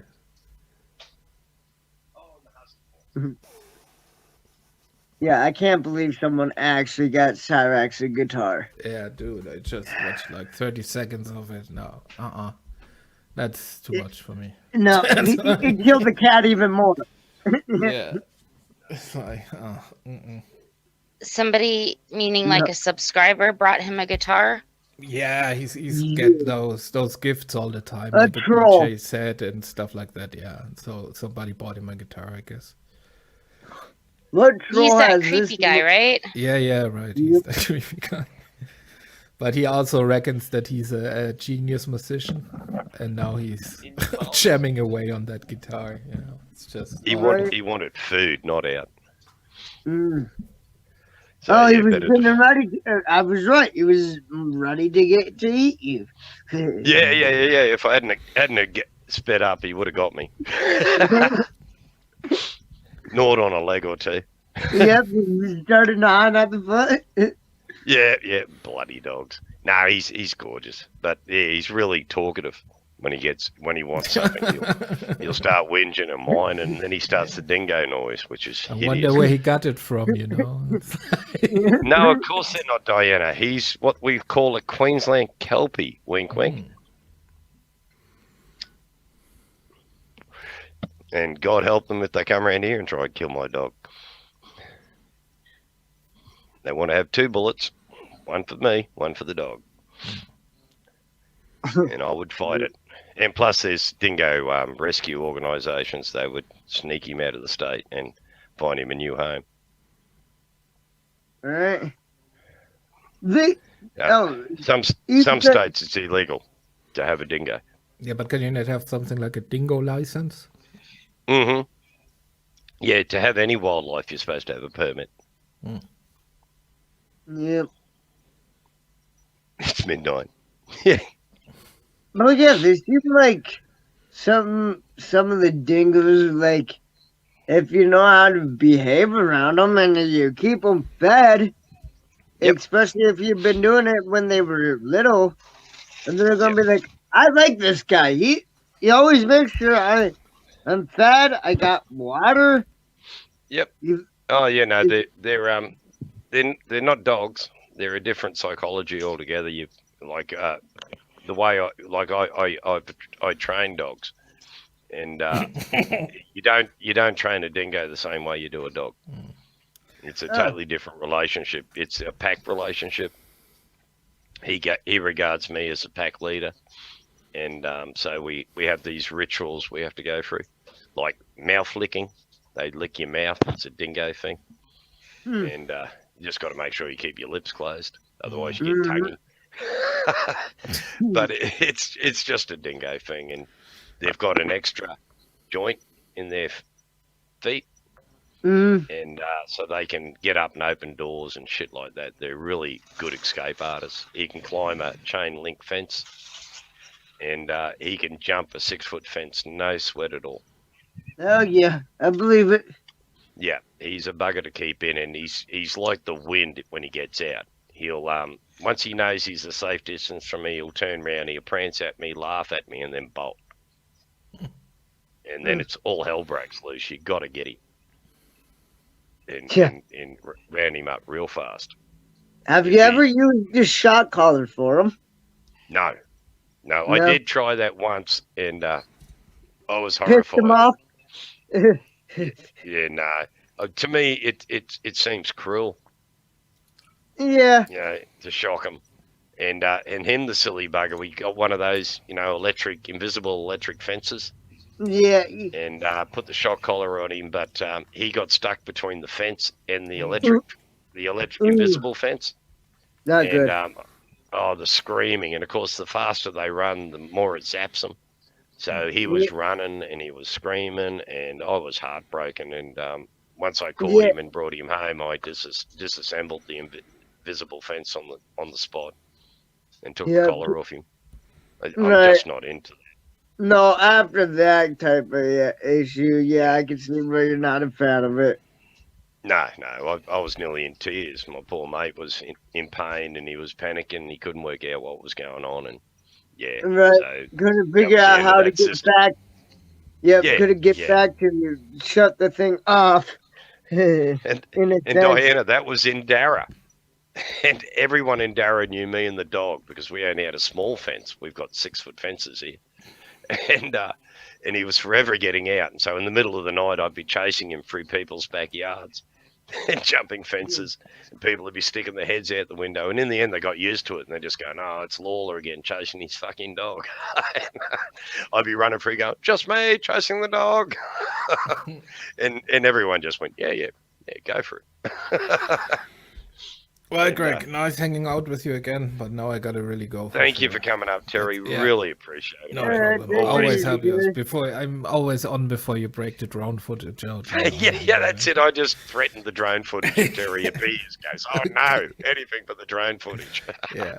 See you, Gregory. Bye bye. Ciao, mate. And nice to meet you. I forgot the name already. Sorry. Kimballs. Kimballs. Okay. Nice Hello, meeting Kimballs. you. Yeah, and Warlord, we see each other. Bye bye. Ciao, Yep, mate. thank you, Derek. Yes. No. I mean, they're a brilliant animal, but they're actually a different genus to dogs. They're Yeah, they're Canis instead of Cani, Ah, okay. and unique to Australia. And yeah, and I mean, they're beautiful animals. My last one, I had one before this, but he had less ding in him. And he wasn't so bad. He was really personable. He got on well with people, but he was quick. Like his idea of fun was to stir up the dog catchers. He would stand in the middle of the road and wait till the dog catcher spotted him, and then when the dog catcher pulled up and jumped out of his ute, he'd bolt through backyards and reappear a couple 100 meters up the road and sit there and wait for the dog catcher to chase him, and then do it again. Now he's at the door crying to get out. Damn dog. But nah, that's dingoes for you. But he was really cool. He was my truck dog. He travelled all over Australia with me. No one could talk to me through the window of my truck. No one could open my truck door without the dog attacking them. So it was good. I could sleep well at night knowing my dog was there. And anyone tried to get in the truck, they were going to be fucked before they got to me. And yeah, no, he was brilliant. And this one, yeah, I can't take him in the truck because if he got out, God help me. Yeah, it would be problematic because dingoes are very nervous. So if they don't know you and you walked up to them and tried to pat them or anything, and Warlord twice, Warlord, are you there twice? I'm back. My other thing got all glitchy, so I had to come back. Ah, yeah, cool. I'll just remove that other one there. Yep, perfect. And yep, I'm still in stream. there we go. Okay. Just worried me when I saw two of you. I'm thinking, oh God, I got porn bombed at my very first live. Yeah, no, wasn't doing nothing like that. My shit started roboting really bad, so I'm like, let me reload this thing up. And normally it kicks me out when I do that, but that time it's like, no, we'll let you have two StreamYard tabs open at once. Thank you, Diane. I appreciate that. Diane's just saying she's not calling anybody because it's illegal. Illegal. No, serious, it is. Dingoes are regarded as feral pests here, and they're killed. So yeah, it's not on. But my first thing, it was really funny. We were in South Australia, and I broke down in the truck in the middle of nowhere. So I let him out, and there were all these sheep. And I thought, oh yeah, he's just going to go round the sheep up. No, the bugger was getting downwind from them and sneaking through the grass, trying to sneak up on them. And I was terrified because if any farmer had seen him, they would have shot him dead on the spot. You're right. And so I'm shooting myself, and then I lost sight of him. And about an hour later, the bugger come back, and he had peeled a bit of dead sheep that had been on the road for a week or two. It reeked, and he had rolled in it and had a great old time. And he brought back this bit of dead sheep for me, and I'm going, oh, thank you very much, dog. But he stunk so badly, I had to put him in the back of the truck with all these people's furniture because I couldn't have him in the cab. He reeked so bad. Right. And these people couldn't work out why their furniture stunk. No, I sure as hell wasn't going to tell them. Right. Yeah, but it was cool, that one. And this one's really cool too, but yeah, he's a little more work because he's bigger. The other one was only about 20 kilos. This one's about 27, 28 kilos. So he's making you have to do some work. Oh yeah. You have to keep an eye on him, and when I exercise him, I do it at night. So he doesn't meet other dogs and he doesn't meet people because he just doesn't trust people. Full stop. Yeah, and that's understandable. And it's good because he's my guard dog. I live with my daughter and my grandchildren, and I got home from a trip interstate, and we were all in bed asleep one night. And I woke up in the morning in the front lounge, doors open, and stuff was missing, and it worried me because the girls are home alone when I'm gone. So I went, no, fuck this, I'm going to get a dog. And I thought, oh, well, I'll get another dingo like my first one. and yeah, this one's a great guard dog. If he doesn't know you, he's going to tear you apart. You walk through my front door. Yeah, boy. Yeah, that's kind of what you need. It helps. And then you just get down with your best fucking steak knife, come out fucking shirtless and everything, and no need for that. The dingo's going to eat you before I get to you. Yeah, you hope so. Anyways, you hope. But I mean, yeah. You're right. You never send your dog in to do the fighting on his own. You go in with him. Exactly. So you've got two choices. You knock me out, no one's going to stop the dog. If you hurt my dog, no one's going to stop me. Yep, exactly. Yeah, so it's a catch-22 for whoever breaks in. But because he's so guard doggish, that no one, trust me, no one tries to break into my house or my neighbours' houses, because if he hears you, my Yeah. God, the noise is phenomenal. Oh, he can let you in. He can let himself fucking out. If Oh you man, that it's open like up a the door. high-pitched scream that they make, and it's just terrifying to hear in the dark. Unless you know who it is, and you go, "Oh yeah, it's just the dog." Yeah, But, that's the pup. All right. yeah, like he'd hear me coming home in the truck, and he'd hear me a good 10, 15 minutes before I'd get home. And he'd just start screaming. He'd wake the whole neighborhood up until I got home, and then he'd still be screaming with excitement, which was always Like, good. Great to be welcomed home. yeah, your neighbors are like, "God damn, Lawler, your dog," Yeah, yeah, and you're still yeah, 15 minutes away. yeah, yeah. If I wasn't jumping through their yards chasing him, they were listening to him scream when I was coming home. Oh, now, hang on. I'll be back in a sec. He's at the back door crying now. Back in a sec.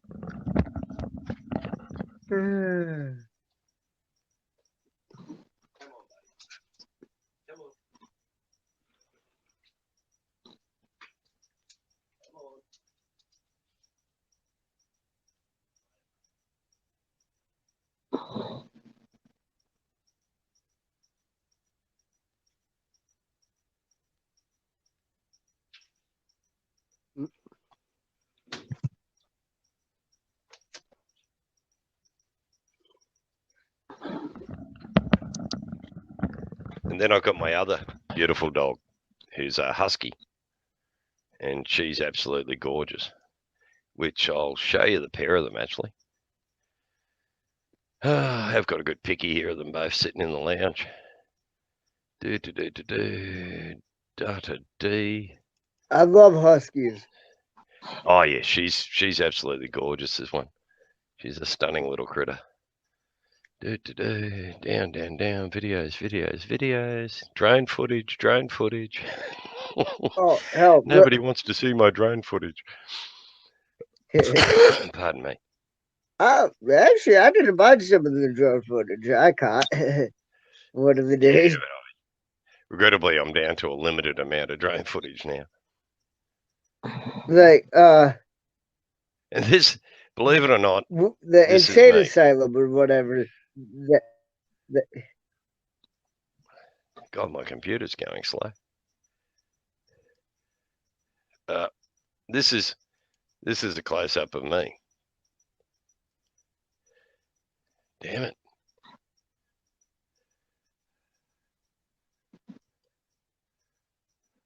Come on, machine. There. That's me. With my, as Terry would say, my wife beater on.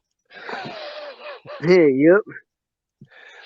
Which is not a wife beater. That's called a Jackie Howe here in Australia. It's a, he was a famous sheep shearer. You know, shear the fleece off the sheep. Yep. Set the world record for the number of sheep sheared in one day. And all shearers wear those blue singlets. And so from then on, they were called a Jackie Howe singlet. Huh. And so, yeah, that's my Jackie Howe. But my beautiful husky, who I still haven't found the picky for. 2 seconds. She is a stunning little girl. I love her to bits. The lake. I'm so sick of the lake. During COVID, it's the only place I could fly my drone. It's down the lake. I've got lots of footage of the damn lake. I liked the insane asylum though. You showed drone footage of the Hawkesbury River. Yeah, it's beautiful down there. That's New South Wales. About yeah. 7 hours drive from here. Like I said, that's your home. You escaped from. Yep. Yeah. Well, actually, there's another nut house just down the road from me, the Wacol Lunatic Asylum. Yeah, that's what I'm talking about. The lunatic asylum. That's the one he escaped from. Yeah. Yeah, regrettably, might be true. Oh, come on, computer. You're playing up on me, you bugger. Is that how you met Brad? Yes. No, I met Brad on here. Yeah. And Hey guys, damn it. I'm gonna have to hop down. I gotta get ready for a doctor's appointment. No worries, Kim Alrighty. Bills. Thank you very much for coming up and helping out with the channel. It always appreciate people coming up and having a chat. Thank you for allowing me up. Have a great day, guys. Have a No great worries. one. Ciao. Bye. Damn these pictures. My computer's so slow. But I've got to show you my husky because she's a stunner. She really is a beautiful animal. In Gregory pictures. Yeah, we could be onto something here. Do-do-do, do-do-do, do-do-do. Drones. I spend too much time flying this bloody drone. That's alright. Hey, I But have a like little cheap drone, and like it's because it's only like a little $60 drone. all right, yeah, cool. Like any sort of high winds, it gets taken right down out of the sky. Yeah, I've got the Mavic Mini, which here cost me about $800, but it's a brilliant little drone. I mean, it's not real good in strong winds, but I've taken it up in 39 kilometer an hour winds with 50 odd kilometer an hour gusts. And she did a good job, but there were a few times there I had to bring it right down low to the ground to get it to come home because the wind was just too strong for it. They only do about 14k an hour or something in top speed, 16 k's an hour. So, you know, they don't handle the wind well, but they're very stable. They're a brilliant little machine. I've only lost one so far. I dropped it in the lake down the road. Oh, that sucks. Oh, I cried like a girl and then ran screaming into the lake to try and save it. With everyone looking at me going, look at that madman running hysterically into the lake. Right? And no one swims in our lake. It's full of weeds and shit. People are drowned in it. But, you know, when my Gertrude went in, I had to go after her. And then I couldn't find her that day. And the next day I came back with my daughter's boyfriend and a canoe. And we floated around the lake, duck diving in and out until we eventually found it about 2.5 hours later. And accidentally kicked it and then picked it up and was able to bring it out. But it was dead. It had drowned. Yeah. And the electrics were fried. So luckily I had insurance, so it cost me $60 or something, $65 to get a new one out of Mavic Refresh. And so and now I'm very, very careful about flying. I got too cocky and I was flying only about a foot above the lake. And instead of pressing up, I pressed down. And by the time I realized my mistake, it was too late. She plunged into the lake and that was her. And here we have the moistest beard in the world, young Hank. G'day, Hank. How's everybody doing? Yeah, not bad, mate. You know Warlord, of course. I've spoken to him a few times, I think. Yep, I think we've talked a couple times up on here. Yeah. And what's happening in your end of the world? The sun's come up, the day's starting, coffee's gone down my belly. Typical day. Yep. Sounds cool. You Not actually raining? reminded me of something, Hank. I need to go grab my coffee. Thank you. That shit'll kill you. Stick to the tea, boys. Or rum. Tea and rum. I I mean, can agree with the rum part, even though I'd rather stick with my smoking of the tree, but that's just me. Oh, yeah. Yeah. That's tomorrow. Tomorrow's payday. Tomorrow night, you will not be able to shut me up. Once I get stoned, the old mouth goes... Worse than when I'm drunk. So I hear you had a bit of a run-in with the idiot yesterday. Hank. Yeah. Yeah. Yeah. I had a run in with him yesterday too. Gave him a fucking ripping. But I just copped the usual mouthful of threats and how he was going to destroy me and destroy my channel and, the Well, usual crap he goes on with.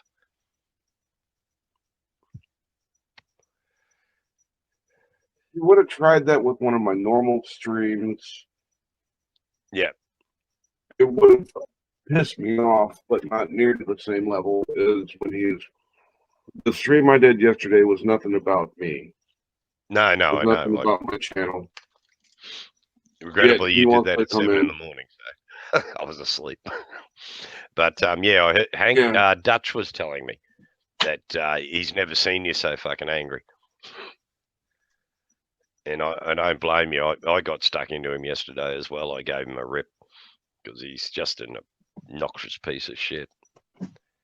And I'm on his hit list. You're on his hit list. Kate's on his hit list. Brad, everyone's on his hit list. Well, he was on somebody else's panel last night, so I went just spamming the question of why he fucked with her memorial, and then trying to get some other questions answered. But he was upset because I shouldn't have been the one doing a memorial for her. That and why I waited 2 days to or 3 days after her death to do a memorial. It's called a little time to heal before we. Yeah, before I wanted. I mean, it was hard enough to get through as it was. Yep. Yeah, no, it was. I was sadly I was expecting it because I knew she had some complications, and once she went on the ventilator, I thought, well, this isn't good. And it still came as a shock, and deeply saddened by it because she was a lovely girl. I met her on a few different channels, and she popped up on mine a couple of times, and she was always smiling, always happy. He had that infectious personality that could, no matter how bad of a mood you're in, she could bring you up out of it. Just that smile alone. If seeing that smile doesn't bring you feeling a little bit better, you don't have a soul. Yep, I'll agree there 100%. And I don't have a soul, so. But no, she always brought a smile to my face. Who once are she you started guys talking chatting and about? smiling. Young Sarah. Oh, I didn't One hot have gal. I didn't have a pleasure of meeting her, but rest in No. peace. No, she was a lovely soul. She really was. She was sweet, very sweet. I'd never heard her say anything bad about anyone except certain assholes. And we all said bad things about them. Yeah, well, she would only get upset with people who stalked her and would go after her ruthlessly. Pardon me. Like I said, no, that's all we know. Such as Rebel going after her, calling her retard. Yeah, no. No, that is disrespectful. It was beyond disrespectful. And then him trying to do a memorial that he just turned into a about me fest. And then he couldn't work why everyone got upset. Shock horror. Yeah, he made the claim that I was just doing it for subs. Well, if I was just doing it for subs, I did a real shitty job because on days of my normal streams, I normally gain 15 to 20 subs easily. Shit, that's all right. Wish I could do that. Yeah. Well, it's working for me. I'm doing my streams like you are just because you enjoy doing them. I'm not trying 100%. to become YouTube famous with it. No. I'm starting to do some videos just because I enjoy doing the videos, not because I'm trying to be YouTube famous.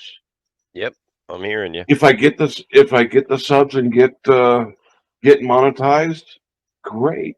If not, as long as I'm having fun with it, that's all That's I all that care about. matters. Yeah, Yeah. I do it for the pleasure of chatting to people all over the world and having a laugh. And I mean, I've met so many nice people here on the net.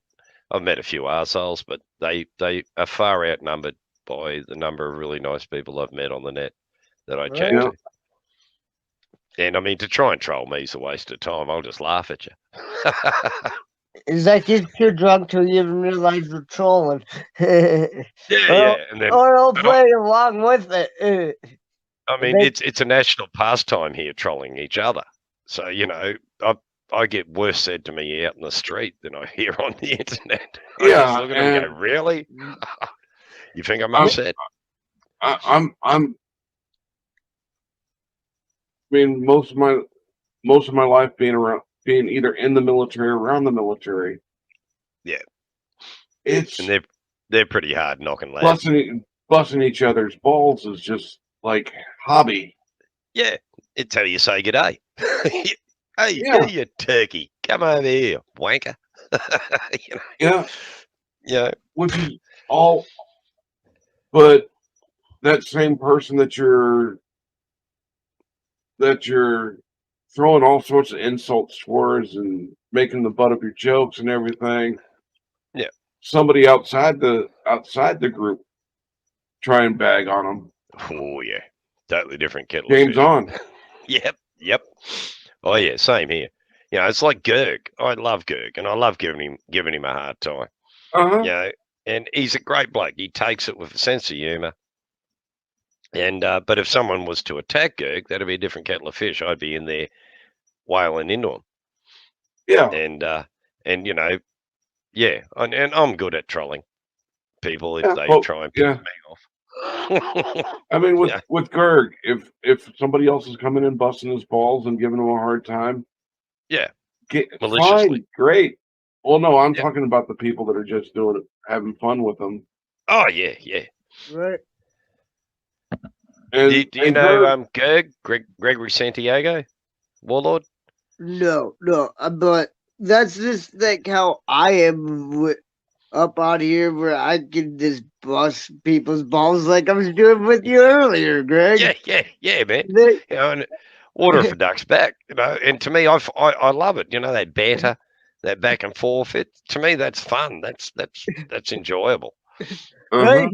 Because I know a lot of Aussies paddle, so it's like, yay, it's like how America should be still. But no, we got you pussified and we got how to fucking take some jokes every now and then. Oh God, yeah.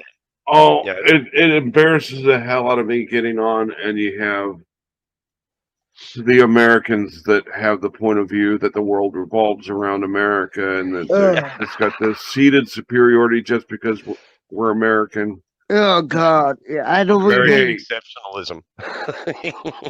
Yeah, I mean, America's a great country. I fought for my country. I love it to death, but Yep. I've seen people go when I'm deployed overseas. I see the Americans treating the locals that bow down to me because I'm American. Yeah. It just doesn't end well. No, that's stupid, dude. Doesn't go down well here, I can tell you. You're in for a hard time. You try that Yeah. shit in Australia. Yeah, you're in. Look, Ozzy will just throw you in the ring with a fucking big red and be done with you. If you think, here you go, talking all that shit. Well, in Germany on the weekends, I used to like to travel about a half hour to an hour away from any of the military bases and go see Germany there, where it hasn't been spoiled by drunk GIs making an ass of themselves and being the norm for the populace. Well, we've got a term here, and we say, you know, the ugly Australian abroad. Some Aussie goes overseas and acts obnoxious, and we call that the ugly Aussie abroad. And of course, if we get Americans over here and they're acting obnoxious, we tend to refer to it as the ugly American abroad.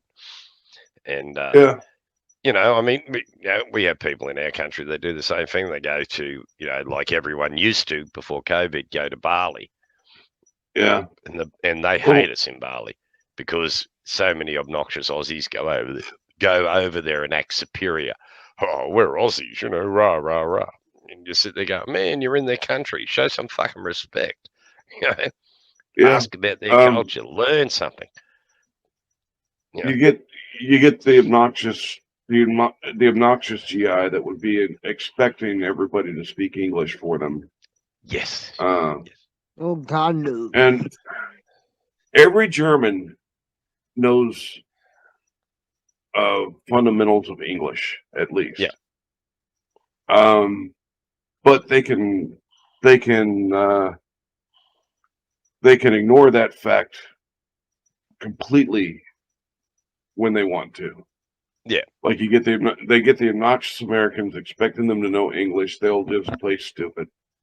Yeah. And Nambrakency. Angly. It's funny as hell to sit back and watch.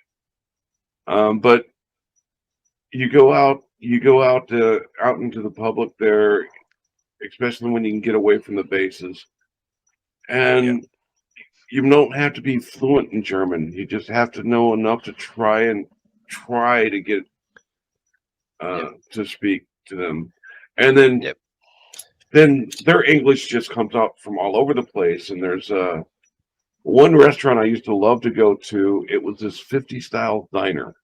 Looked like it was out of Pulp Fiction. I love it. It was great. And they loved emulating that the 50s era diner persona there. But when I come in and I would start trying to communicate in German with them, and they'd see us having a difficult time. I'd have basics down, but trying to get in depth with talk, and then bam, the English is coming out, and they're all coming over trying to practice their English. Yeah. Yeah, no, I'm hearing you. I mean, like for German, I know Guten Tag. And Roust and Schnell, but that's from Hagen Zero. Yeah. And but I'd like to learn how to say hello in any language, any group of people that I greet. I like to learn how they say hello and what's important culturally to them. Like as I'm sure you would be aware that with Islamic people, you don't shake hands. You do the fist to the chest, which is the equivalent of a handshake, and they get really touchy if you thrust your hand out to shake them.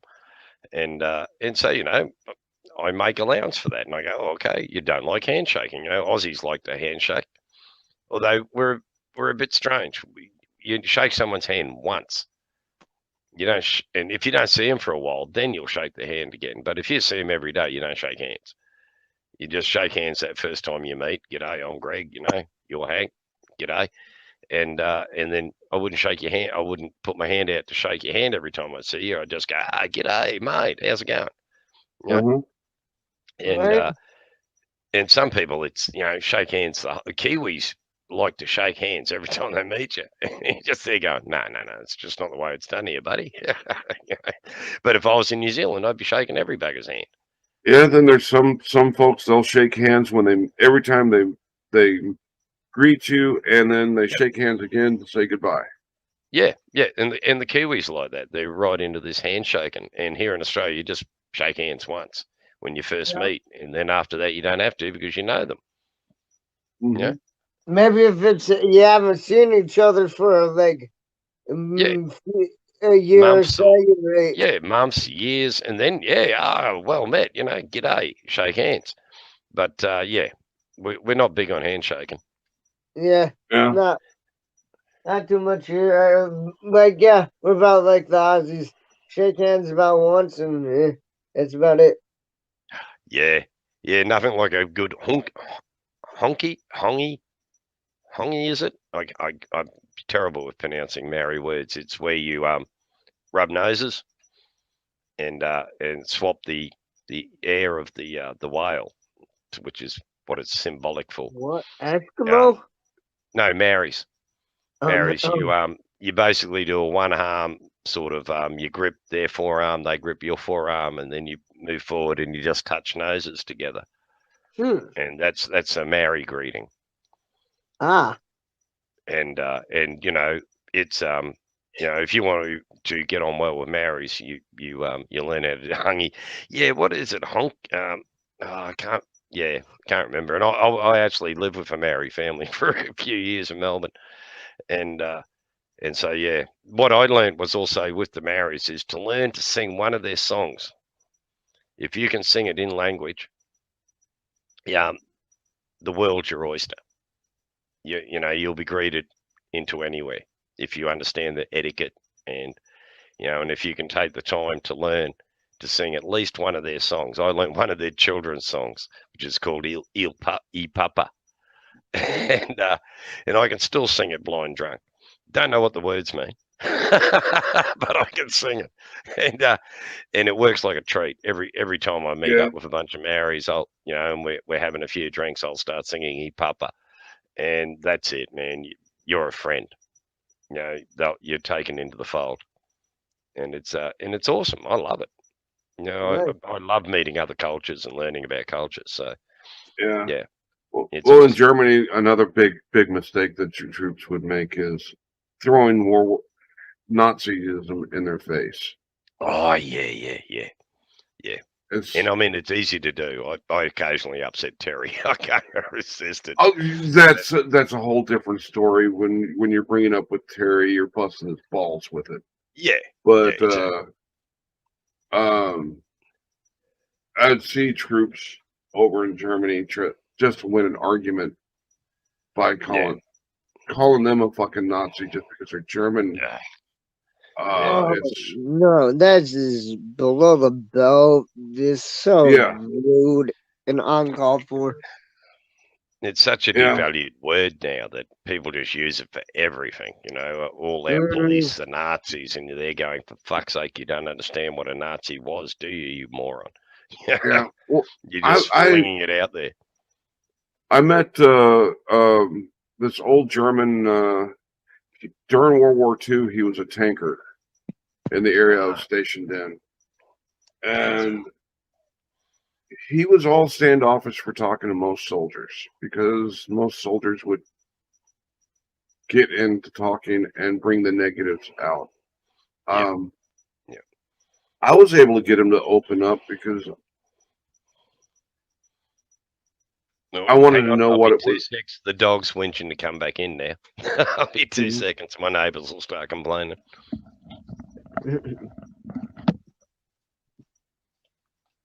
Yeah, I can see why he wouldn't really want to open up to too many of the soldiers, especially when they're freaking drinking. Yeah. But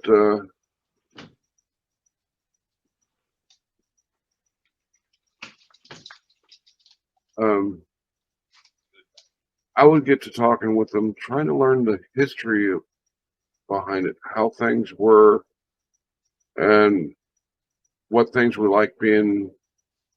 I mean, the military. I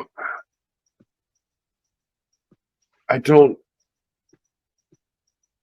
I mean, not the German war machine on a whole was damn near pure evil, but their equipment, their tanks and their weaponry were top notch for their time, for sure. Yeah, and having the opportunity to speak to a German tanker and getting his opinion firsthand on or stories of what it was like being in. He was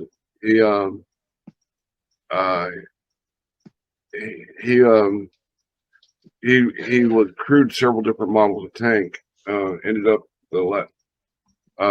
being in the Leopard 2, and just wanted to wanted to hear his history. He opened all up, and I learned a lot of things from him. learned a lot of things about Schweinfurt that weren't commonly known, like the amount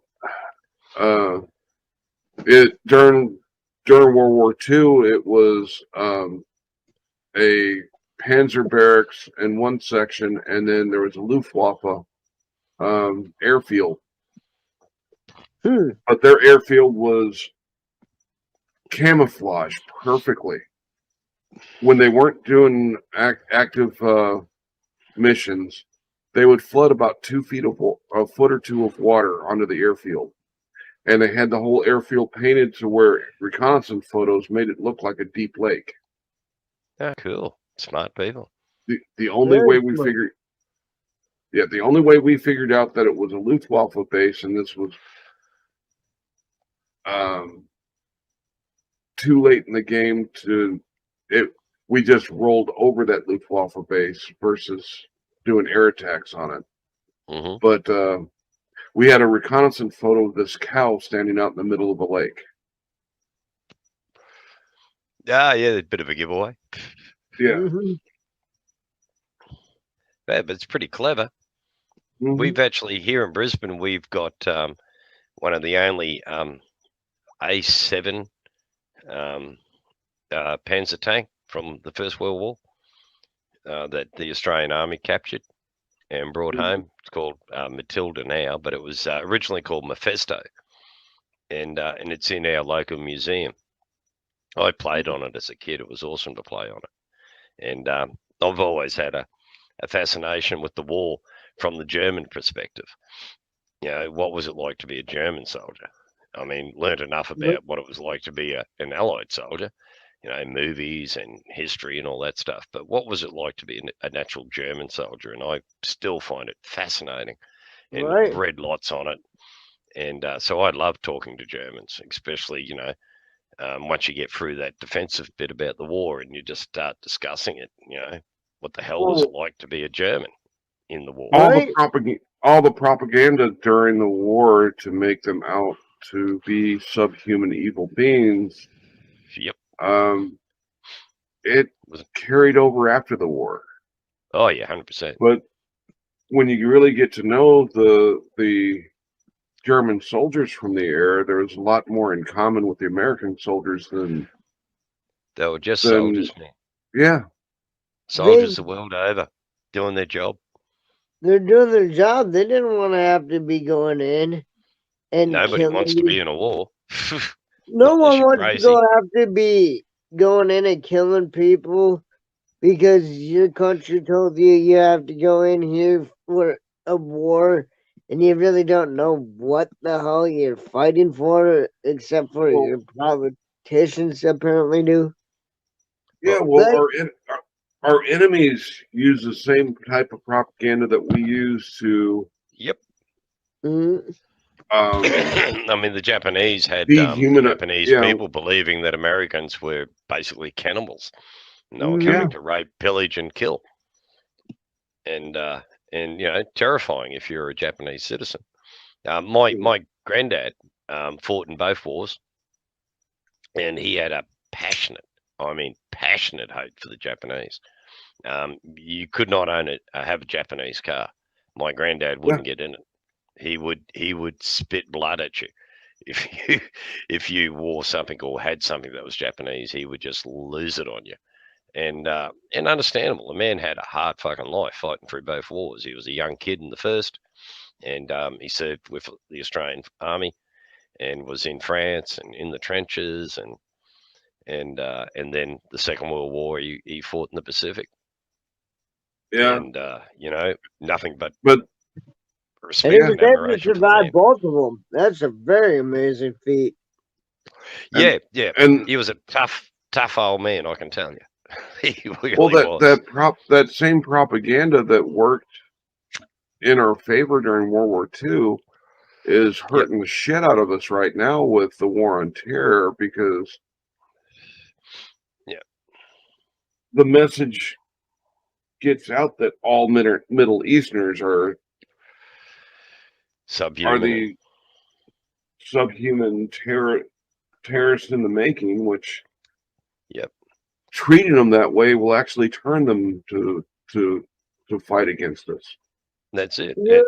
Same with Vietnam. Ah, Mr. Pinder, you're still with us, and Diana. Yeah, our army's working with the police at the moment on our borders, Morning, enforcing Steve. the quarantines for COVID. And Mhm. I don't have a drama with that. Our soldiers aren't armed. Most of them are medical personnel, but there are soldiers working with the police. They'll stop you, they'll question you, but they don't arrest people. The police come and do that shit. Yeah, military law has not been declared, as many lunatics here are claiming has been declared. They're just, just simply, it's overwhelming for our police force. We've got big borders, man, between states, and you really need the military to be able to. Isn't it? I shall pin it again then, Jeff. Hang on. The link for this stream isn't up at the top anymore. So it is. It's still at the top. Yeah. It's still there. Yeah, Jeff, you just got to roll a long way up. No, been a long you chat. shouldn't have to. You shouldn't even have to roll. Pinned. I'll just refresh. Yeah. Oh, me refresh or no? He does. Well, it's not showing up on mine either. That's weird. Showing up on mine. Yeah. Let me hit refresh and see if it had disappeared for some reason. Yeah. What I'll do is I'll just copy it anyway. And I think it's invite, isn't it? Invite should show it up. Yes. Copy to clipboard, and I'll just put it in chat. Yeah, it's still pinned on my end. Yeah. YouTube being weird. Yep, that's the one. There you go, Jeff. I'm on StreamYard, so God knows with StreamYards. There it is, Jeff. It's I've posted it just beneath Diana. Yeah, I don't have a drama with our army. There's a few people, Australians, that are, screaming and carrying on about martial law and all this bullshit. And you're going, martial law hasn't been declared. You'll know when they declare martial fucking law. They'll be armed. Well, when the vaccine was being prepared to be released, you had so many people that were in an uproar because there were the amount of military involvement that was being planned.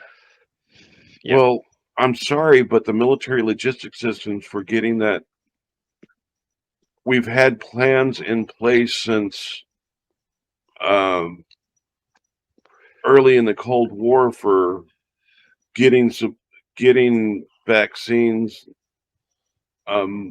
moved around in a rapid fashion and supplying those vaccines to the populace. Jeff, hang on a sec. Jeff Parker, I don't have your email address, mate. I've pinned it in chat, so if you just click on it in chat, it'll bring you up. Jeff Parker might be one of the auditors. I've been inviting a lot of auditors to come up and have a civilized conversation about what they do and why I think they're wrong. But it's hard to get them to come up. I don't think Jeff's an auditor. Oh, cool. But I don't know why he's saying still waiting for link sent via email. If it's Jeff Parker, I'm thinking of he's blind. So he has some problems. It is too. Damn it. Jeff, is there any way you can send me your email? I've looked and looked and I just can't find your email, mate. If you send it to me, I'll send it to you. Yeah, no, I do know Jeff. He's an Aussie lad. Jeff, please, if you can, send me your email. Can anyone else spot his email? Yeah, I know, mate. I know it's not working with your screen reader. I'm sorry. I just can't find your email. I'm pretty sure I'm subscribed to you, but for some reason I can't find it, which is really annoying. I would love to send it to you. Oh, that's... Because Jeff's a really nice guy, but there it is. He sent me his email. Excellent. All right. How the hell am I going to get that now? without it disappearing every time I go up there. Okay. I'll make it show up on here. Mm-hmm. And can I copy it from there? No, I can't. Why? Jeff. Hold on. Let me see what I can do here. I'm afraid I'm a boomer. We're not technologically advanced. Although I've been dealing with computers since the 1990s. And not hard to remember. No, it isn't J Parker 35. All right. I'll go to email. If I can work it out too. I'll just close that down for a second. Go up here to email. Oh, what was the ending of it? J Parker 35. J Parker. Yeah. J Parker 35 at bigpond.com. Big Pond. Yep. All right.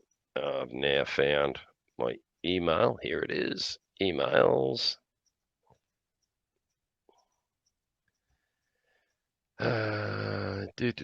New mail to J Parker. Oh, 35 okay. was it? Is it 35? Let me see. He said that I can try posting that link for you. Yeah, if you could, please. I'm just. No, I'm responding to Jeff because I'm one of your mods, and sometimes if a mod puts a link in, it might read it up on his screen reader. Yeah. Well, hang on. What was the address again? Oh, God damn it. Bigpond.com. It's Jeff J Parker 35. Yeah. J there Parker it is. J Parker 35. 35. It's all right. I'll just nick back to my email. jparker35 at bigpond.com. Excellent. 2 seconds, Jeff. I'll be with you, mate. Damn it. One day I'm going to get smart about technology. Probably the day I bloody die. As soon as I get smart on the current technology, they change it. That's the one. 35 at bigpond.com. Excellent. And did it? Yep. And paste. Yep. There it is. All right, mate. I'm sending it to you as we speak. It's winging its way towards you. Excellent. Sorry about that, Jeff. It took me a wee while. You know what it's like. Bloody technologically incompetent old men. And Katie, hello, my sweetie. How are you? And my lovely dogs are lovely as usual, just demanding as normal. Damn dogs. Right. But no, we'd be lost without them. They are my Yeah, mates. who else is going to make sure you keep your head on your shoulders? Yeah, that's it. Hey, Greg, I'm gonna drop down in the chat. I gotta. Now that I got some coffee in me, I gotta get breakfast ready now. No worries, Hank. Thank you very much for popping up, mate. Always appreciate having you up here. If you're still up and on when I finish breakfast, I'll come on back up. No worries. I've only been going 5 hours, mate. Yeah, I'll be here for hours yet. I've still got a couple of rums in the fridge.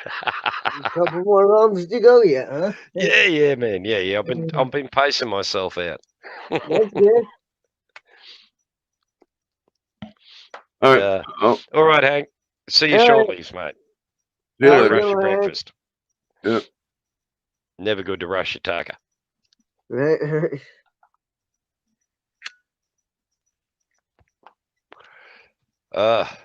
No, it's not hard to remember, Jeff, once you got it, but for God's sake, I don't know how I keep missing it, but I have got it now and I've sent you the link, hopefully.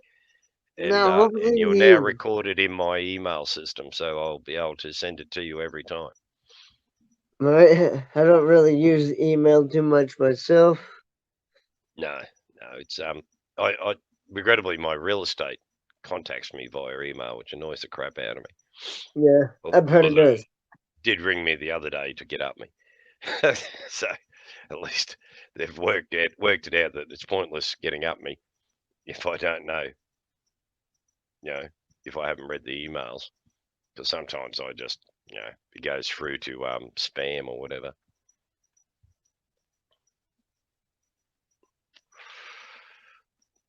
Still pinned. Yeah, everyone else has got a pin, but it's not pinned at the top of mine.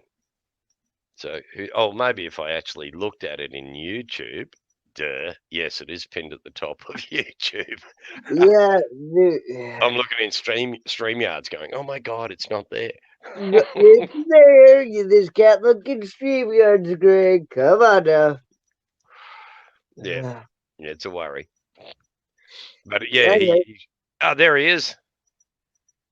And the one and only Jeff Parker. How are you? G'day, Jeff. How's it going, mate? Good. Can you hear me all right?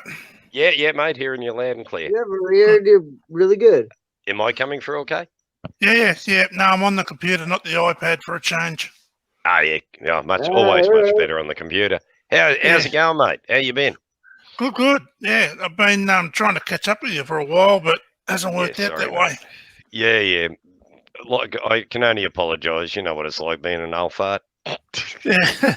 Listen, so what happens is because I'm blind, I use VoiceOver screen reader, and sometimes that doesn't pick a link up. Yeah, makes sense. It's like so weird of the letters and combos. It doesn't make sense of it as like something you can use. Probably. I've just got to address Steve Pinder here. It doesn't matter whether I'm drunk or sober, Steve. I still struggle with technology. Like the last few lives, I've forgotten to press start the live, and I've been going through the whole intro, going "Welcome to Lawler's Corner," rah rah rah, and then somebody eventually goes, "Greg, go live." I go, oh shit! Go up, click the button. Hi, I'm here now. Right. I know. I've got that a time or two on you. Once it's like, go live, Greg. Yeah. You old fart. You. Oh well. Is that what do I have to have Terry hack into you, reprogram your channel, and then have him go live for you? Yeah. Oh, thank God Terry does come up every time I'm on here, just to prevent me from doing drone footage. But he always jumps up and goes, oh, and then I've got to I go, Terry, can you play this for me? I tried using StreamYard on Wednesday morning, and it's nothing. It's nowhere near accessible. I contacted them, and they said they're going to do it in the future, but it's going to be a long way off. That's it. How's the weather there today? Good on you, Katie. It's 15 degrees Celsius, which is, I think, just under 60 degrees Fahrenheit. And it's cloudy, evidently, outside at the moment, according to my computer. It's nighttime, so I haven't got a clue. We had snow last week. Snow? Oh, stuff that shit. What part of our gorgeous land are you in, Jeff? Armidale, right in the Great Dividing Range. Yeah, I know Armidale well. Captain Thunderbolt's territory. That's the one. Yep. I love that Thunderbolt Way. I've taken my truck through there a few times, cross country from down near 12 Mile, near the Weybridge there. You hang a left and go out through Gloucester, and you go up about 6 different friggin' highways. Actually, Thunderbolt's not buried there. He's in America. Oh, dead set. Yeah, he wasn't shot. It was his brother that was shot. Oh, right. So he nicked off to the States. Yeah, him and his sister went to Canada, then worked his way down to San Francisco, and he got shot in a gunfight. No, well, shock horror that he would die a violent death. Yeah. He had a propensity for pulling his gun out. Yeah, the one in his pants as well. Yes, he was a bit of a Jack the Lad, from what I can understand. He had a Indigenous girlfriend who got him out of what's that prison in Sydney Harbour, Fort Denison. Ah, yep. Oh, he's a prisoner on there, was he? Yeah, he was in jail there for 4 years or 7 years, and he escaped. He just swam from there to the shore So, because it was shark infested in those days. Well, Sydney Harbour still has sharks in it, although they're not well sharks, but they're still in there. It's not a place I like to stick my toes in. I'm more worried about dying of the chemicals and the rubbish that's floating around the joint, and the large water rats. Yeah, I don't like the Noahs either, so they scare the hell out of me. Yeah, I've got to deal with them. I won't piss in their ocean. They won't drink in my local pub. So I should never get bitten by a shark. Yeah. I'm not a strong swimmer, so swimming in the ocean's not my forte. I nearly drown every time I go out there. So yeah, Fair enough. I avoid it like the plague. I like my feet firmly planted on the ground. I'm a white knuckle flyer. I've done lots of flying around Australia, but every flight is a moment of terror. And then once I get up in the air, I'm fatalistic about it. I'm dead. There's no point panicking now until the damn thing lands again. And then thank God I'm down on the ground. Kissing the ground again. Doing the Pope, getting out, kissing the ground. Hey, He Greg. arrived here in Australia. And right where he decided to kneel and kiss, a police horse had pissed about 10 minutes earlier. So the old Pope's there kissing the ground, and all the Aussies going. Yeah. Hey, Greg, you're gonna unhighlight that comment that you have highlighted. Yeah. I must. Did. I just got to find it. That's half the problem. There we go. Yep, unhighlighted. I was still publishing your email address, mate. You probably get every troll on bloody YouTube. That's right. No, thankfully, we don't get too many trolls. No, you don't. So you're pretty good. Although we did have IP2 threaten to come, but they were the weirdest people I've ever met. Had some guy on Brad's channel last night going, "Oh, I'm from IP2. We're gonna come and raid you." And I'm thinking, "Whoa, what do they mean?" And then I checked their page out. Holy shit! Whoa, wacko jackos, man! There was this guy beating his woman up. There was another idiot. They were just idiots, weird, strange Poseidon people. 2. Sorry. It stands for Ice Poseidon 2. IP2. Oh, okay. IP2, we always win. And I'm thinking, win what? Yeah, going Yeah, to yeah. jail. Some really strange footage, like this guy beating his woman and shit, and really giving her a beating. And then later on in the film, this little Asian guy comes over and gets angry with him and knocks his baseball cap off. And like all cowards, this guy just legs it 400 mile an hour away from this little Asian guy. And I'm thinking, you gutless bastard, you don't mind beating your missus, but a man fronts you and you're off. Like going to Windy Grey, yeah. Was that the strange man? He was a strange man. He really was a creep, and really pissed me off. I'm not into beating women. If one comes at me with a brick and tries hitting me in the head with a brick, I'm going to give it a face slap. But apart from that, no. If you got to beat them to keep them, you've lost them. Simple as that. Never had them. No, best policy, mate. Best policy. I had my daughter's mum. We lived together for 18 years. Then I got involved with another woman after that for 6 years. And I'm a happy single man now. And I plan dying a happy single man. Yeah, Joe and I've been together since 85. Oh, yeah, good innings, mate. Good innings. Yeah. What's that? 15 plus 11, 26. Yeah, man, that's a bloody good innings. No, that's more than that. Well, yeah, Steve Pinner gets beaten up by his wife, but he's a wuss. And he likes it. Hang on a second. I've just got to get a recharge on me Bundy. 2 secs. Yeah. Steve doesn't want his wife pulling out the weapons that he has and using them on him. So who we got up here tonight? I'm Warlord of Art. Like making through Brad's channel, and yeah, pretty cool dude. Like coming up and bullshitting with him.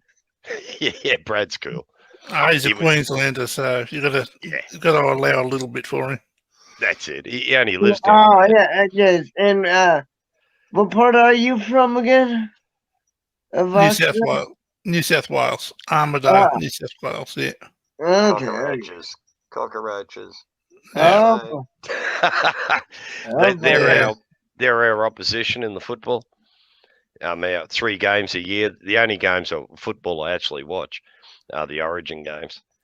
And You know, it's always amuses me that Queensland has never acknowledged the 69, 79, 3-0 every year for yeah, no, 11 years. that was when the New South Rugby League ran the bloody game, and they changed the rules every year to make sure we never won. Oh, But here we go. let's Wins, not wins, get into wins. that. Wins. And who won Wins, 8 wins. years in a row? Oh, hang on. I'm hearing a sound of crickets there. Yeah, but you didn't win 3-0 every year, and we won 11 years in a row 3-0. Yeah, but that was when you were cheating. No.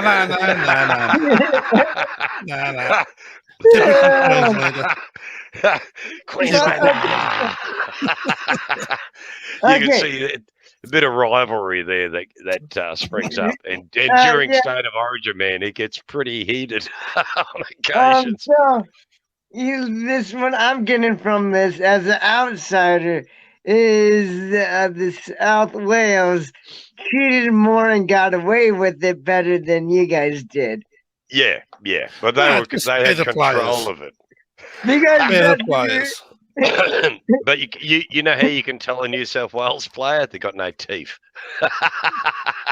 that would be your team too. Yeah, no. Our team, it's sophisticated lads. You want to be careful. I send Hopawati up there to give you a Oh, handshake. no, you can keep Hopawati. Hopawati was this New South Wales player, and his trick was when he'd tackle you, he would insert his finger in your bum. Oh God, no. And of course, naturally, you'd let go of the ball and reach around to rip this guy's finger out of your butt. And he was hated. Is the only way to describe him. He still is. Mhm. Yeah, he was eventually banned. And his son went on to become a footy player too, but he didn't insert his finger. No. Yeah, he was all right until he left Australia to do his work for the Seven-Day Adventist Church. Yeah. Mormons, wasn't it? The Mormons or 7-Ups? 7-Ups, I think. It was, they have to go work as a what's the word they use? Missionaries. Missionary, yeah. Yeah. And then his big mistake was he started preaching his religion on his social media, and as a football player, you can't do that shit. No. And so he ended up getting bum rushed out of the game altogether. Yeah. And he was a brilliant football player. He was good. I'll give him that. He was a bloody good player. But his religion came first, which is fair enough. But if you're playing and representing your state and representing your club, you just can't go writing in homophobic comments and crap like that. Right. Without expecting some sort of repercussion. And it cost him, $1 million contract sort of thing. Ooh, $1 million. Ooh. Oh yeah, he was a good player. He was playing for Australia, everything. He was good. But that was beyond the pale, especially since he was representing Australia. We just couldn't have someone running around making homophobic statements that, gay people were sinners and they were going to burn in hell and all that sort of stuff. Just not the done thing in the 21st century. No. But back when I was a kid, and it would have been the same for you, Jeff, gays, there was what they called poofter bashings and crap like that. And thankfully, a lot of that has now been left behind and the world's moved on. Yeah, no one ever really did it. I've got extended family members who are gay, so and they're older than me, so yeah, it was never done in our family. My older brother's gay. I've never had an issue with it. everyone, whatever, floats your boat. I don't have an issue with it, but No. thankfully it gave me an understanding, which, and then I lived in Sydney for a long time, and Sydney is the gay capital of Australia. It's like San Australia's Francisco? answer to San Francisco. Yeah, it's the second largest, I believe, gay populace in the world. And city, like we have the gay Mardi Gras every year. You got San Francisco has a gay pride week. Mm-hmm. Yeah, the same thing happens here once a year. We have, sort of for a week or so, Mardi Gras. it's all about gay, and then it's Mardi Gras, and then it's the gay pride parade, and dykes on bikes and gay policemen and all that shit. It's awesome. It really is, and it's a great tourist attraction for Australia, or it was before COVID. You used to get lots of overseas people coming over to attend the Mardi Gras. I ended up freaking seeing when I was like probably 6 to 8 years old, in that range. First time to San Francisco, ended up this randomly being part of Gay Pride Week, and they had a big parade and everything going on. And oh my god. Katie's in London, and evidently they have gay pride over there as well. And a bit of They have it everywhere. Yeah, I think it's everywhere now. Yeah. I think that's just kind of almost worldwide. I remember taking Not the mate's young son from Victoria and brought him up to Sydney in the furniture truck. We were doing a run up to Brizzy, and we ended up pulling up in Oxford Street. And there's these two men kissing in front of us, in front of the truck, and this young kid's going, "Oh my God, Greg, two men kissing," and I'm going, "We're in Sydney, mate. Get a grip. Yeah, this is Sydney." And he's, but they're kissing. And then I had to sort of explain to him the gay thing, because he just had never encountered it before. It's It was funny, really yeah. funny. It really was funny. It had me chortling away merrily, and ripping the crap out of him all the way to Brisbane and back to Melbourne. Hey, what happened to those blokes at Townsville? They roll a vehicle or something, did they? The army blokes. Sorry, I've missed that on the news altogether. Oh, did you know a couple of warrant officer and I think a private or something were killed in a car accident? I think it was a car accident, some sort of vehicle accident. Yeah. Poor buggers. We have a, it doesn't seem particularly large compared to the American road toll, but for per head of population, our road toll is pretty severe at times. Like here in Queensland, we average a couple hundred people a year get killed on our highways. And but we have seatbelts compulsory here. You have no option. You must wear them. You'll get a nasty ticket. I know a few truck drivers, not many, but I know a few that won't wear their seatbelts at night, and they take them off at night because the cops can't see you're not wearing it.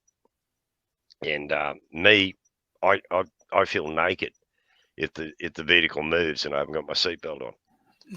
That's as soon as I start the motor, the next thing is the seatbelt goes click. Even most times before I start the motor, that seatbelt's clicked. It saved my life when I was a young lad of about early 20s or something. I slammed into a concrete culvert at 70 mile an hour in Hobart, and it ripped the front end of the car off. Moved the right hand mudguard was sitting a foot to my left. And looking over my steering wheel, I was looking at nothing. The car ended at the windscreen. and I survived only because I had a seatbelt on. Otherwise, I would have been strawberry jam on the concrete culvert. So, I'm a firm believer in seatbelts. And I knew back then that I drove like a lunatic as a young lad.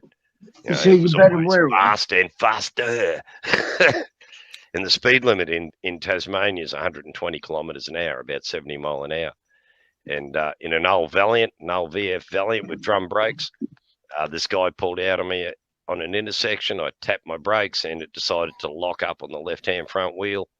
and just sent me into a 360 spin, and then went off the road, nosedived into this culvert, and ripped the front end about 3 feet to the left, and ended up on the driver's side, laying down in the culvert. And it was seatbelts.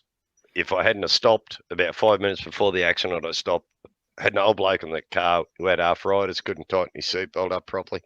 And this is the old days, the adjustable seatbelt. And I strapped him in rock hard. You know, I like people to be firmly secure because I knew I drove like a dick. And then, went screaming up the highway, and 5 minutes later ended up in this culvert. And we both survived because had those seatbelts on rock hard. Otherwise, we wouldn't be here today. Yeah. Now you've got my email address. Every time I pop up, you can shoot me a link. I'll shoot you a link every time before I pop up. You know, like they do the notice on YouTube. I'll just send you one straight away. When I do the notification on YouTube, I'll send you an email. I'll just wait until I pop up, because I mightn't pop up for a few days. No, that's all right. That's all right. If I get in the habit, then I won't forget. Yeah, no, it's good. I got a memory like a sieve. Yeah, right. Old age. I tell you what, I found the funniest YouTube videos last week. Mm. It's called How to Talk Australians. Oh, with the Indian blokes? Yeah. It's it's funny. It's funny. Isn't it? Oh, it's hilarious. Well, I do one about the Tucker, and they're stopping on the side of the highway in the old HD station wagon and scraping roadkill off the road and bringing it back to barbecue. And I'm going, I mean, it's an exaggeration. We don't eat roadkill, but it is. Yeah, you're right. It's Australian humour at its best, with these mad Indians going, and then they've got the classroom where they're teaching them all how to speak Australian. And it's bloody piss funny. Really is. If you get a chance, Warlord, have a look at it, and you might understand that we are a really weird mob down here. Oh, yeah, I get it. No. Yeah, you're lying, because I know you guys eat some roadkill. Don't worry. Us Americans, when we hit a deer, like up north, it's like, hell, it dies from it. It's like, we'll take it back, clean it up, gut it, and all that, and we got more meat for the freezer. My understanding is deer are as stupid as kangaroos, and that they wait till they see a car coming, and then they run out into the middle of the road to get killed. And and during droughts, the grass on the side of the road tends to be green in the drainage ditches and that. So during a drought, all the kangaroos come to eat at the side of the road. And seriously, they see you coming and they just look at the lights and go, oh, wonder what that is. And then they hop in the middle of the road to have a look. And then you hit them, and they do some phenomenal damage to your car. Yeah, I don't think they're stupid, because I've seen them lure dogs into a dam and drown the bastards. Oh, yeah, no. They do. No, kangaroos sound smarter than a deer. Yeah, we have deer here in New South Wales. Northern New South Wales, lots of deer. We've got them around here. They're not native. No. Anything with a hoof is not native to Australia. That's it. But there are wild deer roaming the countryside. They're up here in Queensland. Yeah, we've got them here around here. Yeah. I've seen more in northern New South Wales than I've seen up here. Are they like small little deer? No, they're huge bastards. Yeah. Okay. Yeah. Oh, they're huge. They're big. Yeah. Okay, like, are they like elk size? Take the legs out from under them, and they come through your windscreen.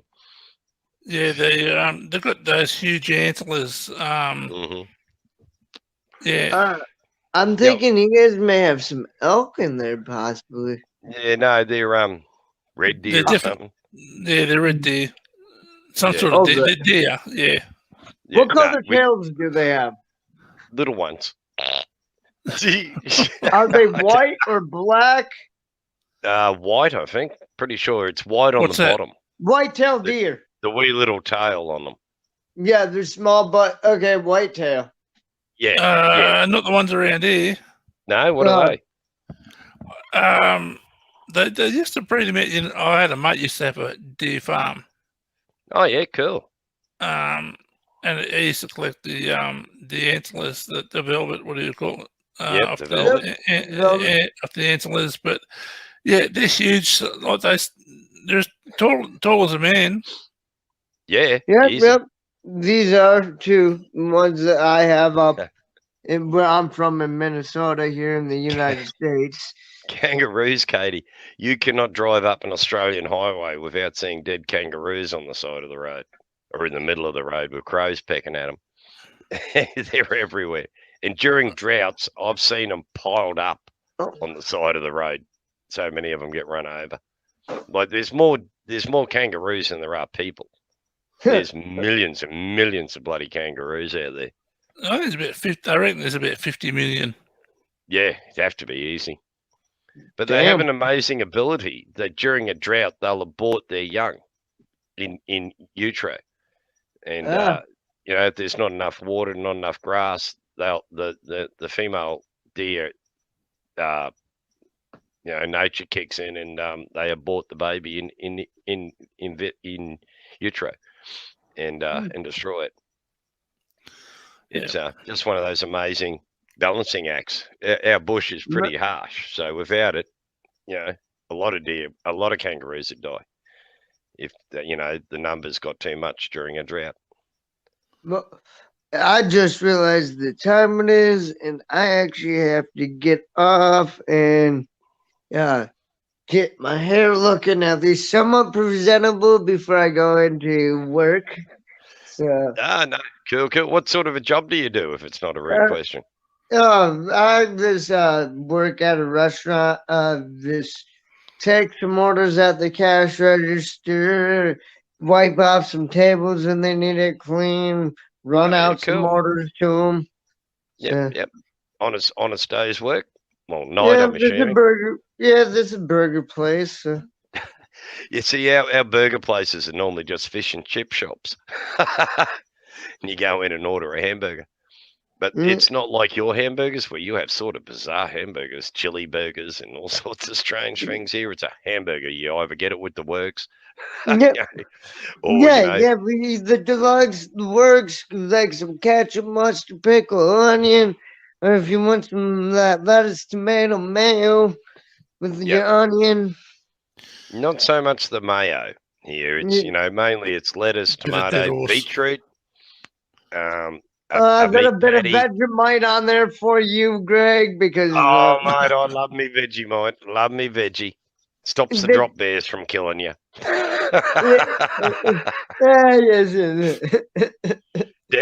Down where Jeff lives, the drop bears are pretty bloody bad down that end of the world.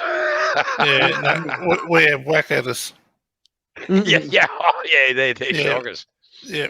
They're exactly like a koala bear that got 5 arms. Yeah. They drop out of the tree, grab you with the 4 arms and whack the shit out of you with the 5th. I had a group of American uni students, and we pulled up in the Wollomai National Park in New South Wales, down near Armidale, actually. And we were in the middle of the Wollomai National Park, and we're heading out to a place called Bald Rock. And so we're walking through the bush, and I look back, and there's about 8 Yank students standing there, and they're looking terrified. And I'm going, oh, yeah, what's the problem? And they're going, the bush. And I'm going, yeah, it's the bush. Yep. I'd be like, let's go have fun. And they're going, oh, the animals. And I'm going, oh, look, you got nothing to worry about except the drop bears. They're going, what? And I'm explaining to them about the drop bears. I'm going, you got to walk Indian file, keep your eyes up in the tree. You see one, don't fucking walk under the tree. It'll drop down. It'll rip your throat out. And so I've got these Yanks walking along through the scrub behind me, and they're terrified. They really were scared. And honestly, I had blood pouring out of my mouth. I was biting my cheeks so hard not to laugh. And I was doing really well. Adam's totally sucked in until one spun around and said, what colour are they? And I had a total mental blank. I could not think of a colour. And I'm thinking, fuck, the colour. Could have done purple. brownish tan, make a color. Well, all I could come up with was purple. And you could almost hear the gears twirling in their brain. And they're going, you're you're lying to us. And I've cracked up and I've gone, yeah, I'm having a bit of a lend here. And then we caught up with the rest of the group. And of course, there's a bunch of Aussies there. And as soon as we got within earshot, I said, I got these fucking Yanks with the drop bear joke. And of course, all the Aussies cracked up laughing. And this one Yank jumps up and he goes, you goddamn Australians have got a goddamn national lie. Just sent us all into extra peals of hysterical laughter as we had to agree that we had this national lie that we told people that came to the country. Oh, it was fun. We had a ball with those bull buggers. They were terrified. You know, hoop snakes and you name it. Bunyips. Oh, watch out for them, they're mean. The cuter they are, the more vicious they are, and they'll kill you. Watch out for the possums. Yeah, sorry. Oh gosh. See, now I'm happy if I do ever go to Australia. Like, I'm going to go there and be like, what? Have you been here before? Because this we all came falling for this shit. What the hell? Yeah, regrettably, YouTubers spoiled the drop bear joke a bit. yeah, sorry, but YouTube's kind of. But you'd be amazed how many tourists we still catch with it. And, you know, things like, oh, if you eat Vegemite, you'll be all right because the Vegemite comes out in your perspiration and the drop bear smells it and won't drop down on you. And that's why they only eat tourists. And they're, what? You go, yeah, we only lose a dozen or so tourists a year, but, you know, don't worry about it. She'll be right. And then warn them the most dangerous creature in the country are the humans. We're a nation of serial killers that kill backpackers. And just watch them freak out. I don't know who I should believe on the Vegemite. The dingo or you? No, Vegemite stops mosquitoes. Yeah. Eat Vegemite. Someone saying that? No. We can't help it. We just I like need another lying. opinion on the Vegemite. Oh no, Vegemite's great. Just don't believe an Aussie that gives you a teaspoon of Vegemite and says, taste this. Do not do it. You'll never touch the shit again. You got to spread it very, very thinly on hot toast with butter on the toast, and then a very thin layer of Vegemite. Otherwise, you are not going to like it. Okay, good. Vegemite cheese and lettuce. Oh, yeah, that is delicious. Vegemite cheese and lettuce. Okay, so I got two on this panel right now that says Vegemite is good. And earlier we had the crazy dingo up here saying it tastes like shit. Yeah, you got to remember. He's a pommie. He's a pom. He's an immigrant. So he got sucked in when he first arrived in the country.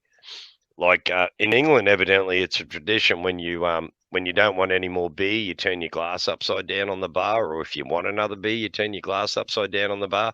Here, that means you want to fight the whole bar. Yeah. Oh God, that's not good. Yeah. So the poor old poms would come out and they turn their glass upside down. Next mate, the bloke beside him, be going, "You want a box on, do you, mate? Come on then, I'll have you." And they go, "What? Oh, no, I didn't say that." You turned your glass upside down, asshole. Come on, have a go. Terrorise the tourist. It's a national pastime. Of course. But all right, I really need to be getting going. So no worries, mate. Lovely chatting to you, Warlord. Yeah, same here, Greg. Yeah, have a good one, mate.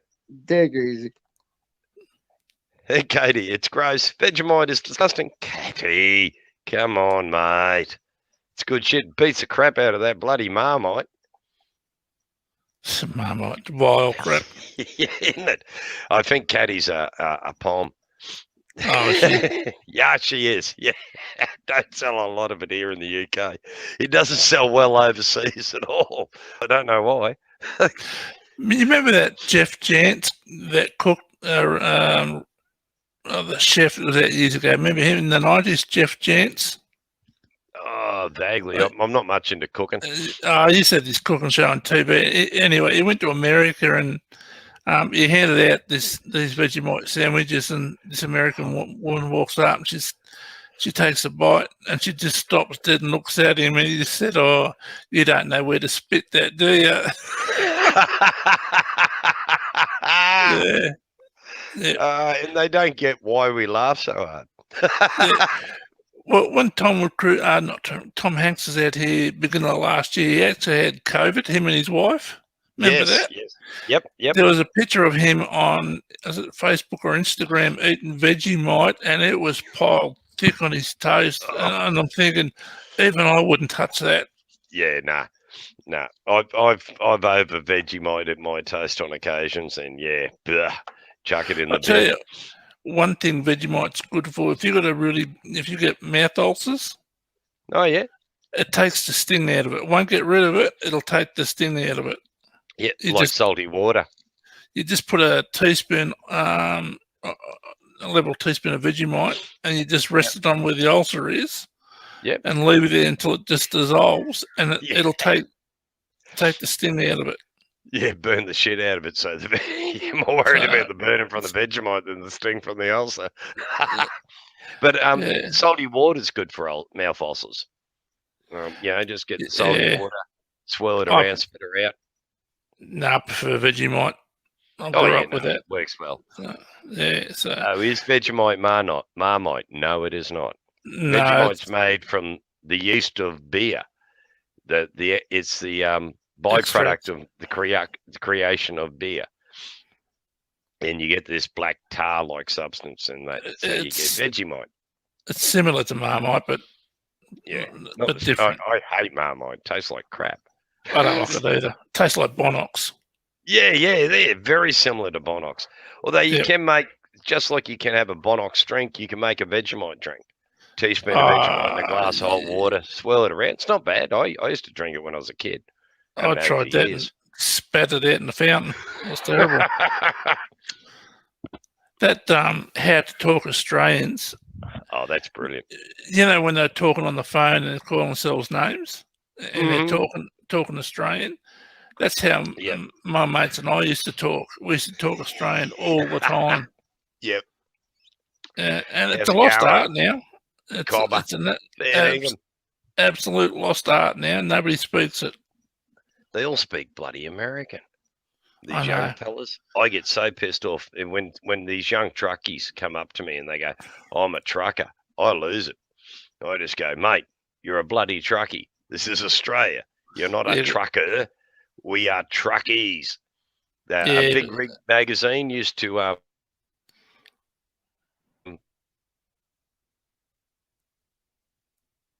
You there?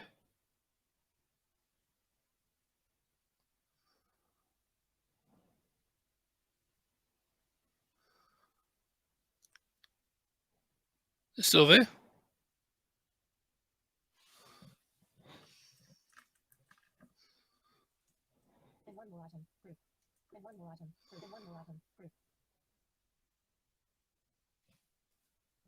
Visited link image. StreamYard logo. Banner. Chrome has new leading StreamYard. Enter in toolbar. Leading toolbar. Full screen button. Name.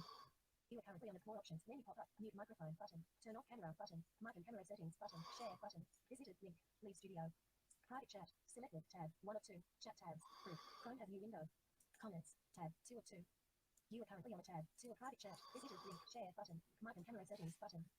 You are currently on a button. To click this button, press Control Option. Back.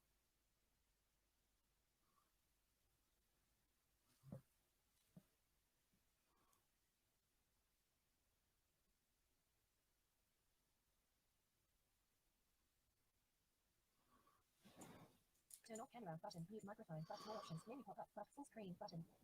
You are currently on a button. To click this button, press Control Option. Dropped out.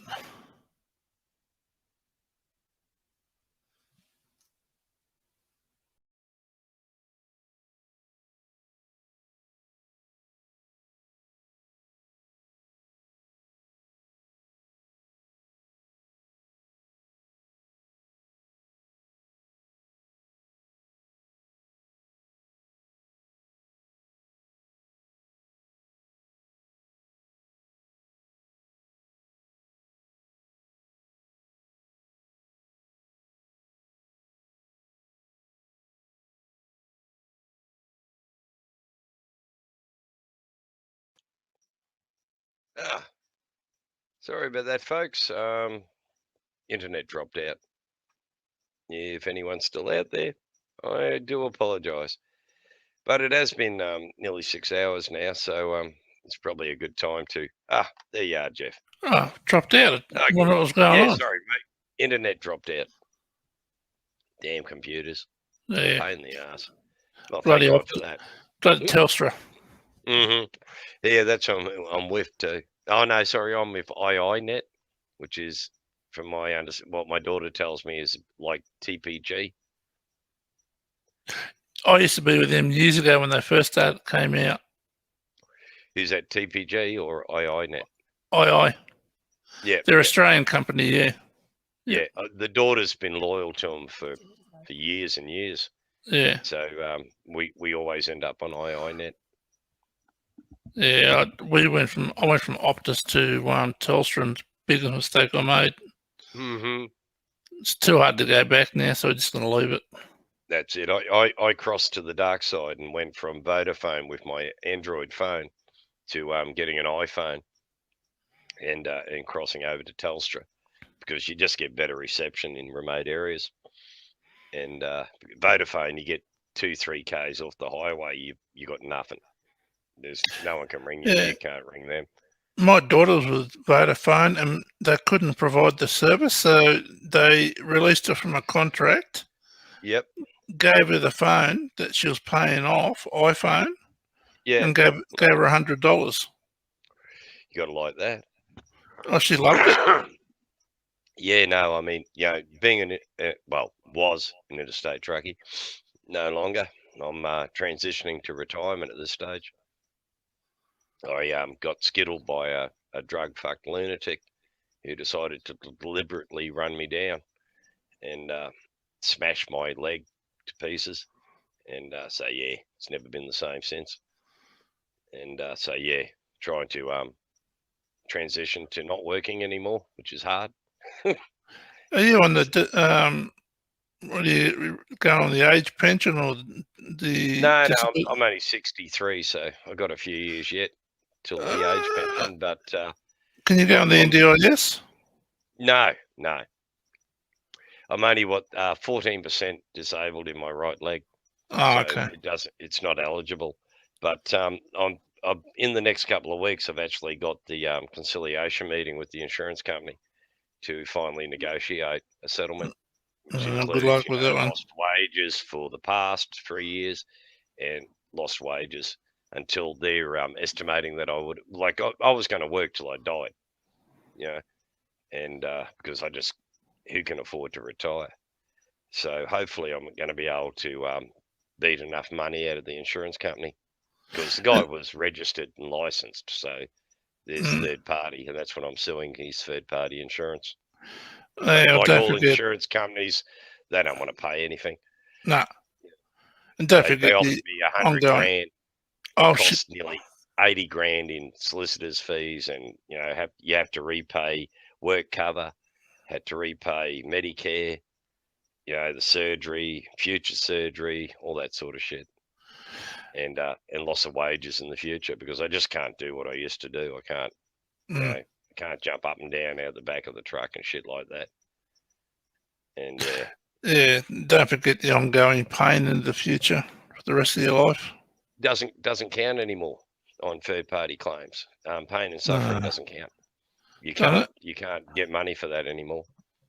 It's just lost wages, all that sort of shit. Future costs, like I can't mow the backyard, so I've got to I have to be able to purchase an electrical mower that, self-propelled mower, that sort of shit. It all gets factored in. And my solicitors are going for 850 grand or some shit. So, if I get 200 grand, I'm doing bloody well.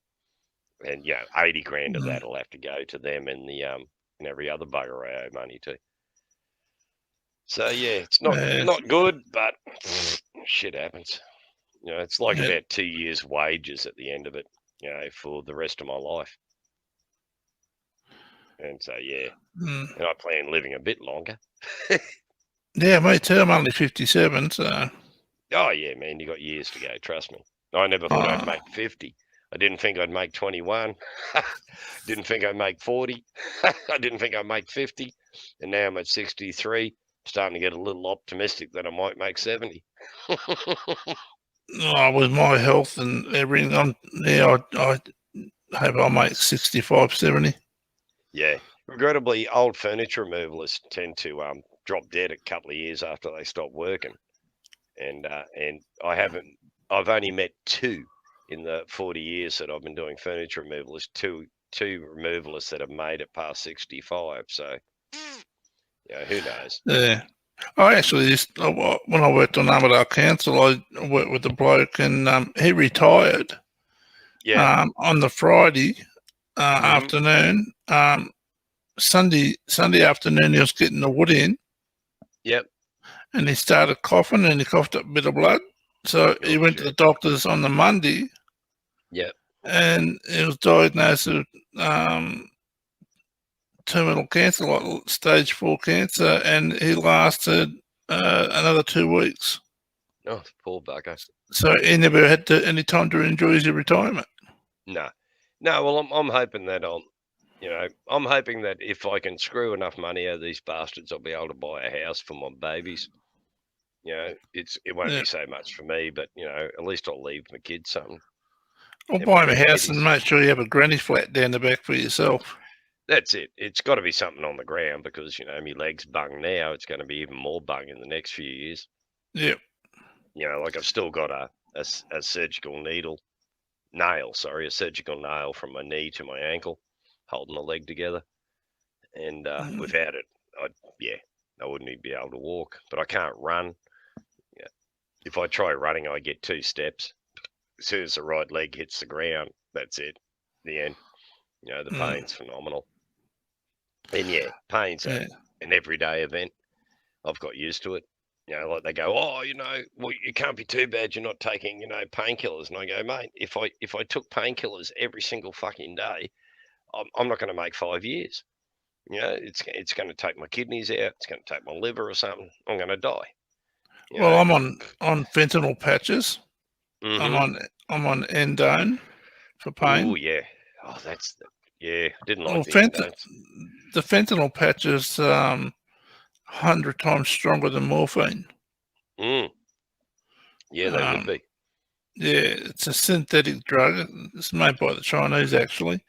It's really strong. I'm on a sort of 100 micrograms an hour. Yeah. That's the biggest patch they make. I'll have to start putting 2-3 patches on soon. Oof. So, I was on the endones for the first year, and I didn't like them. I like me weed, I like being stoned, but I don't like feeling like I'm in cotton wool. And the brain wasn't working real good. And it definitely, took my mind off the pain. Didn't stop it, but took my mind off it, and made it bearable. And then I thought, well, I can't do this. It's just going to kill me. And coming off it was a bitch. And that worried me too. I've got through my life into my 60s, without being a drug addict, and I was terrified I'd become an opiate addict from the endones and shit. Oh, and I that am. terrified me. Oh, it scared the shit out of me. I'm thinking, no, I've done well not to be a druggie by now, except for me weed and me alcohol, and me ciggies. Well, I'm at a higher 20% higher rate of developing dementia because of the fentanyl and the endone. Yep, I'm hearing you. Yeah. So scares shit out of me. Yeah. Well, I've got it all worked out for the dementia stage of my life. I've told the daughter she's just got to buy a beat-up old truck and stick it in the backyard, put 6-foot fences around it, stick some cardboard boxes and some old furniture in the back, and I'll just think I'm doing removals, and I'll go out and load and unload the truck and then sit behind the wheel pretending I'm driving down the highway. No, that's it. Well, we'll live with dementia. Well, that state parliament later this year, they're going to introduce a bill, assisted dying bill. Yep. Yep. There's if you go to adammarshall.com.au, you can sign the petition to have it introduced. Victoria have it.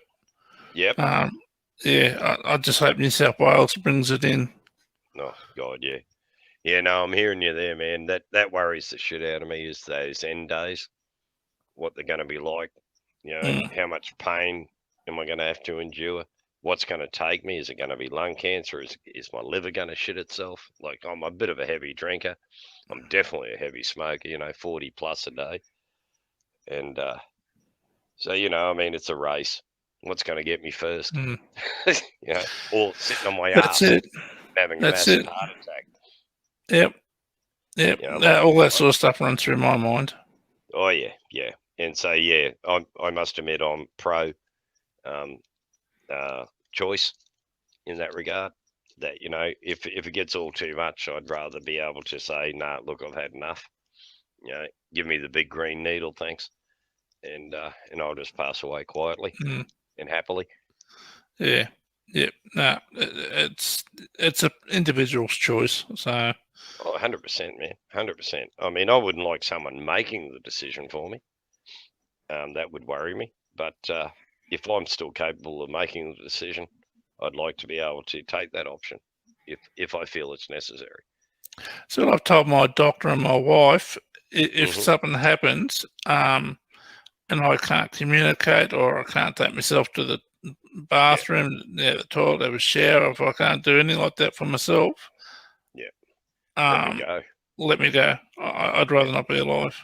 So, yeah, no, I've told my baby that, look, if it gets to that stage, I'm not compass. I can't make that decision, and things are pretty bad, like crapping myself, and like you say, not being able to look after yourself anymore. I'd rather just be quietly taken out with a bit of morphine. Yeah, but I'm talking about if I have a stroke or other medical things. It's pull the damn plug, for God's sake. Yeah, just don't help me. Just let it go. Yeah. But hopefully they'll introduce it this year. So. Well, you can opt for don't revive me. If you have a heart attack or something, they're not going to rush in and give you CPR and stuff. But, yeah, no. I mean, you could still linger for a bloody long time. And then an old removalists were as tough as nails. So the chances are, just because the brain ain't there, the body might just still kick on for a bit. Yeah, well, that's like if you have a stroke and you're paralysed down one side and you can't talk, you can't feed yourself, you shit your pants. If I have a stroke and it's really bad, let it go. Just let me go. Yep, same here. I've as you would have done yourself, it's something you seriously think about and contemplate, and come to that decision that that's not something I want to go through. Trapped in my body, not being able to communicate, not being able to move. No, I don't want that shit. When Joe and I think about having kids, because of my MS and the tumour I've got, I actually went to a geneticist just to make sure all the things I had aren't hereditary. Yep. So I didn't pass them on to my kids. So fair call. Yeah, no, it costs us a fair whack too. I could imagine. Have you got kiddies? Oh, 2 girls. Yeah, one's a nurse and the other one's at uni. Oh, magic, man, magic. Yeah. I've just got the one. We tried for more, but we lost 4, and which was pretty disturbing and upsetting. Yeah. But, now I'm on to my 3rd grandkid, which is due in October next month. Oh, good on you. Yeah, your daughter, not you. Yeah. Oh, yeah. But I personally take credit for it all. I didn't kill her when she was young, so it must be my kids. And I get to play Grand Patriarch, which is pretty awesome.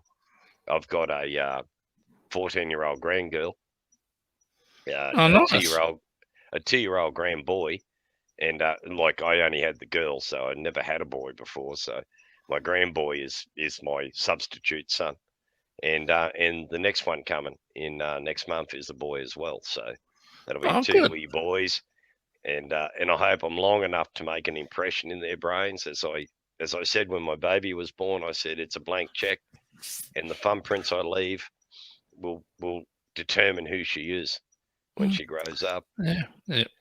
And I'm hoping I'm going to be around long.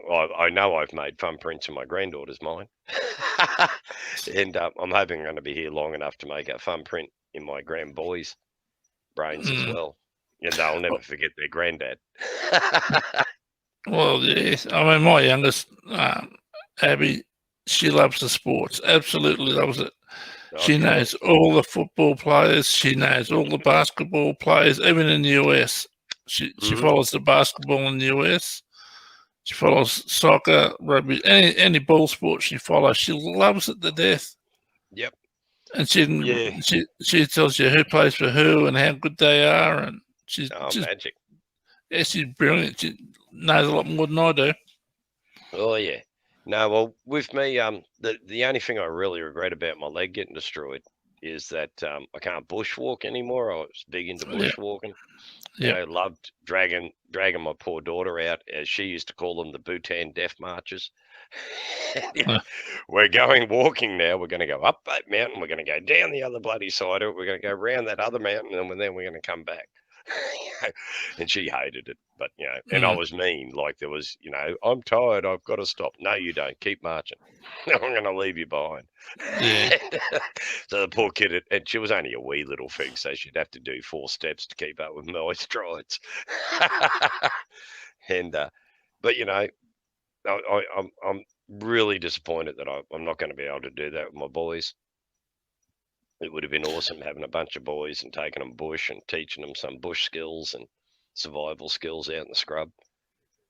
Yeah. I'll still be able to do it, but not like I used to.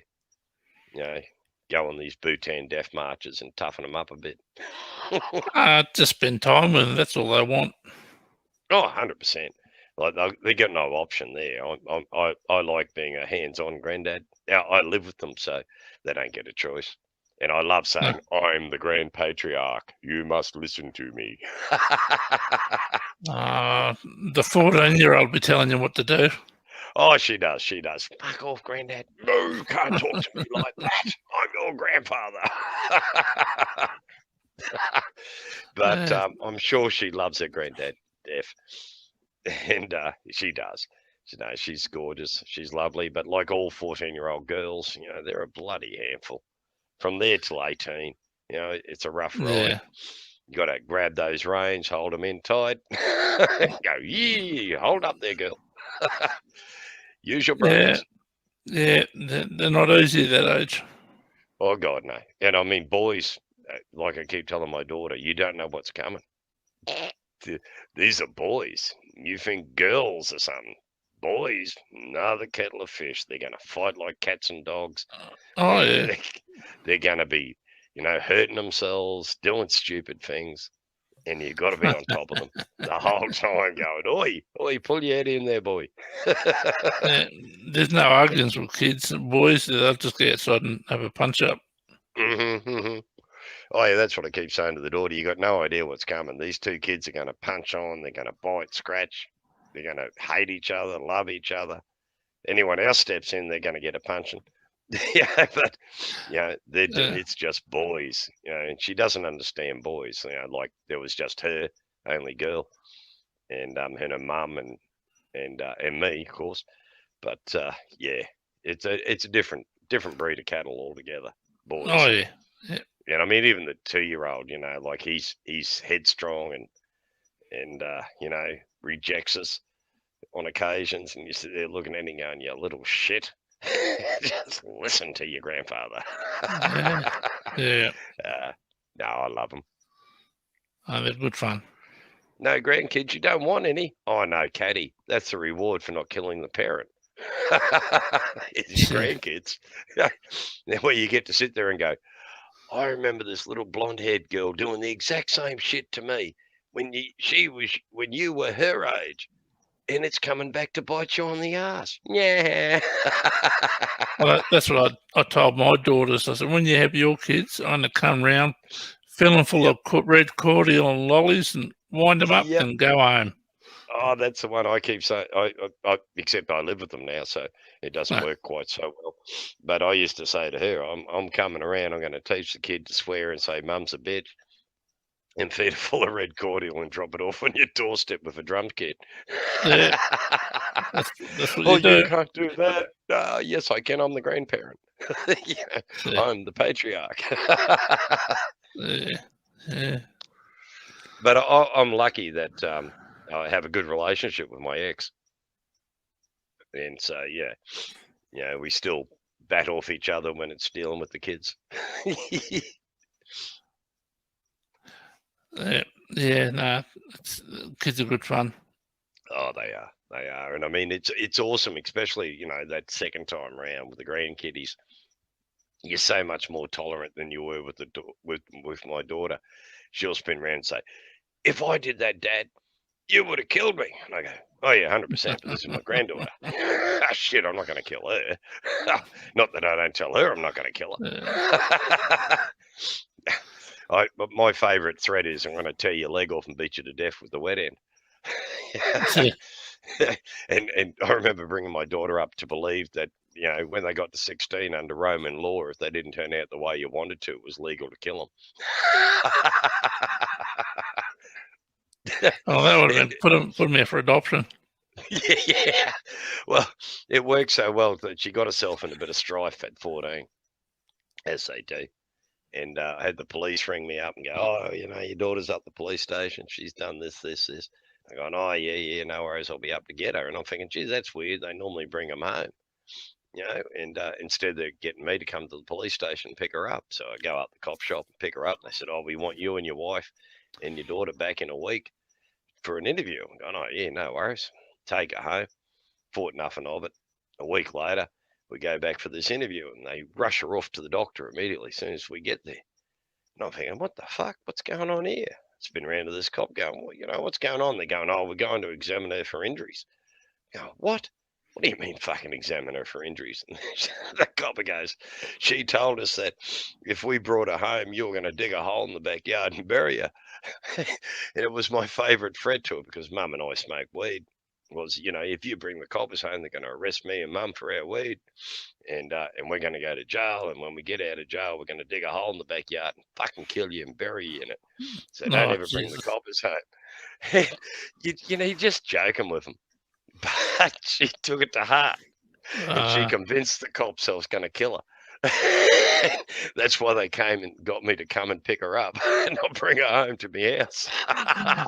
Poor little thing. Oh, no. Well, hey, kept her on the straight and narrow. Got her to 27 before she got pregnant and not drug fucked. So I reckon hats off. If you can get your kid to that stage, you're doing well. Oh, yeah. Yeah. And but you just don't realise, like it was a standard joke we used to do all the time. Just became that rhetorical joke that we'd apply on her every time. "Oh, you watch it, Roman law 16, quick stabbing if we don't like you." And you forget that they're kids. They believe everything you bloody say. They do. They do. Yeah. And of course, to us, it was just, ha, ha, ha, that's funny. And then experience these police officers having a panic about it all. And then at the end, this cop's going, he says, when we arrested your daughter, he says, "I've never heard." He said, "I've been a policeman for 15 years. He said, I've never heard anyone swear as much as your daughter did." And I've got to admit, I had this tinge of pride in my heart. Well, I'm going, "Oh, well, that'd be my fault. I'm a truck driver. I tend to turn the air a bit blue." And he goes, "A bit blue?" He says, "It was shocking what she was saying." It just made me feel more proud of my girl that I brought her up to be tough and stand up for herself. Because she's only a wee little thing, 5 feet tall. Bloody 60 pounds, wringing wet. But, tough as nails and comes at you like a vicious bloody bulldog. And I put that down to her upbringing.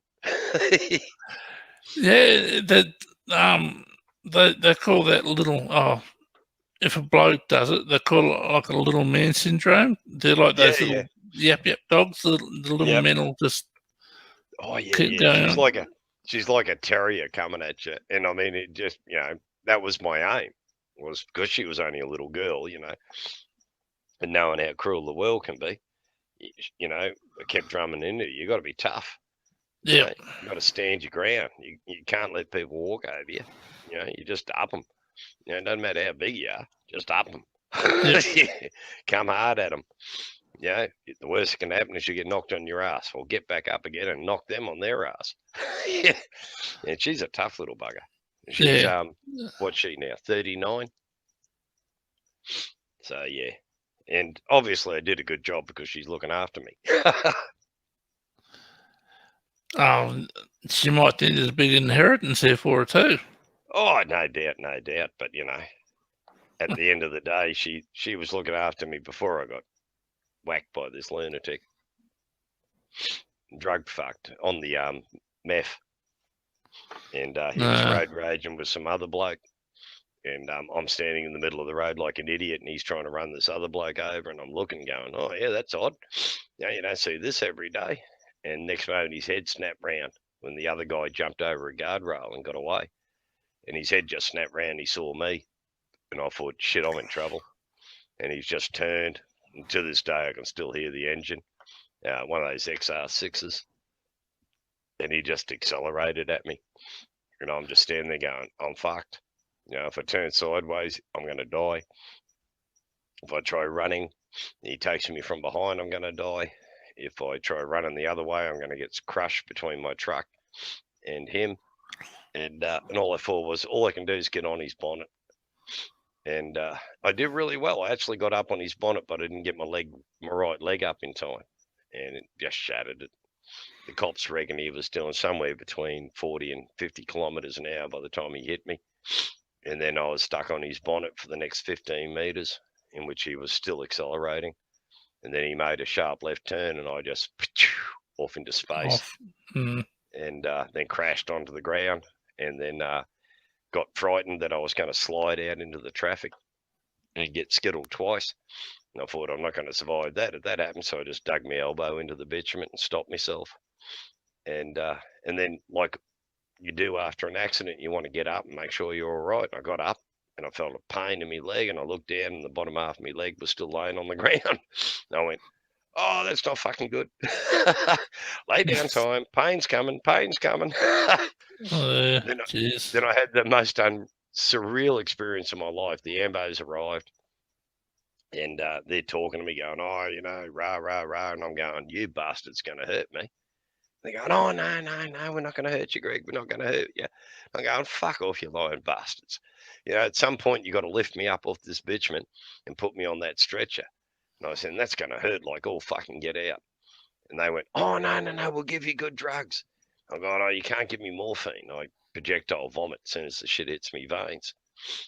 And they're going, oh, no, we'll get you something else. So I had to lay there for another 20 minutes waiting for the dangerous drugs, the little ambulance come out with all the DDs. And they gave me ketamine. Oh shit! Never experienced anything like it in my fucking life. And they'd roll me onto this foam sort of thing to pick me up and put me on the stretcher. And they hit me with the ketamine first, and I'm off, woozy. And then they pick me up with this thing. So all I can see is this foam closing out the view. And I'm going, I'm dying. And I don't give a fuck. I'm as happy as Larry. And they put me on it, whack me in the ambulance, and I'm going, I'll have 2 of them ground up for cones for when I get home. And then, hospital and all that bullshit and surgery. And haven't been out of pain since. Yep. So that's life. Yep. Greg, I do read chat. He's talking 5,000 spaces. I'm sorry, I do chat a bit. So, Caddy, pop up and join us, man. Then I won't have to talk so much. So, is this a free version of StreamYard or your paid version? No, I paid for this one. $20 a month? Yeah, but it's $20 American a month. So it's what, 26, 7. No, What? it works out just over $40 a month, all up. The exchange rate's about 75 cents, 73 cents. Yeah, I don't know. They're slugging me about 40 something a month. It's coming out Yeah, of my account. there'd be other fees involved in it. That's why I thought it might have been up around $30 mark. Yeah, no, more like the 40 mark. It's yeah, I thought, oh yeah, $20 a month, I can afford that. And then the bill came and I went, oh shit. It's a bit more than I was expecting. I sent them an email yesterday about if there's any accessibility functions. Yeah. And they sent an email back saying, no, we haven't got any accessibility functions. We're going to do it in the future. So I sent them an email back asking if I can get 50% off if I take the $20 a month. So we'll see what happens. Yeah, well, I can't use it. Yeah, well, I can't use it. So I have to get a support. I have to get a support worker with me when I use it. So, G'day, Cyflex. How's it going, mate? Looks like it might be another Englishman, given it looks like the underground symbol. You know, that circle with the underground written across it. But that's just an assumption, Cyflex. You never know. Is that Cyflex or Cyrex? No, Cyflex. SCIFELX. No, that's Cyrex. Turkey, I wouldn't let him up. 5,000 spaces. Geez, tar. Catty. I do talk, if you hadn't noticed. It's a bit of a habit from truck driving. You know, you spend a week on the highway and you got no one to talk to. So you get home and you non-stop natter. I tell you what, back in the 80s, I used to have my own CB. I was right into it. Oh, yeah. And I was listening to this young bloke. It must have been like early to mid-teens. He's talking to this truck driver. He said, oh, what are you carting, mate? He said, oh, I've got 4 ton of post holes. Yeah, and he said, how many to the ton do you get? And everyone just started laughing at him. Yeah, she did. How many post holes to the ton? That was. I used to equate the CB to Facebook and YouTube before it was invented. Yeah, well, I was thinking about getting into the ham radio stuff too, but you had to do all that license crap and study and all that sort of stuff. So. Yep. Hang on a sec. I've got to talk to Caddy. It's coming up. Devices not connected, Caddy. I don't know why it's saying that. They will need to connect. It's your mic or cam. You need to engage before you get added to stream. Caddy. Be lovely to listen to young Caddy. So if you don't, block your camera once you get up, or when you get on. Before you get on, just block your camera. Well, I won't look. Yeah, God, I like that. That dry Aussie humour. Oh yeah, I won't look, brother. And I promise, I'll take my glasses off, and I won't see jack shit either. Oh, I better remove that and just have another go, Caddy. But you've got to. Oops, I hope I didn't just kick you. Oh, I did kick you from the studio. I hope that hasn't had an effect. Shit. Just have to go through the whole process again. Yeah, you'll just have to try again, but make sure you're at least your microphone's on. I'd ask you to check the settings before you come up. Yeah, you're British born and bred. I thought so. I thought that was a British London Underground bloody symbol. I used to have a whole heap of badges I got off a removal job once, and there was one of those underground badges which had the same circle and the blue writing across the centre. Cyflex, jump up, mate. Have a chat. See what happened to us colonials since you were last here. No, Caddy, it's still saying the same thing. Device is not connected. I'm not going to ban you. Authenticate with YouTube. I think it might be an authentication thing. You have to authenticate because it's got to go through YouTube or yeah, you have to go through YouTube or rather than Facebook. StreamYards or Facebook. Yeah. Yeah, I come up through YouTube. Have you got YouTube? You're better off coming through there, and then it'll automatically authenticate you because it's saying at the moment authenticate with YouTube. Yeah, you got to have a Gmail account and Yeah, or at least an email account of some form. yeah. Watching with my eyes shut. Don't worry. That was Cyflex. You're just gonna have to wait 2 seconds. I've got to duck off to the loo again. Yeah, I'll be right. 2 shakes. Pardon the pun. Queensland bladder, the size of the brain, pea size.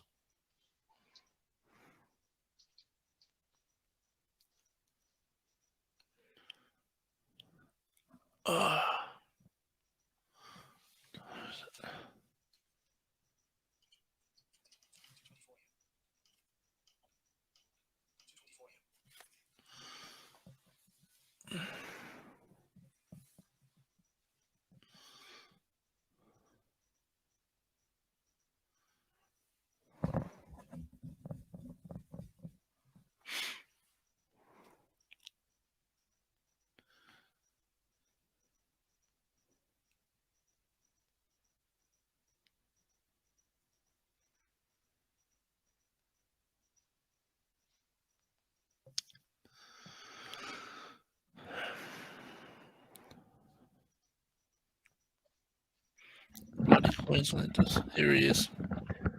Oh, hang on. I'll have to kick you from the studio so you can come back. Who?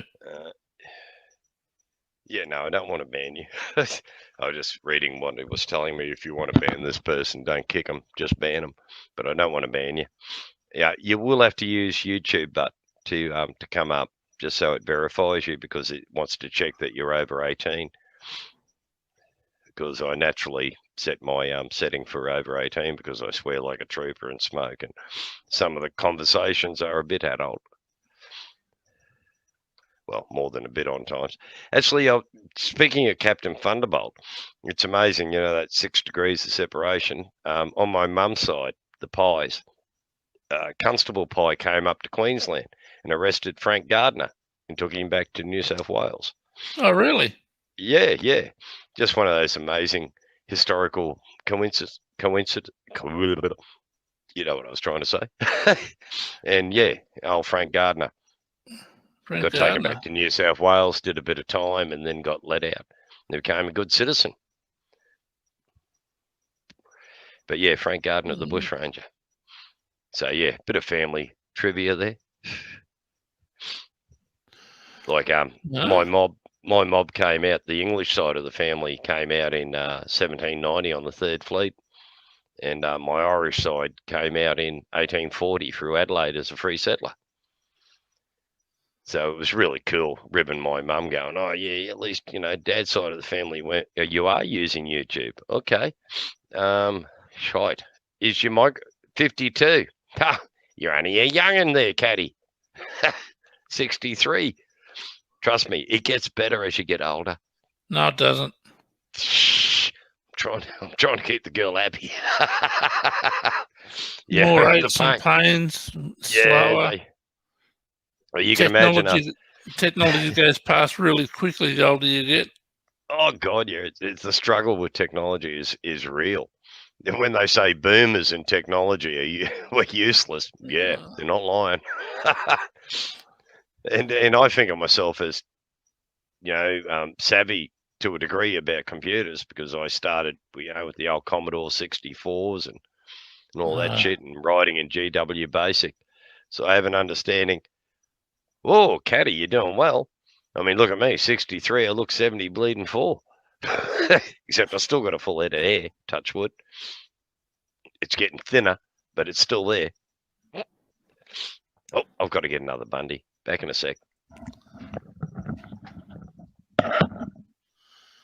Bloody Queenslanders always on that Bundy.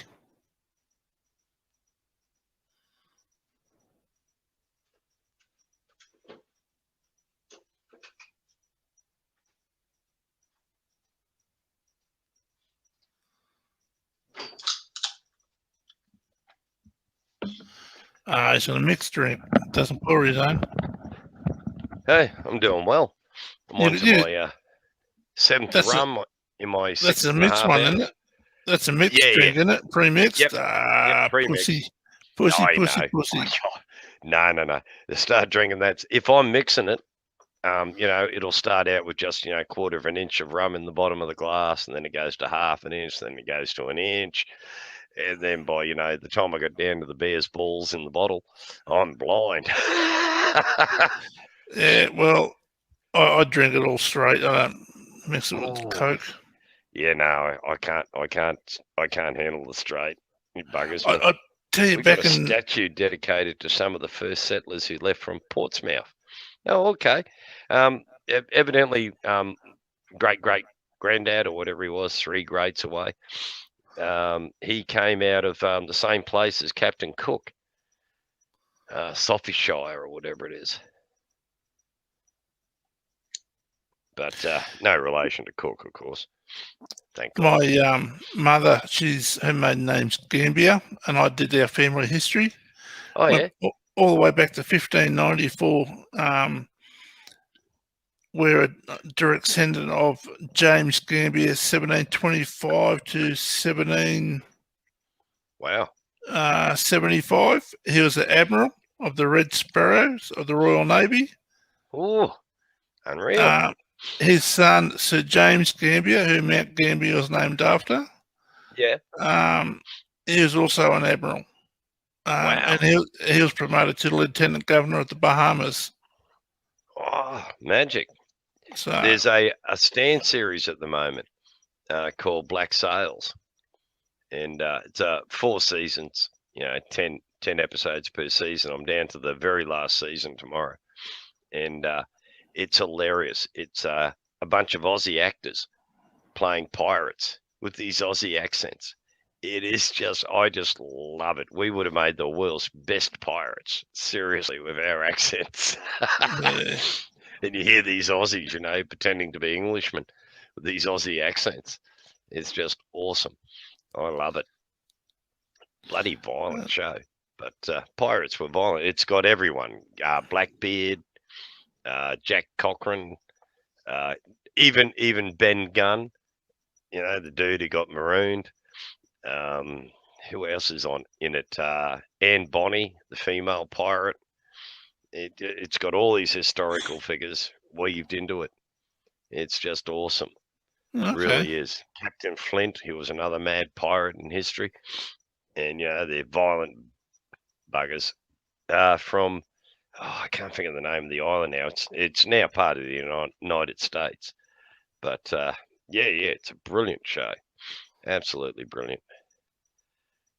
I've been thoroughly enjoying it. I've been binge watching it all week. Does it have audio description? Yeah, I'm pretty sure it does. Audio description. Stan. I'm pretty sure Stan does. Yeah, but not all the shows on Stan or Netflix Net have audio description. Yeah, well, yeah. You'd have to investigate that. I'm not 100% sure. But, I mean, you can hear them. Yeah, but, you wouldn't get the visuals. No, audio description. It's a service for people who are blind or vision impaired. So when there's no dialogue, there's a narrator comes on and he explains what's going on in the background. Oh yeah. So I'm hearing you. Just like if you're in a war movie and the bloke crawling along at night time with a knife in his mouth and he goes up and kills someone. Yeah, it'll tell you. It'll tell you. It'll a really good movie for that was Hacksaw Ridge. No, I'm not familiar with that one. Oh, it's a Mel Gibson movie. It's based on a true story. Okay. Conscientious Objector. Yep. The audio description, that's probably the best I've heard. Hang on a sec. We've got another one. Clash in Canada. How's it going, mate? Enduro stream. Mate, it's only 6.5 hours. My longest one has been 7.5. I couldn't talk for a day afterwards because I was very drunk and yelling and laughing a lot. I've learned to space my drinks. There's a place in Sydney called Canada Bay. It was named that during the American Revolutionary War.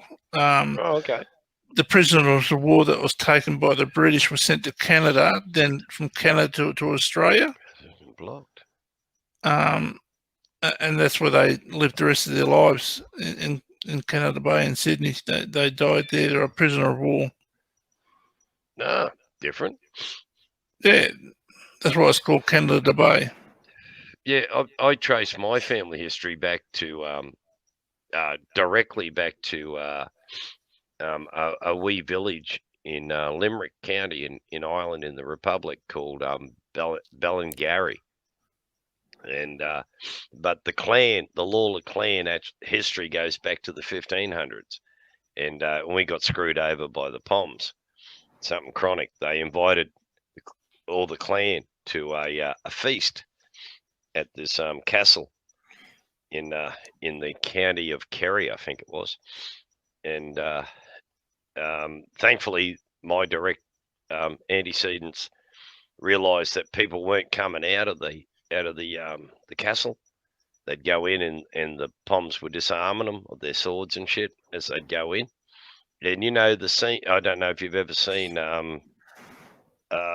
what's that the series of dealing with kings and knights and the white ice wall and shit. Oh, Game of Thrones. Game of Thrones. The red wedding, where they're all sitting in the wedding, and next moment these archers jump up and start shooting into them and killing them. That's what the Poms did to my antecedents, and thankfully my direct antecedents clicked and then fought this running battle with the Poms back to their home county, and then the Poms divided us up and forced some of us Lawlers to live in the centre of Ireland, which is where my mob comes from, which is this Ballingarry in Limerick. And then in 1839, 1838, young William Lawler leaves home and travels across over here to Australia, and hence me. Yeah, history is a fascinating subject. My part of my degree is mainly history, Indigenous history, believe it or not. In Australia, and in particular Brisbane. I worked as a senior researcher for the Turrbal people, who are the traditional landowners of Brisbane, and I worked on their native title claim and all that shit, and did all the research, and awesome stuff. Thoroughly enjoyed it. It was the best 4 years of my life. Very stressful. Grady Martin, how's it going, mate? Be right up, need a cup of tea, and crumpets and Marmite. Stick a bit of Vegemite on this guy, Flex. That bloody Marmite will kill you, buddy. Ah, Dutch, you're back. Come on up, mate. Have you ever met Dutch Doyle, Jeff? He's a retired New York detective. Really cool dude. Really is a nice bloke. Name rings a bell. Yeah, Dutch Doyle from the French Connection movie. If you remember that. Oh, yeah, yep. Had, I can't think of the actor's name now. Famous actor. Yeah, but I can't for the life of me think of his name. Damn, Dutch would know it. Dutch, pop up and tell us your story. No, Dutch is really cool. The Gambiers on Mum's side, they were Huguenot refugees. They had to leave France. Yep. They were Huguenots. So they went from France. Hottentots or... I can never pronounce Hottentots. Is that how you pronounce it? I always fucked it up. Huguenots. Hang on a sec. We have here the one and only, the best detective in the world, the one and only Dutch Doyle. G'day, Dutch. How's it going? Dutch, this is Jeff Parker. Hey. Hey, Jeff. How you going, mate? Sound better? Yeah, you sound good, mate. Oh, you got checking. Yeah, Jeff's another Aussie. He lives in New South Wales. He's one of those cockroaches. You know, backs the wrong footy team. Cockroaches, mate. They back the wrong footy team. He lives in Armidale, which is a really cold place for us Australia. For me, anyway. Place in Australia? Armidale? I thought every place in Australia was warm. No, mate. There's some freezing cold spots here for Australians. You wouldn't think it was cold. The Victorian Highlands have more snow than some places in the US.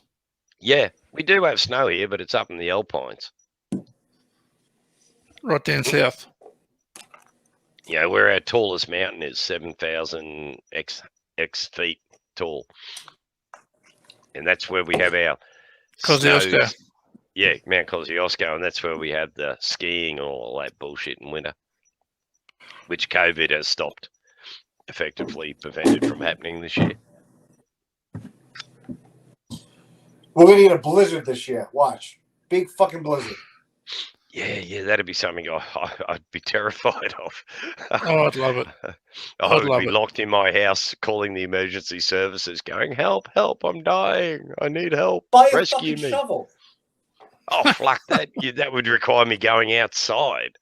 Nah. Well, you can be barricaded in and starve to death, or you can shovel your way out and get food. Starve to death.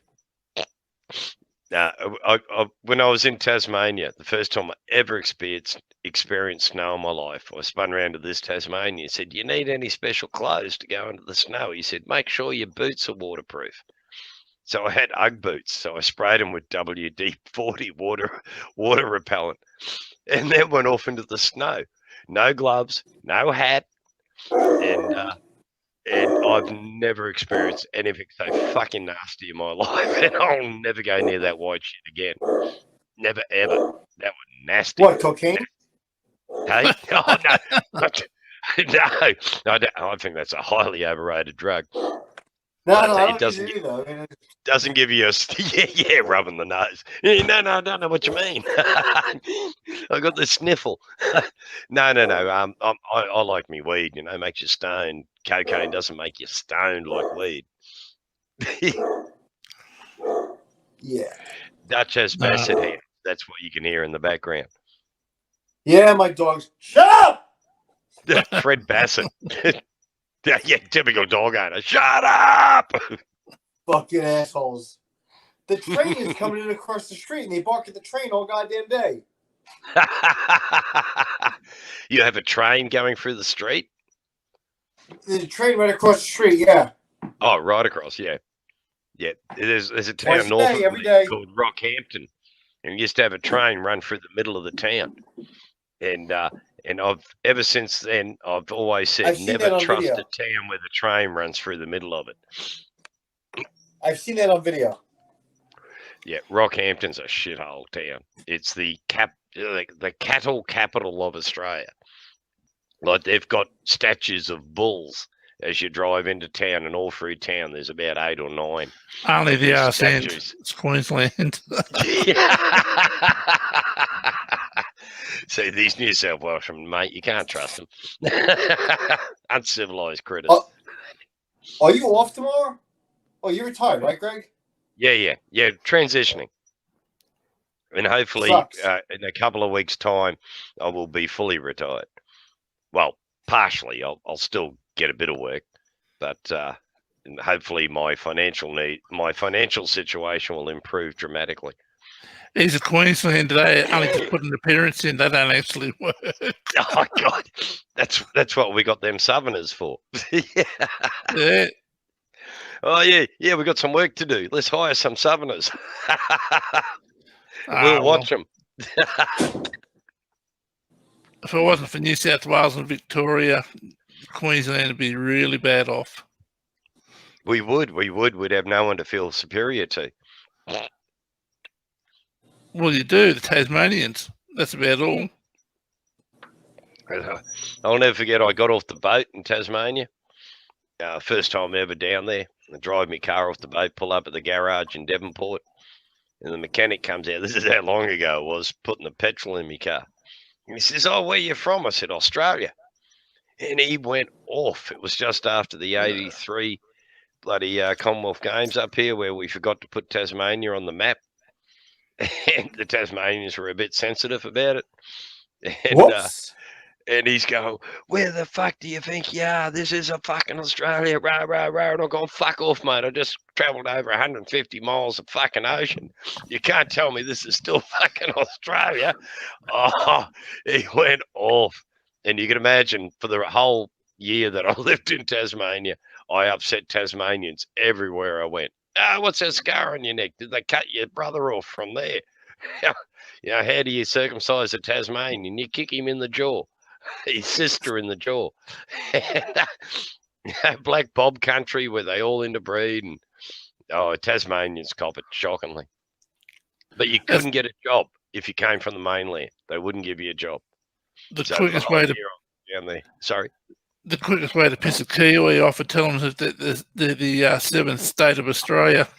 Oh yeah. Geez, they crack up. They get so cranky about that. I keep telling them that that the Kiwi bird are actually baby emus, and we send them over to New Zealand for them to look after until they're big enough, and then we bring them home and call them emus. Jeez, they get pissed off when you tell them that. They're a bit sensitive, the Kiwis. Just a tad. Small island to the east of us. They have this problem that they think they're actually another country. They don't realise that we conquered them in 1838 when Governor Gibbs sent over Lieutenant, I can't think of his name now, but he had to have the biggest balls in the world, this guy. He arrived with a small detachment of British soldiers and had to face the Maoris, who were a fierce bloody mob. Oh, yeah. And he kept raising the English flag, and every time he'd raise the English flag up on this flagpole, the Maoris would run out of the scrub and cut it down. And for years they do that every year. They run out and cut this bloody flagpole down to this day. Do you know the Maoris were the first ones to use trench warfare? Yes, and they learned it from the British. That's what I loved best, was the British armed them, trained them, and then the Maoris taught them how to fight war. No, when the British attacking the Maoris used to dig trenches. Yep. And get away from the cannon fire. Yeah, so they were the first ones actually to fight in trench warfare. Yep, and guerrilla warfare, and they were good at it. There's a movie called Tupoi or something, Tupoi, and it means fear. And it deals with that whole issue, and it's from the Maori viewpoint. And they were fierce warriors. They really were, still are fierce bloody warriors. Hence the movie Once We Were Warriors, which turned me off of ever going to New Zealand. Sugar me bad, how's it going, mate? Pop on up, say good day. King Leo, Grady Martin, Cyflex, what happened to you? Back again, jump up, mate, say good day. G'day. Dutch, maybe you can explain what's NFLD Canada? National Football League of Demented People. Dyslexic. National Football League of Dyslexics. I like it. Good man. Newfoundland and Labrador. StreamYards. No idea how to do that. Has anyone got any tech knowledge here? Caddy's trying to get up on StreamYards, but it says edit your browser settings to allow StreamYards. Sugar me bad, how's it going, mate? And Clash in Canada, of course. Clash wants to know how your house rebuilding's coming along, Dutch. They haven't done shit yet. They're still waiting for the insurance companies to pay out some money. I was about to say, bloody insurance companies. Newfoundland. That's in Canada, you know what? isn't it? I'm in a nice big house. I'm not stressing. Yeah, no. And it's looking good. I'm glad to see you were able to save so much shit. Yeah. You know, all your mementos of your police service and your... I lost a lot of shit, your too, rallies. so... Oh, I'm sure you did, man. But it still looks impressive. Thank you. Yeah, if you look at mine, all I've got are bloody Chucky dolls. Yeah, I saw that in the background.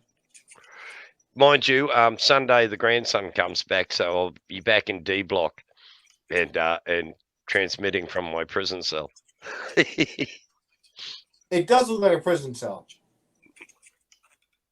It does, and everyone said I should never have told anyone it wasn't, and just run along with the story that I was in prison. Yeah, a blue shirt, dark blue pants. You've been in prison, yeah.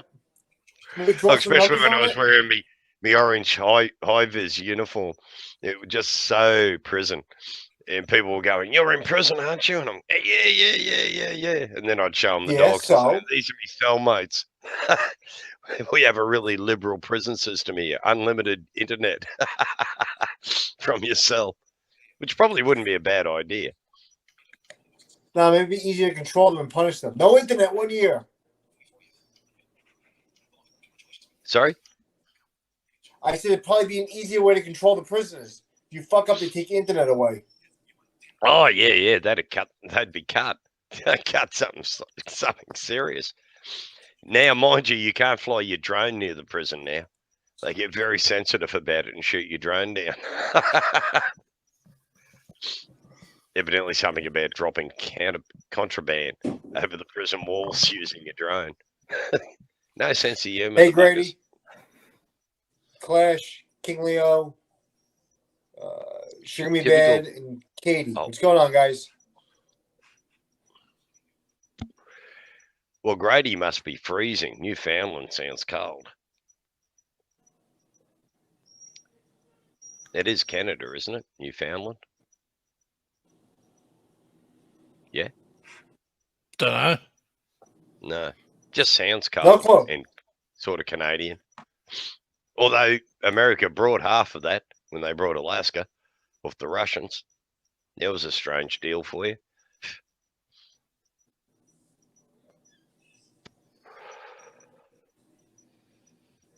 Newfoundland, a province in eastern Canada. Yes, thank God for that.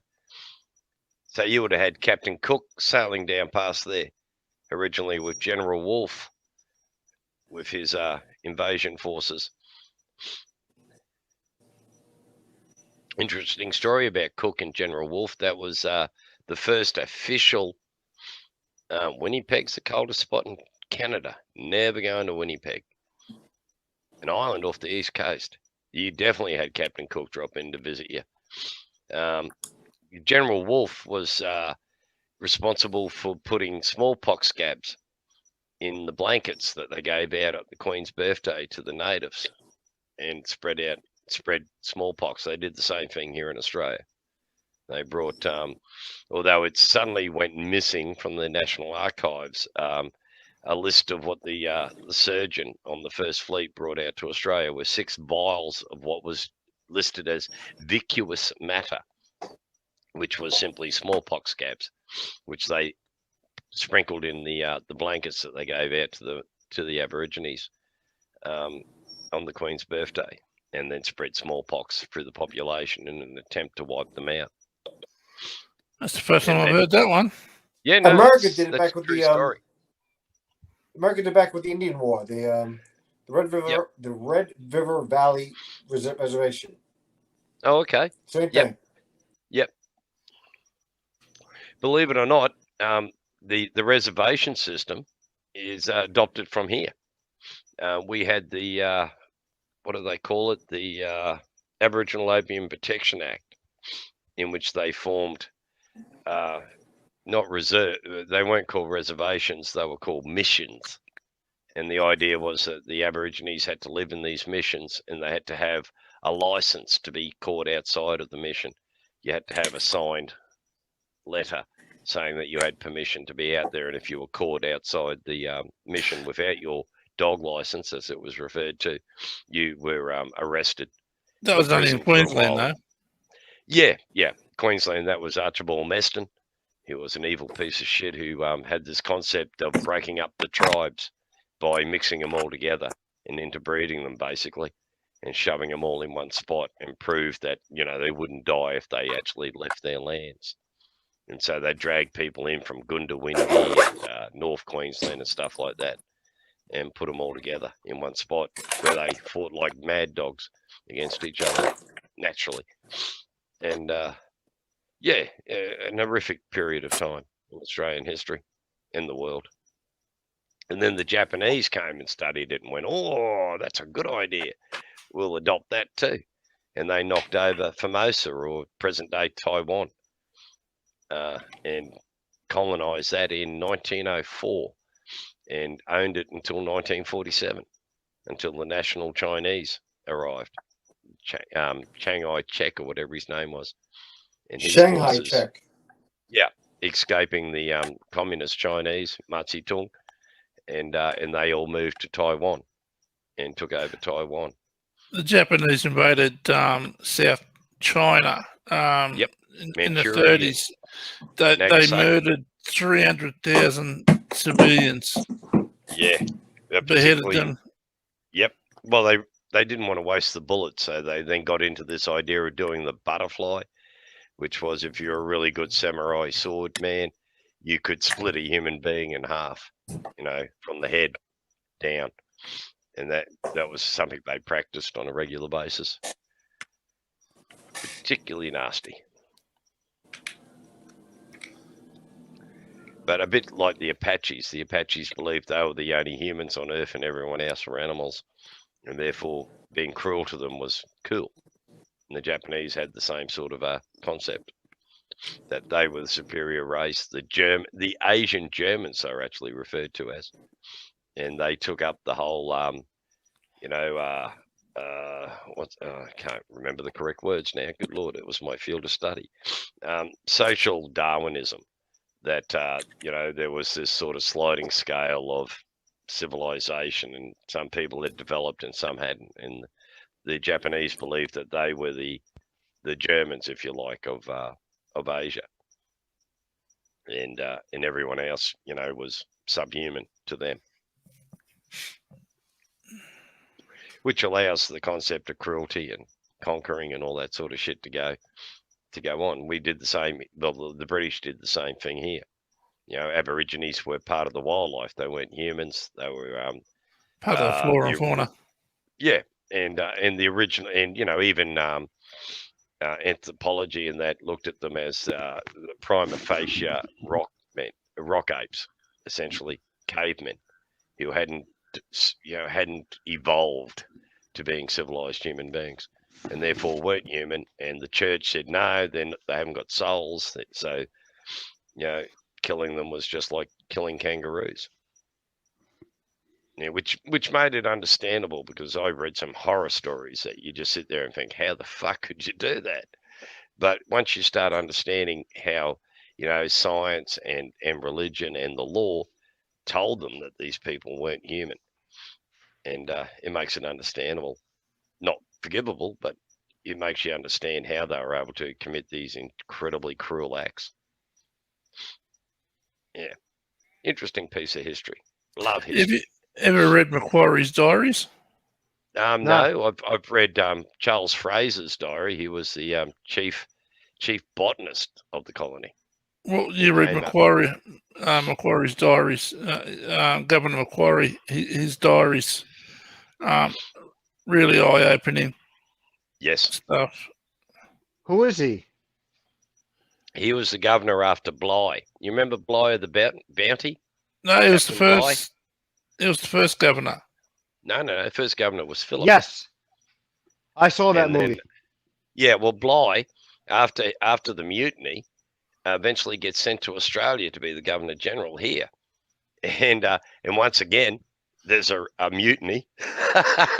Yeah, well, he tried to take all the rum. Off the rum sailors. corps. Yeah, not a smart move.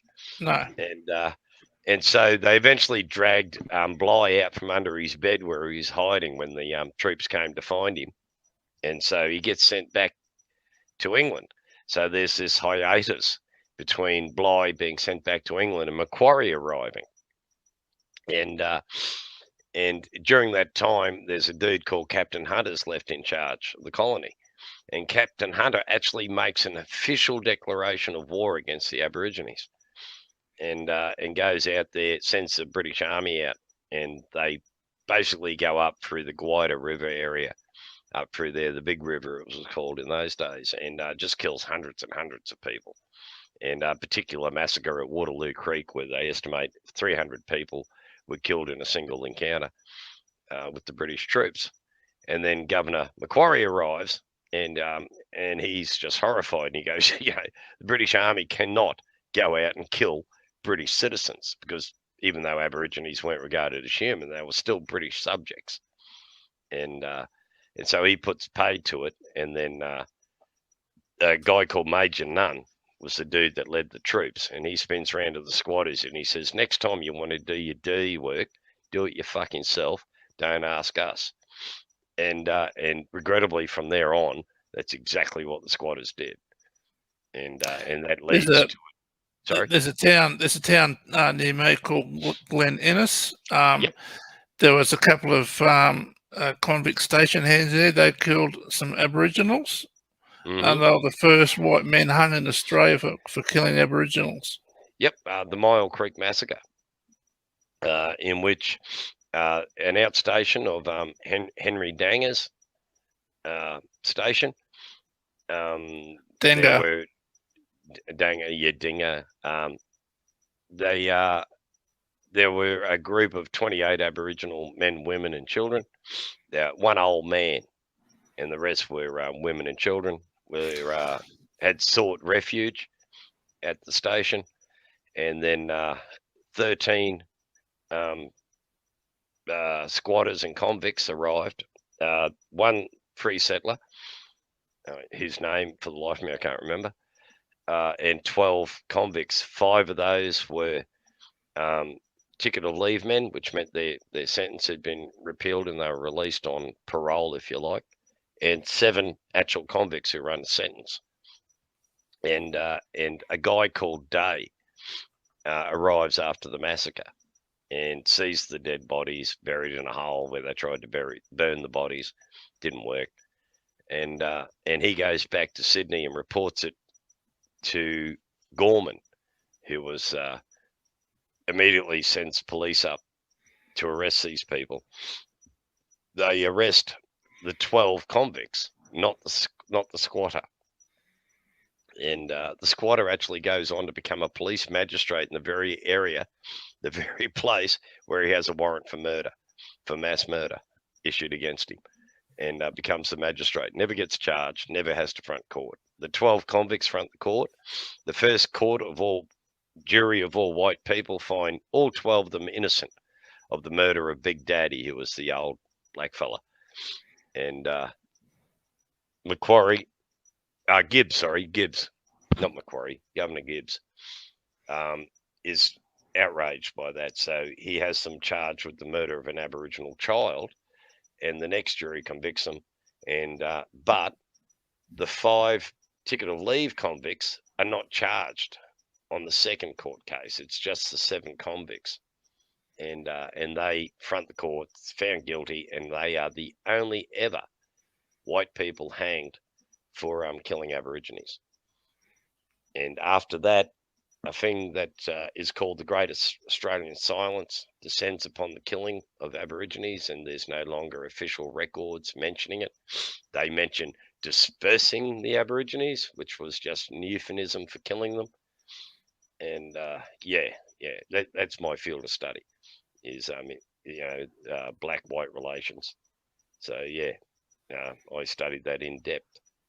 And particularly nasty, hideous, and brutal period of time where these 13 Europeans, after killing these 28 Aborigines, kept 2 very young girls and took them and raped them. And the next morning they're in a tavern near the Mile Creek outstation, and they're on the piss and having breakfast, still covered in the blood of their victims. And that always, at the time, it really concerned me. I'm just thinking, how the fuck could any human being sit down to have breakfast and get on the piss while they're still covered in the blood of their victims? And then that took me further into the study of, science and religion and shit about Indigenous Australians. And a black fella, Davey, who actually witnessed the murders from hiding in the bushes, eventually comes and talks these guys into giving him the 2 girls, and then he rescues them and takes them back to what's left of their people. And from that day forward, they stopped doing the direct massacres, and they started doing things like pushing them off cliffs and poisoning them with arsenic. Yep. Nasty history in Australia. But sorry for dulling the party there with my history, but can't help myself. It's the problem of being an historian. She got all these amazing facts that you like to get out. But there's a great book by a guy called Peter Millis, and it's called Waterloo Creek. If you ever get an opportunity, have a read. Or, I'm pretty sure it's an audio. And it's a very thick book. It's a long book, but it tells this incredible story of the Waterloo Creek Massacre, which is where the 300 people are killed by Major Nunn and his British soldiers. Quite an amazing story. Terrifying. Yeah. But that's Australian history. And then you have 1824 when Brisbane settled with the convicts, first at Redcliffe, and then they couldn't get enough fresh water, and plus the God, what was the name of the mob? The Ningi people were the Redcliffe traditional owners, and they essentially drove the British out. And Humpybong, which is a suburb of Redcliffe, means dead houses, and that was the abandoned buildings the Europeans left, and then they moved to Brisbane, and that's how Brisbane came about. And and the history just got bloodier and bloodier from there on in. Amazing stuff. Yeah. So who else is up here on chat? It's just you, me, and Dutch at the moment. Okay. Still waiting for Clash or Grady or Newfoundland. It just sounds cold, doesn't it? An island off the east coast of Canada. Yeah, sounds cold. And old Captain Cook actually sailed down there and into the Great Lakes. He was the one who went out and navigated the whole thing and drew the maps and shit for the British to come down and start invading Canada and shit, and down to America. Good old Captain Cook. He got around. And I'd love to go to Hawaii just so that I could shake the hands of the Hawaiians and go, "You killed Cook, you good people." Not a popular stand in Australia, but one that I think's well deserved. That they were really cool that they killed Cook.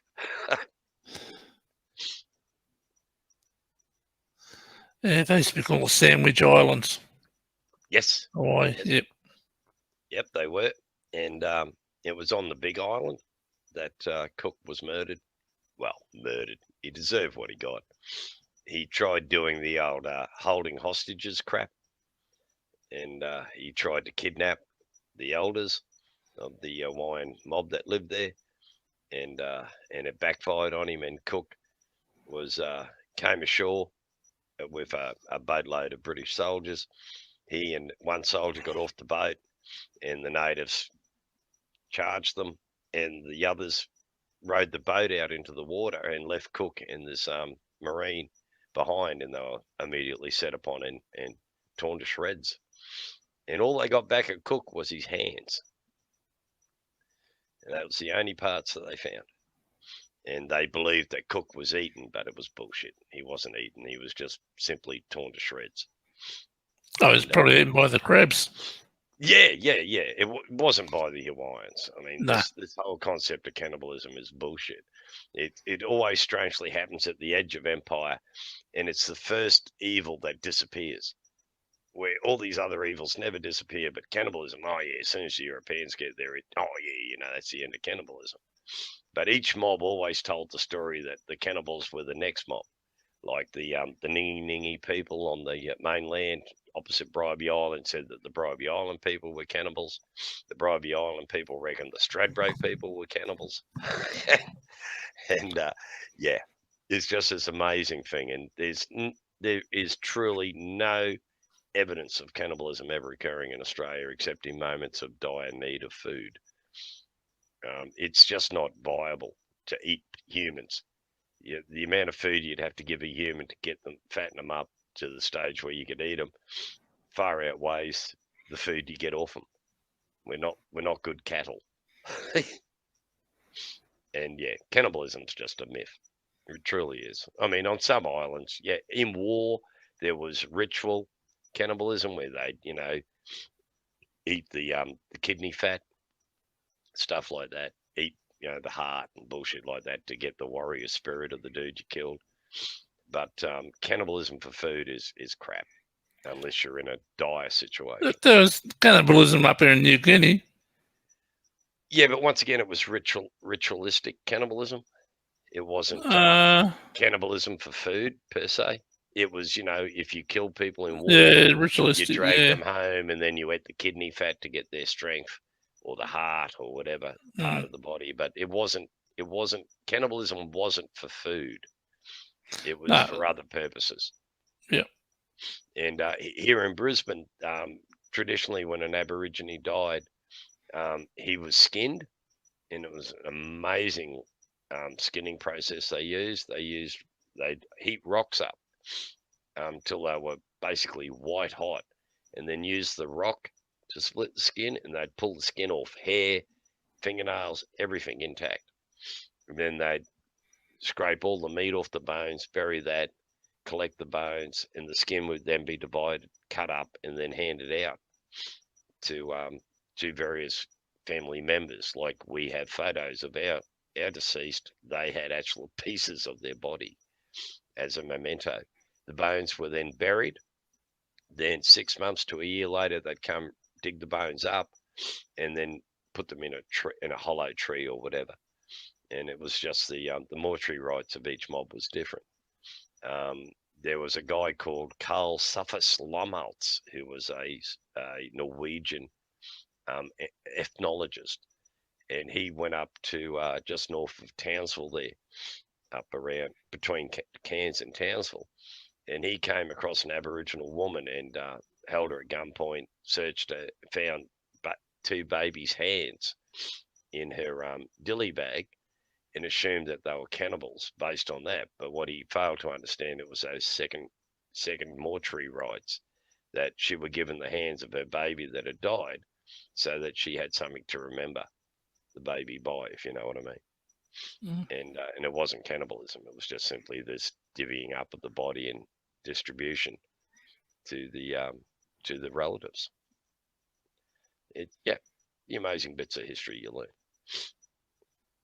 And Carl Lumholtz, there's actually the tree kangaroos named after him. Lumholtz's tree kangaroo in northern Queensland, which is a kangaroo that actually lives in trees. Believe it or not. Never heard that one before. Yeah, it's in New Guinea and Australia, the tree kangaroo, and they actually live in trees in that thick, tropical jungle. Running around on the ground wasn't a really viable thing. So these tree kangaroos, and they still exist. They're very rare, but they still exist. And they live in trees. Go figure. Never heard of it. Little kangaroo. Yeah, and that's Lumholtz's tree kangaroo. And he was the guy that discovered them, if you like, and wrote the scientific paper on them. And hence why it was called Lumholtz's tree kangaroo.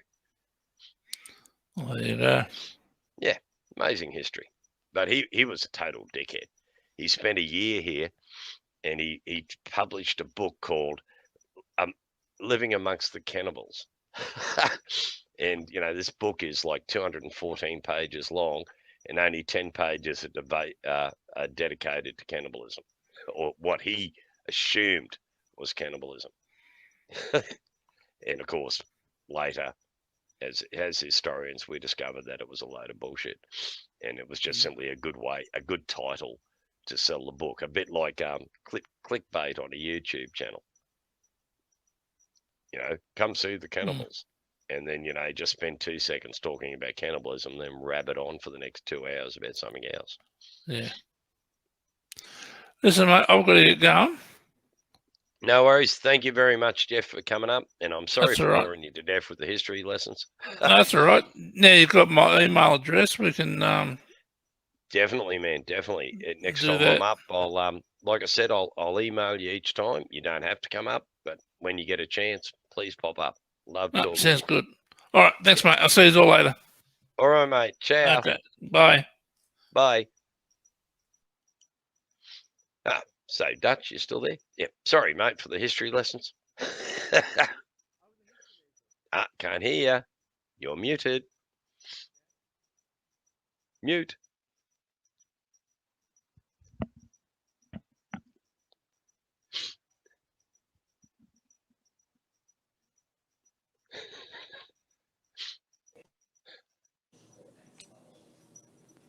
We'll use sign language.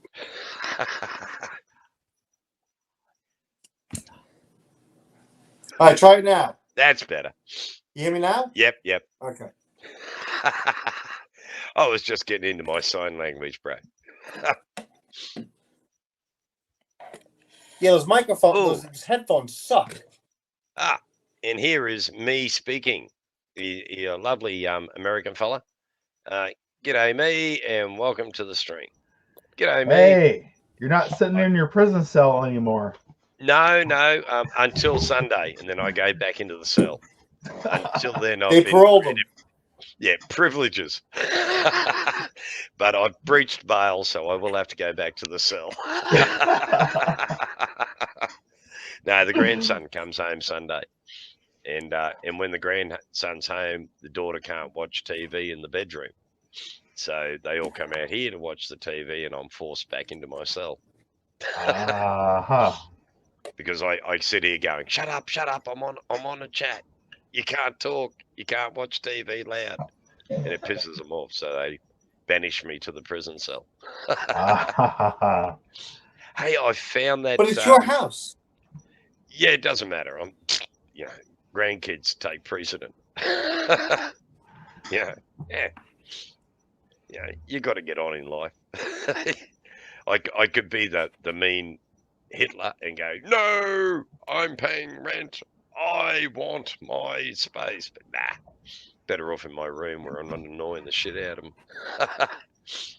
them. Plus, I mean, look at it. It's what, 3:15 in the morning. In my room with my door shut, no one can hear me. Although the daughter tells me she hears me laughing in the wee hours of the night. So, what have you been up to, me? Oh, not much, man. Just working. It's always good, mate. I wish I could say the same. Little does you don't know, you're not laughing, you're crying. Yeah, that's the one. Minus 45, minus 54. Been working on a lot of videos too. Oh, cool. Yeah. Yeah, I saw your one down the beach. That looked cool. Yep. And a couple of others. Haven't seen one at work for a while. Yeah. It's only when I can actually sneak my camera in my pocket. I'm actually not supposed to be taking videos over there.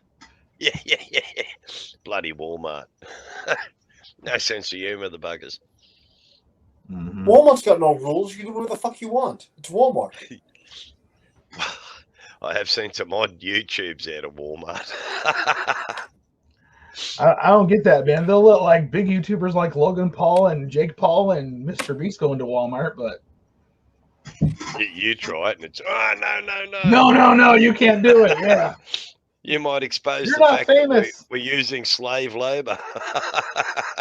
Last time Glenn Cyril went to Walmart, he got arrested for trespassing. Yes, he did. I did like that one. What's happened with He's him? banned from all Walmarts. But is he going to jail? Has he been to jail? I don't know if he's in or not. He might be in. No, we can only hope. No, he's not in because he never showed up to court. He never showed even up. Better. Won't he get his ass handed to him for that? Yep, he's going to go back September 12th. Ooh. They'll probably take him into custody right there and then. Mm-hmm. No bail, I'm assuming. Motherfucker! You failed to show up to court, and that's it. No bail for you, buddy. Fuck you, asshole, going to jail. Yeah. I failed to show up for having my charges dropped. And they didn't bother issuing a warrant for my arrest, but it means I will never get bail if I was to ever get myself in strife again. And I do not plan getting myself in any strife. I would come out of retirement to go to Everett, Washington, to be in that courtroom, to put handcuffs on myself. I'll do it all on my own dime. Yeah. Just give me the sense with my Dutch dog shirt on. Just cuff him up. You're nicked, Glenn. But you know you'd have to sterilize the car and deodorize it for a month before you got the stench out. I got a pickup truck. I'll put it in the back. I don't give a shit. Hogtied. You've got enough handcuffs. or rent a horse trailer. I'm with the horse trailer. That's a bit cruel on the horses That guy's a waste of afterwards. fucking life. You know Glenn Sirio? Me? Huh? Have you heard of Glenn Sirio? No.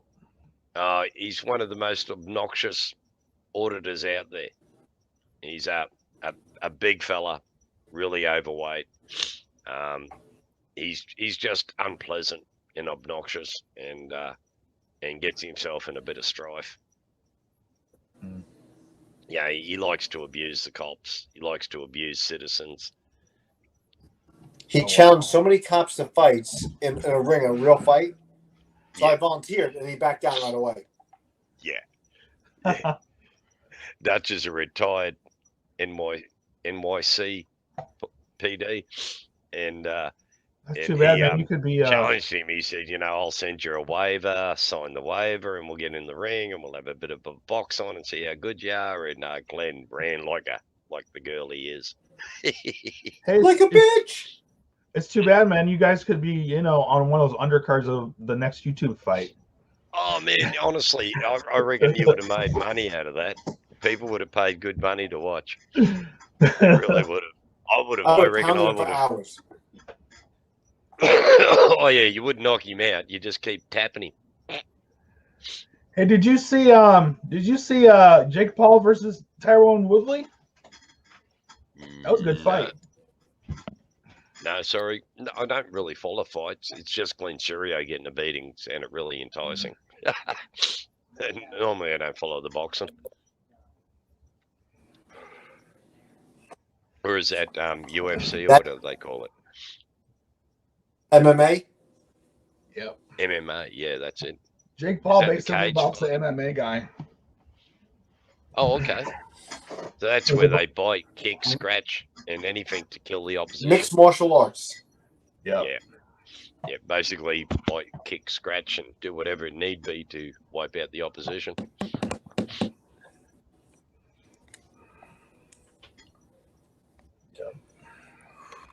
So what's the time where you are? It is 1:21 PM. PM. Yeah. 3:22 Friday here. Or 3:21. I actually went to the doctor's a couple days ago. I found out I have to go in for surgery again. Oh no. Because I have that. Well, I got this thing. It like shocks my brain every 3 minutes to control my seizures. Yeah. And the doctor checked it, and he says, "Oh well, I don't know if you want to know this, but you're at high risk for a seizure right now because the battery's dead." Oh shit. Yeah. So your battery time. Yeah. Must be Well, a bitch. normally catch it when it normally catch it when it gets low, before it even dies. But it's dead flat. Yeah, it's dead flat. Yep. Wow, that's not good. Yep. Yeah, has there been an increase or? No, I've been fine actually. No, cool. Well, which I'm actually, he's just letting me know that I do have the risk. Yeah, of course. Wow. Not good. Yep. Uh, I'm still waiting for the surgeon to call me. God, that must be expensive. Do you have to pay for that or insurance or something? I have insurance. If I didn't have insurance, it'd be $50,000 though. Holy shit! That's a lot of money, man. I had a ruptured ulcer and had to have emergency surgery and keyhole surgery and all that shit, and 5 days in hospital and everything. Cost me $46. But the one thing that sucks is I'm still paying for the last time I had the battery replaced. Oh damn, that's gotta suck. I still owe like $3,000. Shit, that's just not on. Yeah, see here we got free hospital free medical, all that shit. Yeah, it must be nice. Bloody communists we are. It cracks me up when Yanks go, "You're a commo," and I go, "Do you think I'm hurt because you call me a commo?" Really? Fuck off, you fool. I was like, hey, at least you got free healthcare. Yeah. You know, it's you know, if you're working and you earn over say 80,000 a year, you'll get hit an extra 2% on your tax if you haven't taken private health insurance out. And essentially everyone who earns under 80 grand cost them nothing. The $46 was to cover my my post-op meds that I took home with me, and I never paid the bill.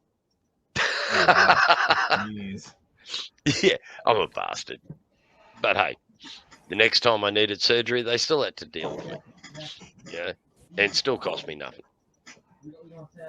Like I had my leg done when I got my leg shattered and had the surgical needle inserted. That cost 15,000, but that was all covered by work cover because it happened while I was at work.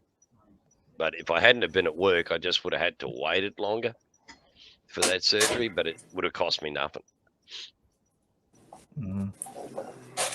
Which, thank God. We are lucky. Even the ambulance is free. Here it's built into our electricity bill. They add a percentage on your electricity bill, and that covers all the ambulance. So you just call the meat wagon, they come pick you up and cart you off to the hospital. Costs you nothing. Oh my God. Yeah, our ambulance has like a meter. They actually charge you by the mile. Like a taxi. Oh, yeah, we got him in the back. Whack the meter on. Oh, that sucks, man. That really sucks. So they charge you by the mile, and then they also charge you for all the, you know, all the work they do on you in the ambulance on your way there. Well, New South Wales, which is the states south of me, there is no coverage like that. You're still entitled to Medicare, so you know. But my brother was involved in a car accident down there, and because he was way out in the scrub, it cost him just over $2,000 for the ambulance to take him to into a major town to have the surgery done that he required. And they chased him for it, but here in Australia, you can't go. She's still a country copter. Oh, it sounds like young Hank. Where's Hank? I just heard Hank's voice. Oh no, I hit a button on my other iPad. Ah, right. So, Clash. God, that's cold, man. How could you put up with that sort of fucking cold? Well, that was an hour ago that he said that. Oh, he may not be there. Are you there, Clash? Oh, he said that a while ago. Yeah, 2:50 a.m. and it's now 3:26 a.m. here. So, yeah, it was just under an hour ago. How many you got in chat right now? Just us, I think. I don't think there's anyone left in chat. Yeah, nah. Oh, it shit, doesn't look like. They all seem to have stopped talking back at 2:50. I think that's when my internet dropped out. You've been on 7 hours. 7.5. So I might call it. Record? No. Oh, come on. I've seen people on this bloody YouTube on here for over 24 hours. I do not plan going to that stage. I'm actually going to end it in probably about 3 minutes. That'll be 7.5 hours. It's just nice even number. Yeah. I like to end on the. I'd like my the best one I've had was 7.5 hours. I ended up with 300 and something views. And that was pretty cool. Over here. Ah! It's world. That's you again? What was that? I thought that was you. No. There's no one being murdered in my house. No, it's my. I So think I think it was my kid shouting at the video games in the other room. Oh, that's cool. How old are your kids? I just got one. He's 19. 19. Cool. Get off the video games and get a fucking job. Yeah, that's He's all got a job. parents say. He goes to work later today. Oh, cool. That's what my father would say to me. Get a fucking job. Get a haircut and a job. Oh yeah, Pop, that's gonna work real well. Well, you got the haircut, now you just need the job, Dutch. Not anymore. I'm toying with just staying retired. I don't think I'm going back. I make plenty You're of not gonna money. go back? Why go back into this shit? It doesn't make sense given how dangerous in America being a copper is, man. Seriously. Man, I have a good pension. I really don't need any more money. But it's Yeah. always nice to have more money. So it's like, fuck. Yeah, it's like I'm hoping in the next couple of weeks that'll get resolved for me, and then it'll just be, you know, taking a bit of work when I want it, when I need a bit of extra coin, and not having to rely on it to survive would be bloody nice. But, you know, we can only dream. I worked out even if I only get 100 grand out of it, I can last for you know, a couple of years at $100 a day. Yeah. It beats the dole. The dole's only $250 a week. My rent's $370. So yeah, $250 doesn't cut the ice. Dude, that's cheap for rent. Oh, that's expensive here. Well, mine's cheaper than that, and I live in a trailer park. I almost pay like a little bit over 500, which is What's that, a week or a month? a month. A month, wow. Trailer park here would probably cost you about $270. We call them caravan parks. They just started shooting me. But yeah, probably $250 a week, $280 a week for you know, a cabin. When I first moved in my first trailer park, Yeah. when me and my wife got married, I paid $120. Oh yeah, that's reasonable. That's nice. Of course, see, this place has a pool, so that's probably why they charge us more. Yeah, yeah. But we haven't been able to use the pool since COVID. Yeah, of course not. But I moved into one here in Brisbane called the Green Acres Caravan Park, and I moved in. Green Acres is a place to be. Farmer living is the life for me. Life for me. Zaza Jabor.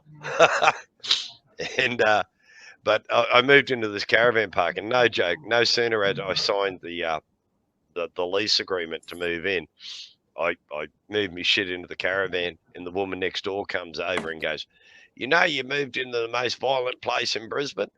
I'm going, "No, I didn't know that. I wish you had told me that 15 minutes fucking earlier. I probably wouldn't have signed that lease." And she goes, "Oh, yeah, yeah." And it turned out that it's the place where they put all the prisoners and all the drug addicts when they get out of jail.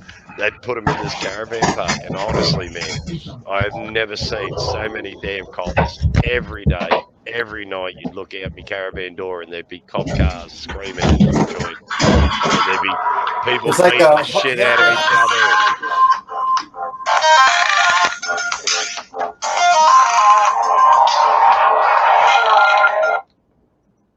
Telephone? Hello? Hello. I've been trying to reach you about your car warranty. You have not paid your phone bill this month, and we are now cutting your phone off. No, yeah, so it was an awesome caravan park to live in, and I lasted, I think, 6 weeks, and I just went, fuck this. I'd rather live on the street in my car than live in this fucking caravan park. It was just insaneville. There were people getting bashed outside my van. There were fights, arguments. Poor white trash. Oh, yeah, yeah. It was shocking, man. Shocking. And then some idiot that went down to the local Aborigines down the road from me and started using racial terms on him. And he lived in the caravan opposite me. And next moment, there's half a dozen Aboriginals up on the doorstep, dragging him out of his caravan, giving him a flogging. And I'm going, nah, this is too fucking much for me. I'm out of here. Jumped in my car, chucked me shit in it. Boom. Off. Fuck you, caravan. Fuck you very much. Oh, yeah, yeah. No, it was crazy, Bill. And yeah, and like I said to that woman, if you told me this 15 fucking minutes earlier, I would never have signed that damn lease. Fuck, lady. Oh, it was crazy, Bill. And you can imagine what it's like, full of crims fresh out of can, and mad ass druggies, and honestly, it was the cesspit of Brisbane. And like I said, never saw so many damn coppers. Yeah, you look out the door, a man would be trying to have a cone, and next thing you'd see 3 police cars, and you'd be going, fuck, I can't have a cone now. I got to wait till these coppers fuck off, and they'd be there for an hour. And in the end, I just gave up. Fuck it. Yeah, they're not going to kick my door down because they can smell weed. And they never did. They just, hey, I was a nice person. I never attracted any attention. I just kept to myself. I didn't do anything. Yeah. Here we are. Me's back. G'day, mate. Yeah, I Wasn't me. I clicked the wrong. I was closing out some of my tabs and I clicked the wrong X. That's all right, man. Hey, I dropped out totally and left everyone standing up here on their own. Had to try and I had to actually turn my computer off and turn it back on to get back online. Oh wow! I remember that day. Yeah. No, that was tonight when I was talking to young Jeff, and I just dropped out totally. And then I'm going, oh shit, come back, please let people still be there when I come back. It was a bugger. Listen, gentlemen, I really hate to do this to you, but 7.5 hours on here is a long live, and I Bro, you really killed it. Go get some sleep. Yeah, you're not wrong. It's now 3:35 a.m. Yeah, That's fine. I gotta get ready for work anyways. yeah. No. Look, thank you very much for popping up and making this show a success and keeping me entertained. And I really do apologize. I got to for the go back to history being lessons. retired. Yeah. That's. I'm planning crawling into bed and waking up about 11 o'clock in the morning, and go, oh, it's hard. So hard. Yeah. So My hard. body clock's totally screwed by YouTube.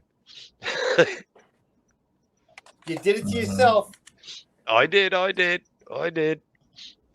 it. But then, hey, being an old truckie, I'm used to keeping weird hours.